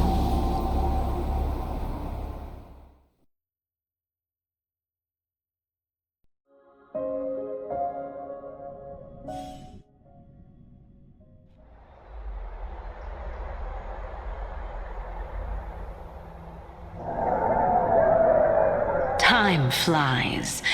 In the blink of an eye, the 15th entry hour is already at hand. When this farce is over, your soul will be placed on the scales of life and death. Are you ready?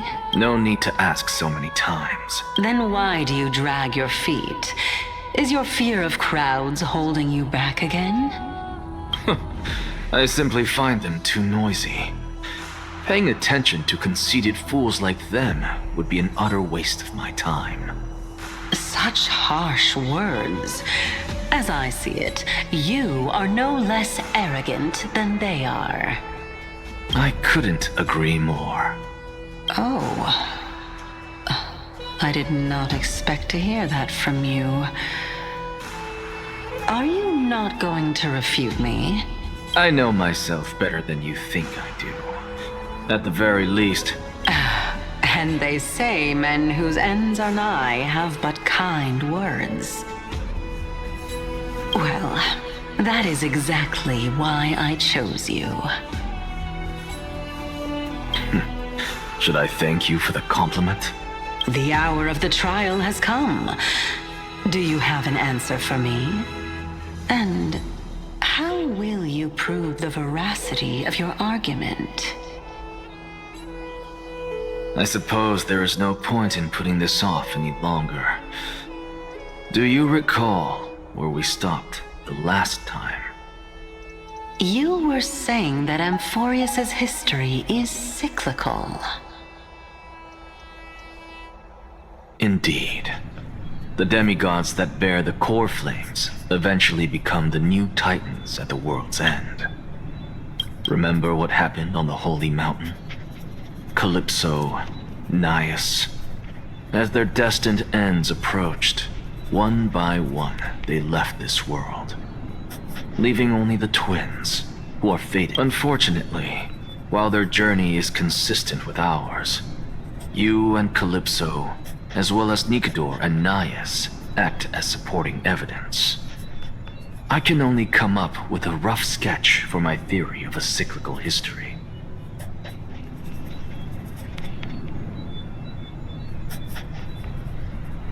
For all the pains I took to reach this point, I had already lost hope of ever obtaining definitive proof. After all, the past is in the past. Proving that we are the legacies of heroes of the past is a hopeless endeavor. That is, until I met a girl named Polixia and her sister. If Castorus was truly sent from the past to the present for the Titan's self-serving reasons, then having lived through 2 cycles, and with Styxia as the pivot, she will no doubt be the link to connect all of this together. If the Twins of Death can bridge 2 cycles to reunite at the shores of the Sea of Souls, then my hypothesis will no longer... Well, that is all well and good, but how can you be so sure? If there is even the It matters not. The most important quality a scholar must possess is foolhardiness.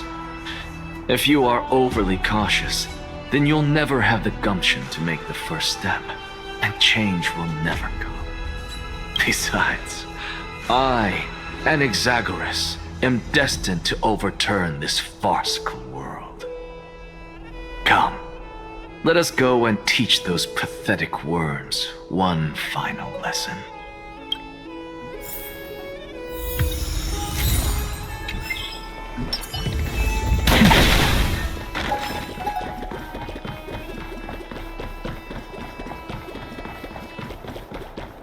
Fine. So they are leaving the fun. Let those Chrysos heirs who let them hear the voice. As always, that woman knows how to... Professor Anaxa. Everyone must cast their vote, or this assembly would... Prof, do you truly think it's... Akama has stood strong under this system for 1,000 years. It stands to reason that... But that is not what you're asking, is it? What you really want to know is Aglaya making the right decision? Nothing ever escapes you. I didn't spend all those years teaching you for nothing. Most people only take 4 years. To tell the truth, I feel like I'm on my way to... So... No, because that question is not yours to ask in the first place. Is Aglaya entrusting the world to you the right decision? Don't make me laugh. That is a question that woman must answer herself. Why are you fretting about this on her behalf? Or have you been seeing yourself as her pawn all this? Listen up. I'll say this only once. Flip your perspective around and ask yourself this instead. What should I do to ensure that the world doesn't stray from the correct path? You still have time. So tell it to those begging for help. Got it. Thank you, Professor Anaxa. That's Anaxagoras to you. Who? That'll depend on how well you perform. May Circe safeguard your thoughts.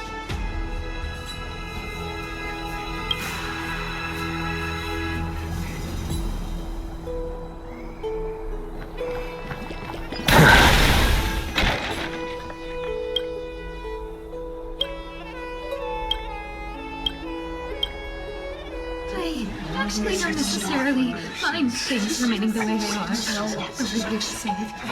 A little worse. Thank you. Elders and citizens, silence, if you please. As the Theoros, I present to you Phinin of Ides Elysiae, virtuous citizen of Akima, and the last speaker of the assembly. Much obliged, Lord Lycus. I remember him. He's the penniless lad working for Aglaia. Where's Lady Goldweaver? Why is she sending this guy to give the last speech? Is this real? Can this dude really face down kindness? I actually don't know. By Kefali above, as you look upon me, so too do I see you. I see your fear and misgivings, your apprehension about the discord between the Chrysos heirs and the Council of Elders, and your uneasiness about the future of the Holy City. Yet, before you contemplate something as grand as the fate of the world, I ask that you look closer. Look beyond the horizon illuminated by Kefali, at the crisis threatening to overwhelm us. What? Ides Elysiae, my beloved hometown, is a village forgotten by time. It is a place with the most invigorating breeze, and how I wish I could invite all of you to that paradise, because she, and all that she nurtured, all... I will never forget the day the black tide struck. My father, Hieronymus, fought with a broken sword to his last breath to protect his child, Galba. He was a hunter. But in the end, those arms that once drew a bow instead embraced Piso. And what of Livia, her daughter? Did she make it out alive? No, she didn't. They kept saying the same thing over and over.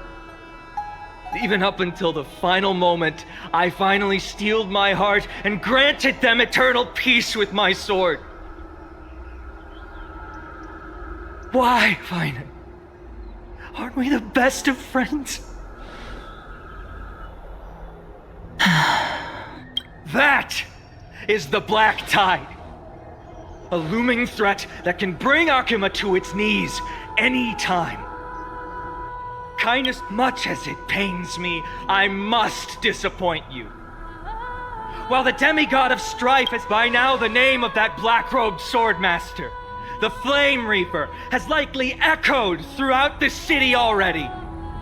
The roaring thunder is a message from the strife demigod. The Flame Reaper has risen from death, and they...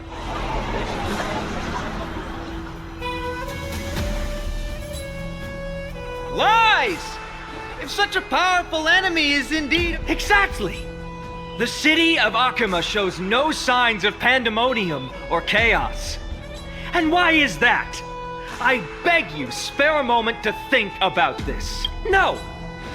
This peace we enjoy is no gift of fate. We are able to stand here today only because the Chrysos heirs have stepped up and shielded Akima. Council of Elders claims that Aglaia will one day forsake the people because her divinity is eroding her body and soul. But ask yourselves this.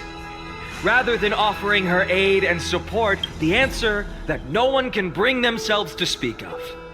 A truth stained in blood and buried in greed, fear, and vanity. Allow me to lay it bare before you. It is because the Council of Elders, which bears Akima's history and honor, along with this citizens' assembly we once took so much pride in, are now infested with vermin.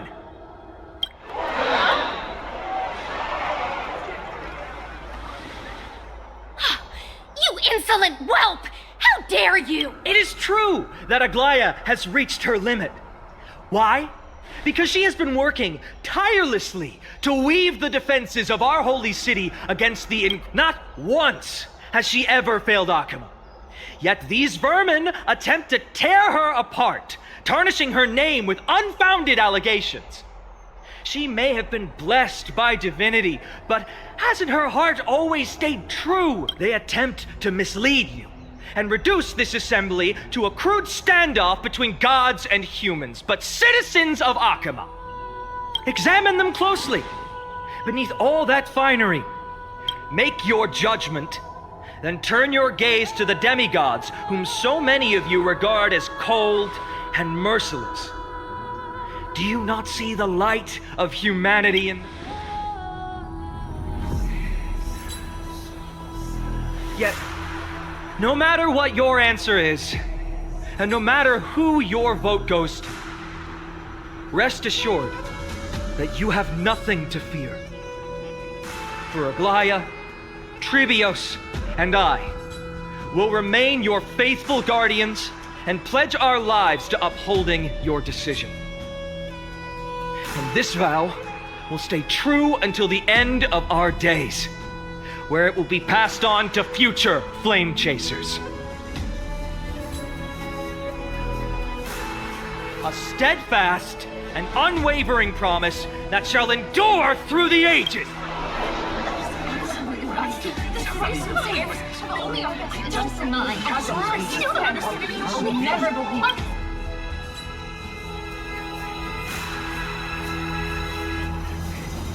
At the present time, on the scales of Talenton, those who call for the continuation of the Flame Chase journey, and those who demand its suspension.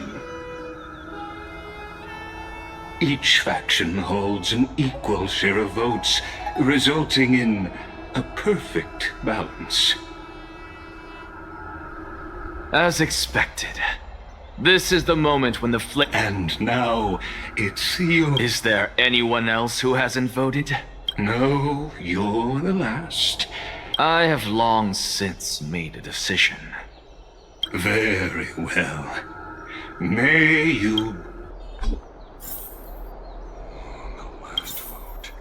Vote for kindness.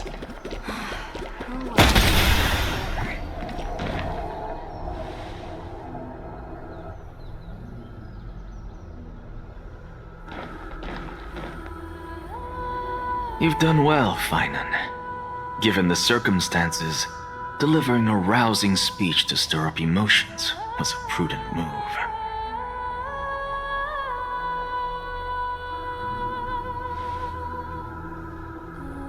Thank you all for your patience. On behalf of the 7 sages of the Grove of Epiphany and the scholars of Amphorius, I, Anaxagoras, am ready to cast.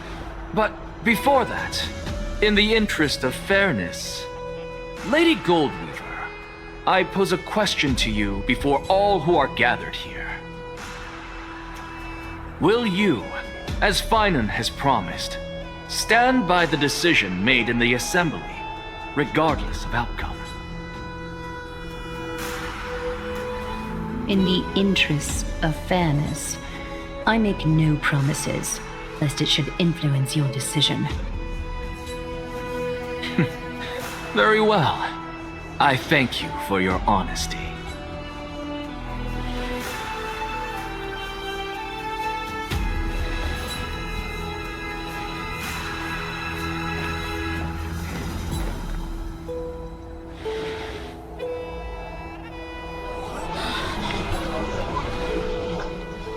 What's he doing?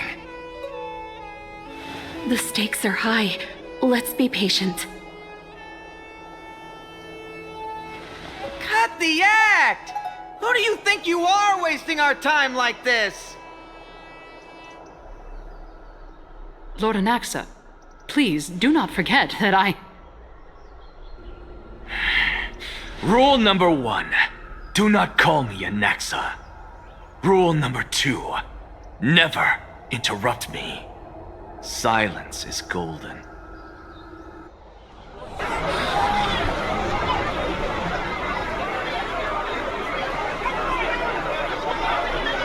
Just vote already. What are you waiting for?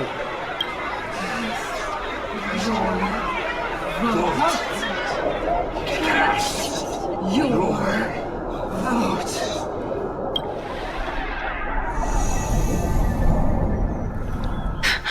I help but wonder, is every hardship in the world something you will exploit and use to your advantage? How else am I supposed to make use of this situation where my body and soul are separated? Oh, Circes. Or should I say Calypso? Accompany me on this final journey. Let us journey to the Netherrealm and see how she will substantiate the answer to your question and validate my decision. We need only to follow the sound of the tides.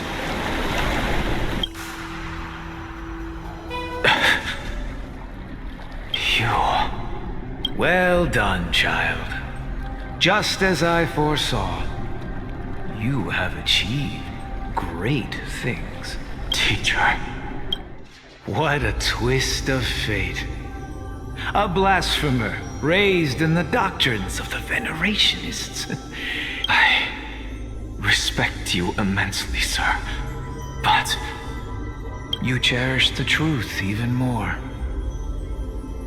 So, child, do not be troubled by the criticisms I have borne.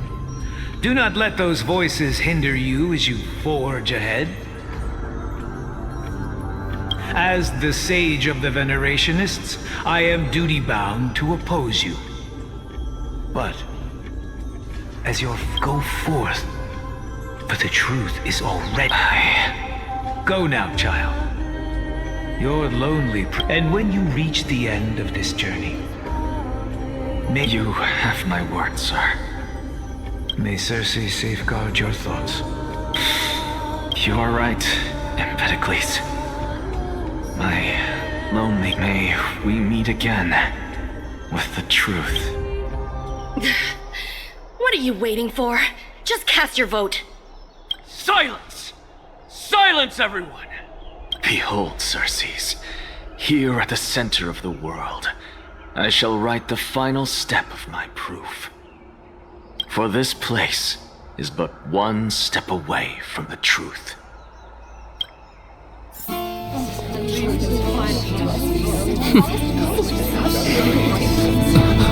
Professor, I completed the proof you wanted.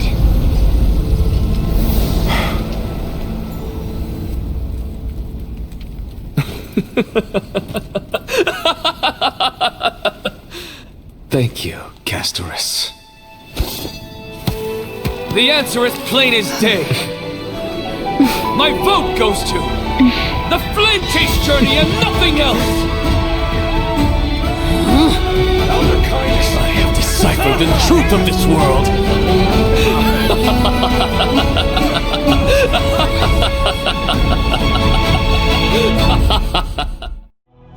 With the balance shattered, the result is clear. Buy carefully and to... No! Ligus, you can't! Onyx, what have you done? Have you lost your mind? I hope you are prepared for the harsh punishment awaiting you. Mark my... Have you forgotten?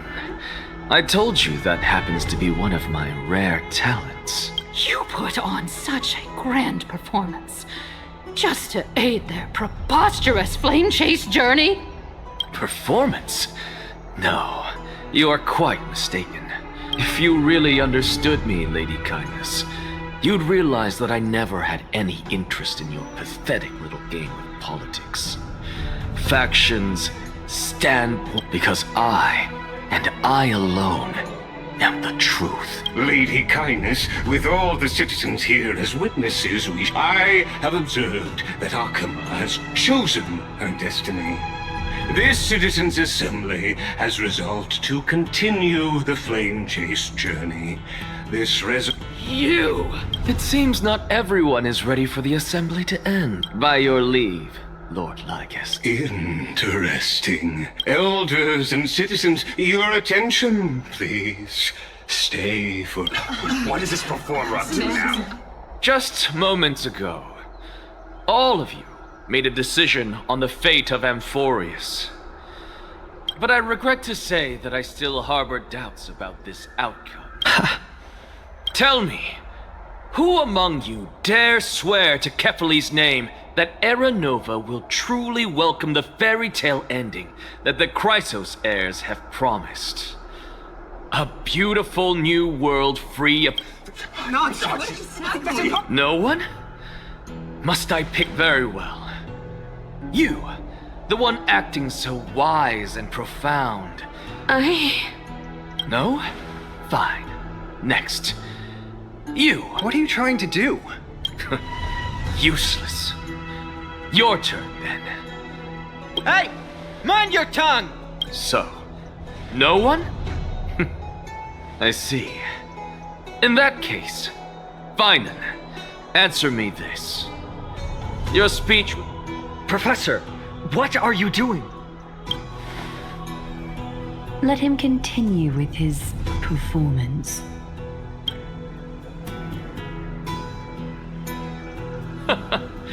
Will you look at that? Even Finan and Aglaya lack the courage to make such a promise. And what's even more absurd is that no one but I can promise you this new world. And yet, the Assembly passed the resolution anyway. But you needn't worry, because I knew better than to trust you good-for-nothings. That is precisely why I am here today. To give you one final lecture. Now listen up and listen well. I, Anaxagoras of the Grove of Epiphany, hereby declare everything that the Flame Chase journey promises is true. Finan of Ides Elysiae, the prophesied demigod who shall succeed Kefali, will reforge each and every one of us in the new world with his complete, intact memories. What? The core flame-bearing titans were the Chrysos heirs of yesterday, and the Chrysos heirs who carry the core flames today will become the titans of tomorrow. All of our souls shall endure for eternity in the miracle of the World-Bearer. And all under Kefali's protection shall step into that new world.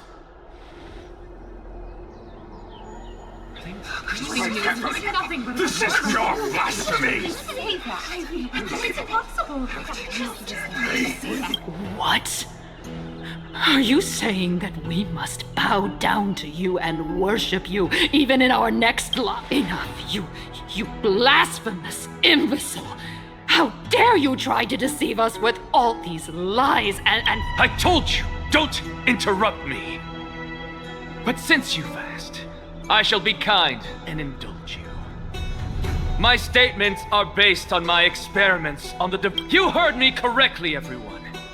With the tacit approval of Kindness and the Council of Elders, I fused my soul with the god through alchemy and learned the truth behind Era Nova. What is he talking about? Isn't that pure blasphemy? I, the vile, wretched blasphemer, deserve nothing less than death for my sins. And the Council of Elders, which granted me consent and aided in committing this atrocity, should face punishment alongside me. By the gods, even Kindness has betrayed us. The Kindness God. We're carefully upon.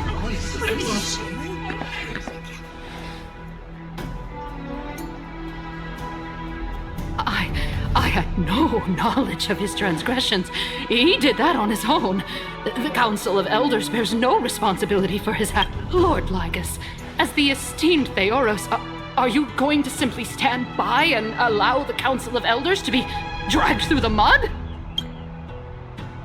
If the accusation is true, I will acknowledge it. If not, my conscience stands unburdened.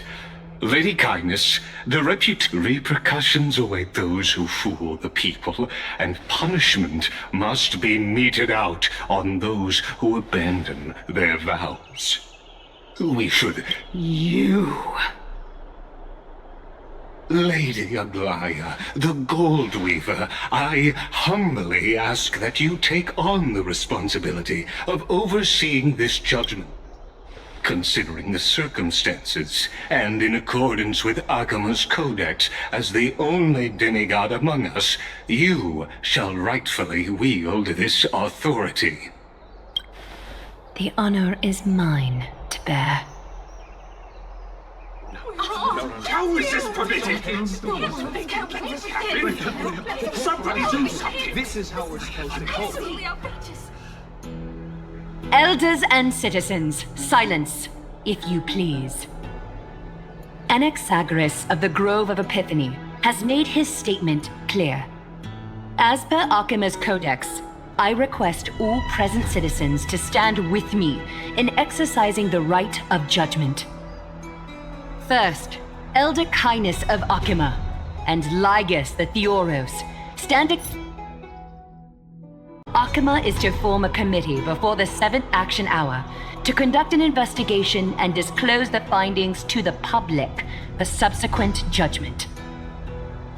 Yes! That's what we deserve! Agreed! Curse you!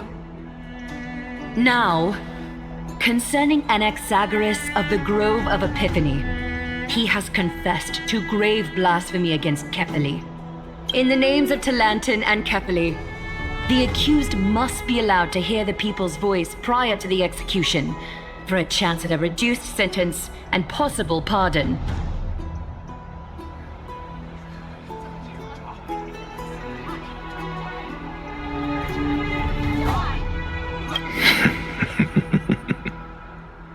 Professor. Let him die! Let him die! Let him die! Let him die! Let him die! Let him die! Let him die! Let him die! Let him die! Let him die! Let him die! Let him die! Let him die! Let him die! Let him die! What decision will you make, Lady Goldweaver? Enough with the hesitation, Aglaya. This is not like you.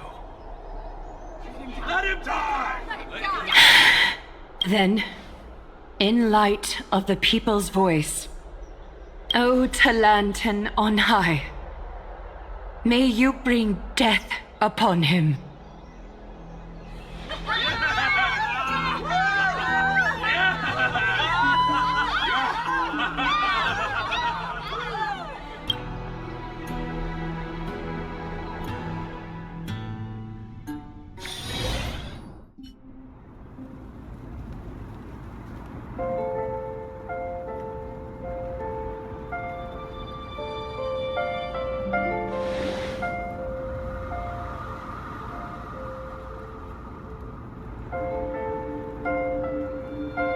Allow me to reintroduce myself.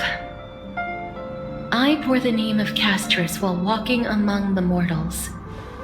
And now, I stand as the demigod of death, the living side of Thanatos. Welcome to my realm, where the west wind ends.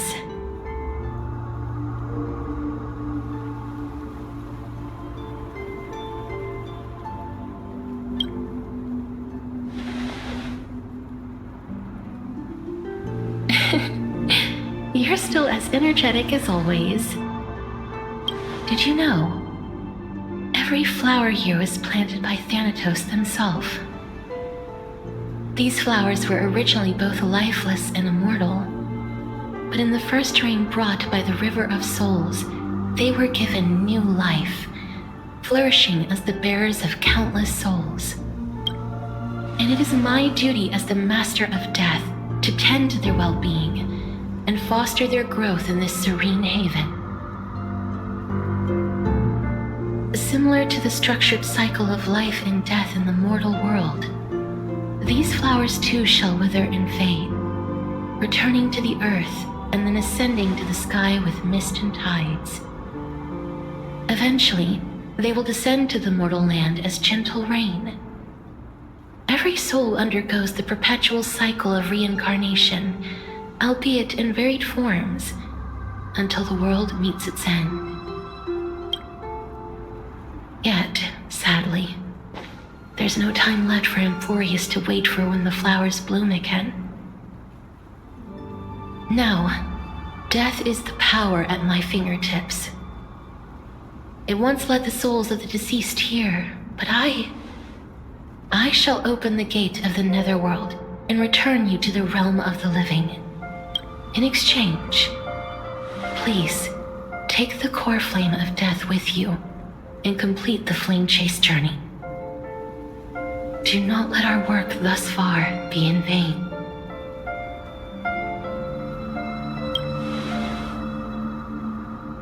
Rest assured, defying death is Thanatos' divine authority. Fortunately, your soul hasn't dissipated. This is not a resurrection, but the extradition of a dying person back to the present world.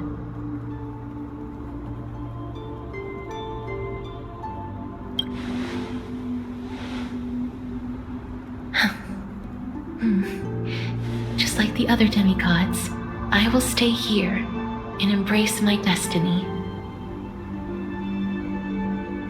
That being said, it is not easy to guide a lost soul back to the mortal realm. The whispers of death are sweet and alluring. If your determination wavers, you will succumb and be forever ensnared by the netherworld's grasp.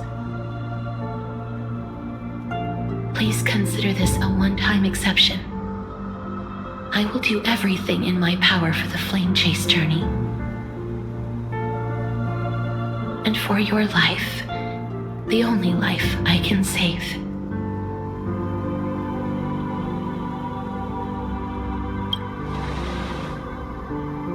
I am glad to hear that.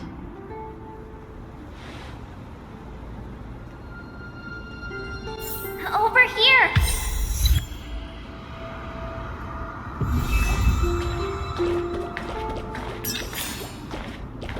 I believe in you.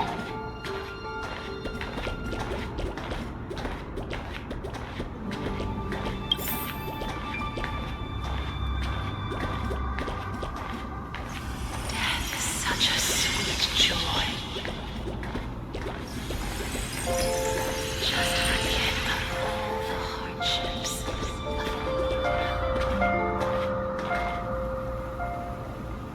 Lift your chin up high! Step forward with us toward tomorrow!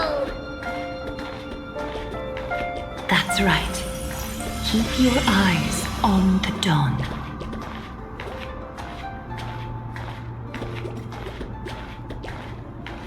Onward. Show me your courage.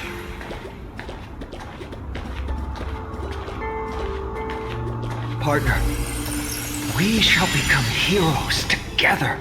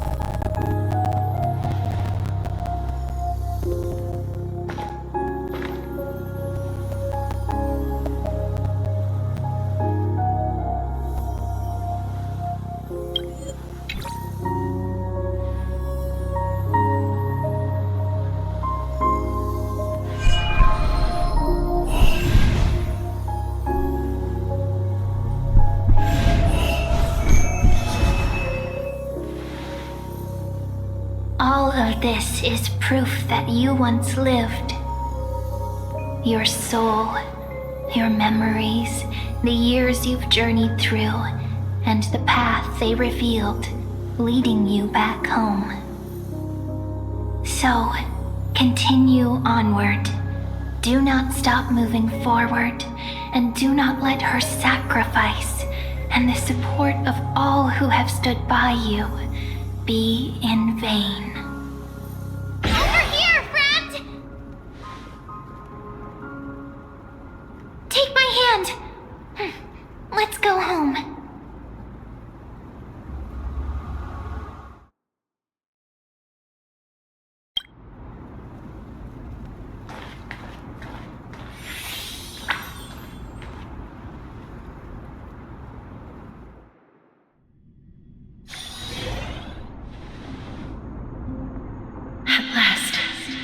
I knew you could do it. Your soul is still perfectly whole, as if some kind of force is trying its best to keep it together. Is it Ornyx's final blessing? Or is it a miracle of your own? It's truly incredible. Such a strange surge of familiarity. So hard to describe.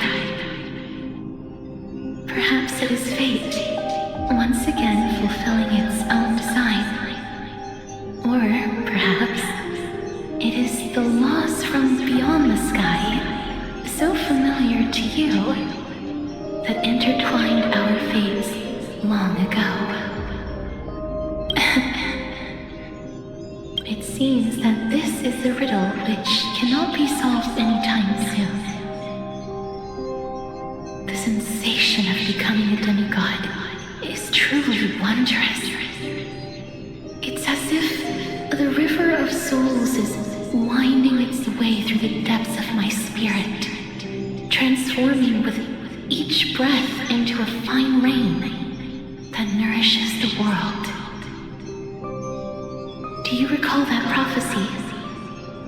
At the end of the sea of flowers, the souls of the living shall warm thy fingertips, and after an embrace, there shall be eternal separation. I promised you that I would do everything in my power to give it another meaning. Now, as I stand as a demigod, and destiny draws to a close, I can finally end it in a way that is as beautiful as it deserves. The wish I once sought, but could never grasp, is now within reach.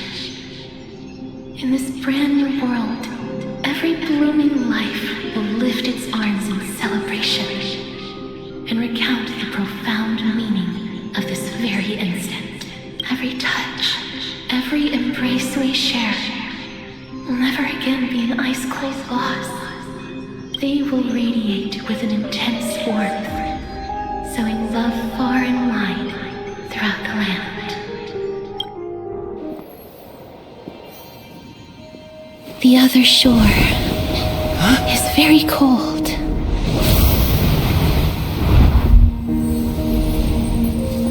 May I borrow your warmth? One last time. Thank you for fulfilling this wish of mine. The place I'll be going to is what humans call the Land of Sorrows. But with this heartbeat and the residual heat of this embrace, I shall turn the nether realm into a gentle place of rest.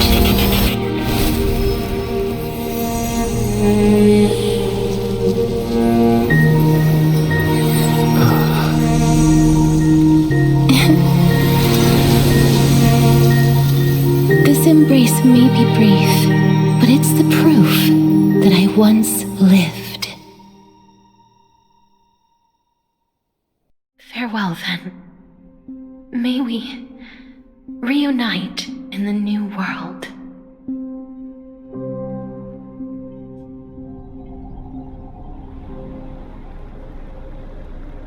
That grand and absurd performance was what you've been seeking your whole life? I gave up everything in search of truth. And it culminated in this very moment. You, on the other hand, performed as I expected. You did not hesitate when you saw the chance to attain power. It's as if you... Crave power, like a fly craves rot. Those are your words, not mine. But what you said at the end, did you already know what I had planned for Thainan? I may have lost an eye, but my vision is clearer than anyone else. You've nearly exhausted your humanity. You're no different from my current state as a walking corpse. That's true. I've long since burned to ash over the past 1,000 years. Only he is capable of unleashing a raging fire that rivals our final great enemy, Aquila. So, this is our last chance. How about we let go of the bad blood between us? May I resonate with your core flame, Aglaya? Please do. That's impossible. To persist with your soul thinned to such an extent.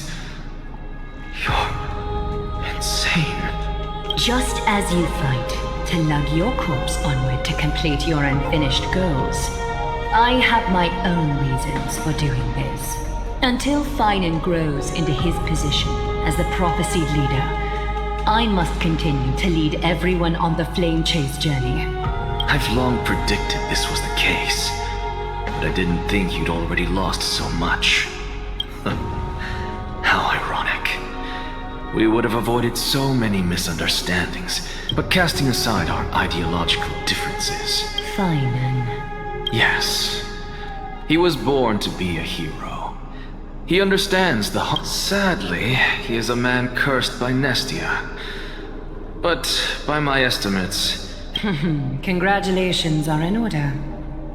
We found common ground at the very end of our destiny. When you put it that way, it makes me want to take back... Aglaya!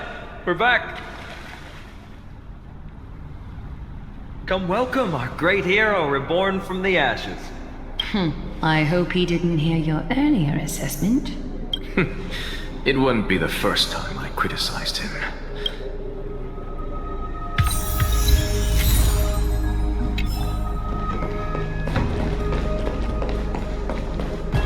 I'm gladdened. But I don't see Castris among your number. It looks like she not only helped me prove my theory, but helped you fulfill your mission as well.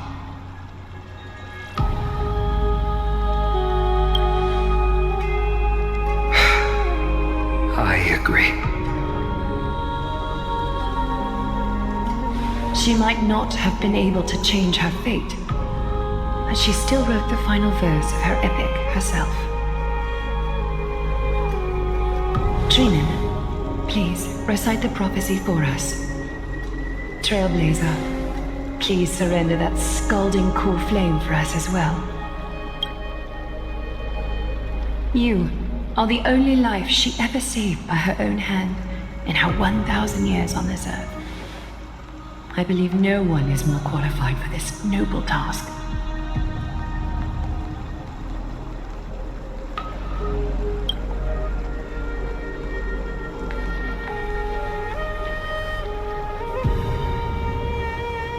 O gods who have returned, and gods who are still watching, today we bring you a soul laid bare.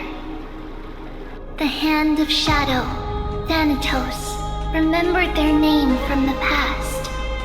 From daylight they came, and to their fragrant dwelling they return, to walk now among your ranks.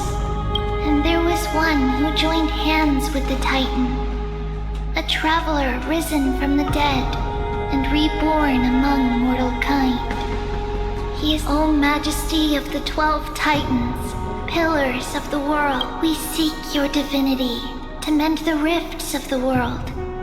Fill our bodies with blood of gold till we wither in willing service to the prophecy. Step forward, trailblazer from beyond the sky, and together with us, surrender the core flame and carve their star into the sky.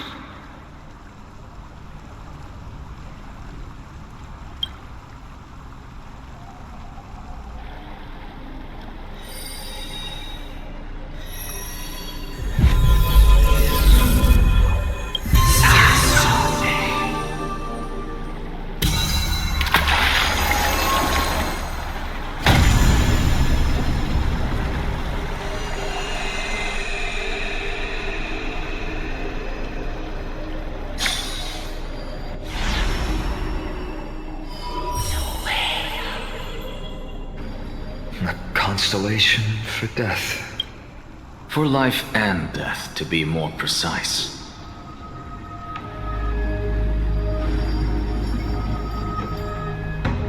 Look!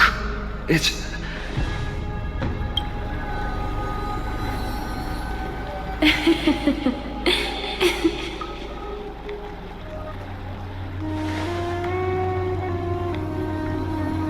No, it's only a divine echo. I think she's here for the trial.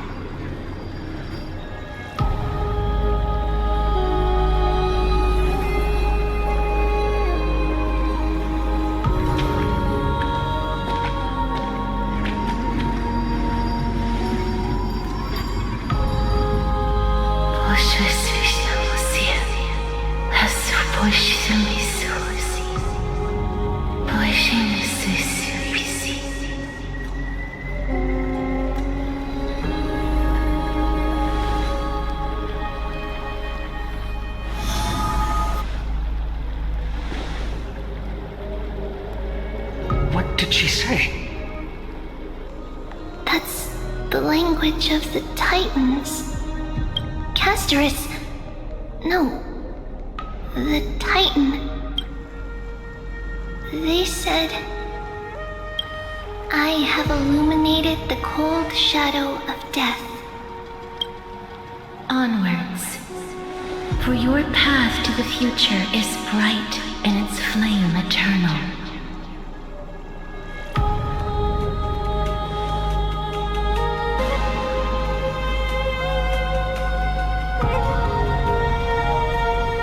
Do not forget.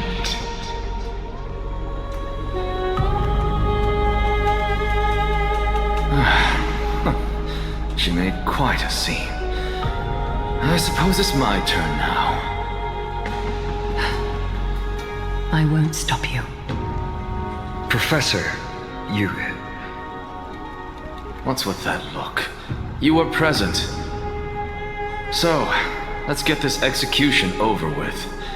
We wouldn't want to bring shame to Akima's divine laws or keep me from creating a new world. You never change, do you, Professor? I don't understand. If your theory is correct, you'll lose all memories of your past life once you become a Titan. So what's the point of becoming a god? Of course there's a point. Even if I forget who I am, I'll still have my brilliant mind. It goes without saying, I'll find a way to retrieve memories of my past life. Besides, I still have you, don't I? I still don't really understand what you said during the assembly. Even if it were true, things reforged from memory could never be the same as the original anyway. Then allow me to tell you right now that you're wrong. What exactly are we? My answer is that the Chrysos heirs are the future Titans and vice versa. So, what are we when it comes to regular mortals? The very essence of the world, our souls, are tiny invisible seeds that hold records of each person's memories of the world. And we are the buds that sprout from these seeds to grow into great trees. Is that what new sporism means? Correct. Once our physical bodies are born, we become new extensions of the world. From there, we plant our seeds into someone's memories, and then scatter them into the hearts of countless people in the future. Just as seeds are affected by their environment, so too will our appearances differ across memories. But the partial memories we carry will always be the same, because that is just how the world is. To destroy our very existence, one must destroy the world itself. But we have someone who will still live on with his perfect memory. That person is you, child of Kefali. This is what it means to be the world-bearing Titan. So, carry everything of this world and live on. Don't disappoint, and especially, don't... Nexa, I swear to you, I'll lead everyone to our reunion in the new world. Good. That is all I have to say. Farewell, everyone. May we meet again in the next life. Farewell, great performer. May Circes safeguard your thoughts.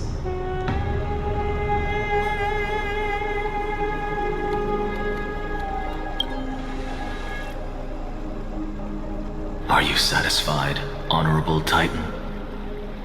Very.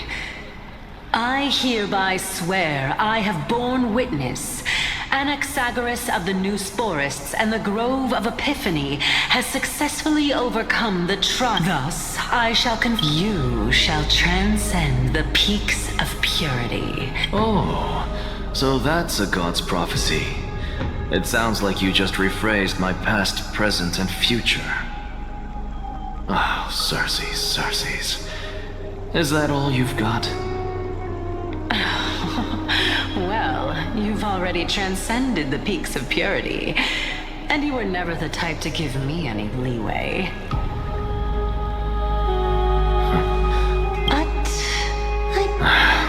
What is it? Maybe we're thinking of the same thing. As you've so boldly stated, we and the world itself live on through the memories of others. If that is the case, whose memories did the very first new spore sprout from? How should I know?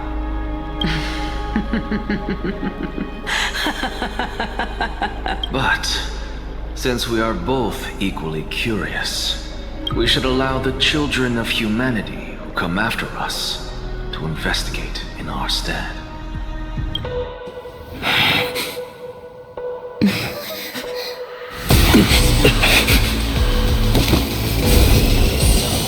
Rejoice, Circes. I sow the seeds of suspicion in the new world with your soul! And now, the objective is complete. That is all.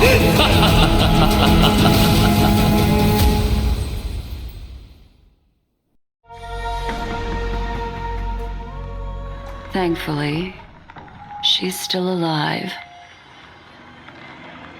Was March 7th also in this condition when she was first rescued by the Express?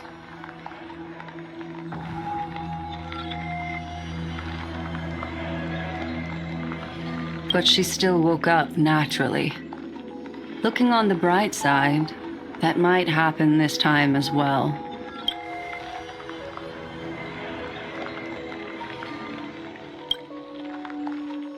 I do not have conclusive evidence, but judging by her current condition, perhaps March 7th's memories have been hijacked. Think about it, Miss Himiko. What will happen when someone loses their ability to remember?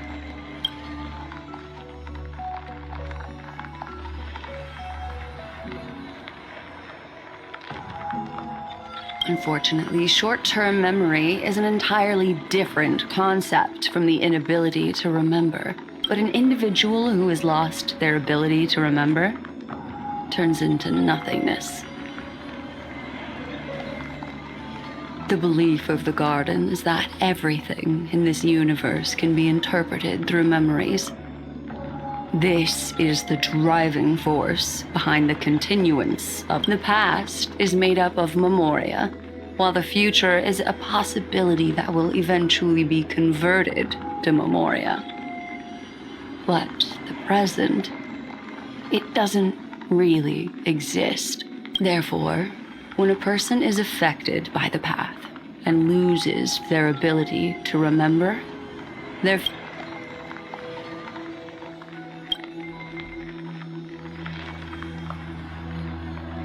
Is Miss Himiko suspicious of me? In other words, now is the time for me to prove my innocence. That's not a problem, of course. The true reason behind my intentions is that Amphorius holds special significance. For some memo keepers of the Garden with extremist views, a world that can only be seen through the Garden's mirror means that memo keepers have the right to keep the world in their private collection. If those Pathstriders of Remembrance were to uncover the secrets of Amphorius first, they might unleash their wild ambitions and remodel more worlds into a similar form.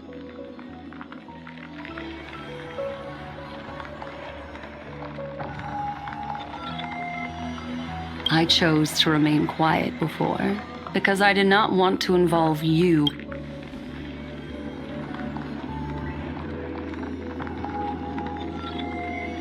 You can be even bolder with your guesses. The people that I'm talking about, they aren't just individuals. They are an organization. I cannot be certain, but I am deeply sorry about what has happened to March 7th. Miss Himiko, the wisest choice right now.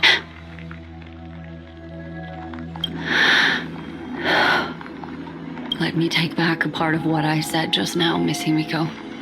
Although we indeed struck a deal, it seems like I have involved you in some unforeseen... It's Fooly. Their gaze has just swept across Amphorius. Oh, how interesting. I never expected a mere memo snatcher to be actually hiding so much inside her head. What's even more interesting is that the word Amphorius has appeared in her subconscious. This lady seems to be having fun. Is she usually like this? It's hard to explain. What are you two whispering about? Has it not occurred to you that I can hear everything clearly?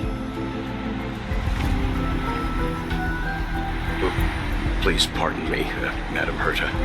Would you mind sharing with us? The ones who need help are the Astral Express. You will have to put up with my methods, even if they are rather unconventional.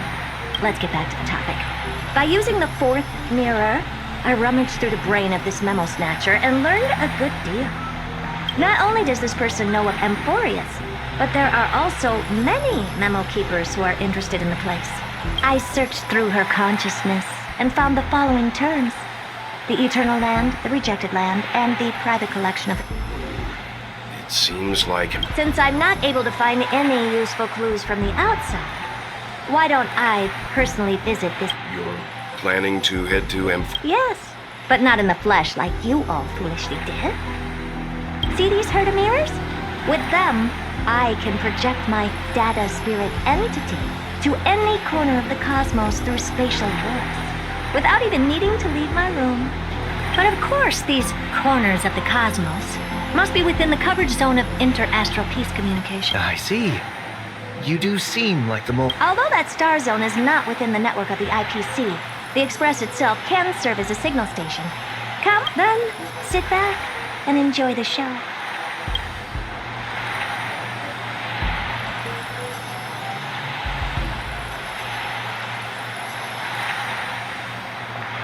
Alright, now that everything is ready, mirrors, get to work. First mirror, input the coordinates. As you command, the preparations are complete. Second mirror, prepare for the thought refraction. There's still some distance from that. This time, raise the power to the... Okay, I will. Third mirror, you're in charge of generating... What kind? Good question. Forget it. Just use my own appearance.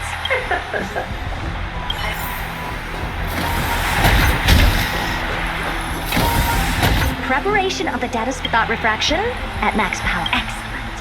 Have a safe trip, Amherta. May your journey yield good results. Coordinates input complete. Preparing to activate spatial warp countdown. 5, 4, 3, 2, 1. Warp activated. Oh! So that's Amphorius? Its appearance is... Well, sure is. Second mirror. Prepare for thought. Can't you hurry up? Yes, ma'am. I didn't expect it to be so turbulent. I should have asked a second. What a magnet. Let's see.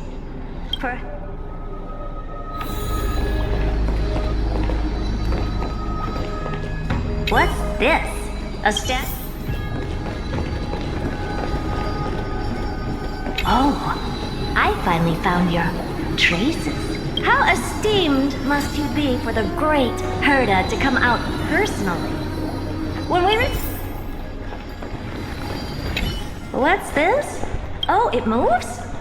Who are you? It's either a projection or a fake. There doesn't seem to be much to take note of. My deepest apologies is... Who's there? Your visit, although not part of my calculations, is a pleasant surprise.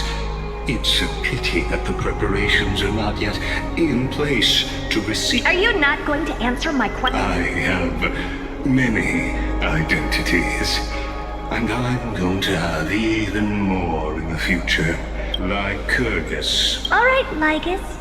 But you can't possibly think that I'm just asking for... Regrettably, I do. However, standards are always flexible, while not violating the... Now, please, kindly turn back. Amphorius is not a world that... You seem to understand me very well. Then you... Your reaction is completely within my calculations. Despite my long years as a watcher, it seems like my assessment of human nature still remains, but my answer remains unchanged. Let's assume for a second that I'm not so well-mannered, and that I insist on uncovering how do you plan to Within the scope of the ultimate agreement, there are 100. After filtering through them, I have determined that I am... Oh? I'm all ears. First, for reasons that cannot be disclosed, Amphorius is a completely isolated celestial body. That's not a good argument. Second, if your plan is as you've just like you, I have basked in the gaze of the erudition. I stake my honor and assure you that... Oh, no wonder I couldn't find a back door. When I did a scan of our surroundings, the safety protocols on you... I assume that you still wish... Of course. Why wouldn't I? Third, even if you will surely give up once you understand the consequences of your actions. After... What a brazen robot. You think that you can actually understand me through your paltry calculations? But since you put it that way, why don't you tell me what these consequences will be? It concerns the third path that is entangled with Amphorius. A path that you and be destruction. So, if you ignore my warnings, times, you will break the shackles of a Lord Ravager. And when that happens, their fury will engulf the cosmos.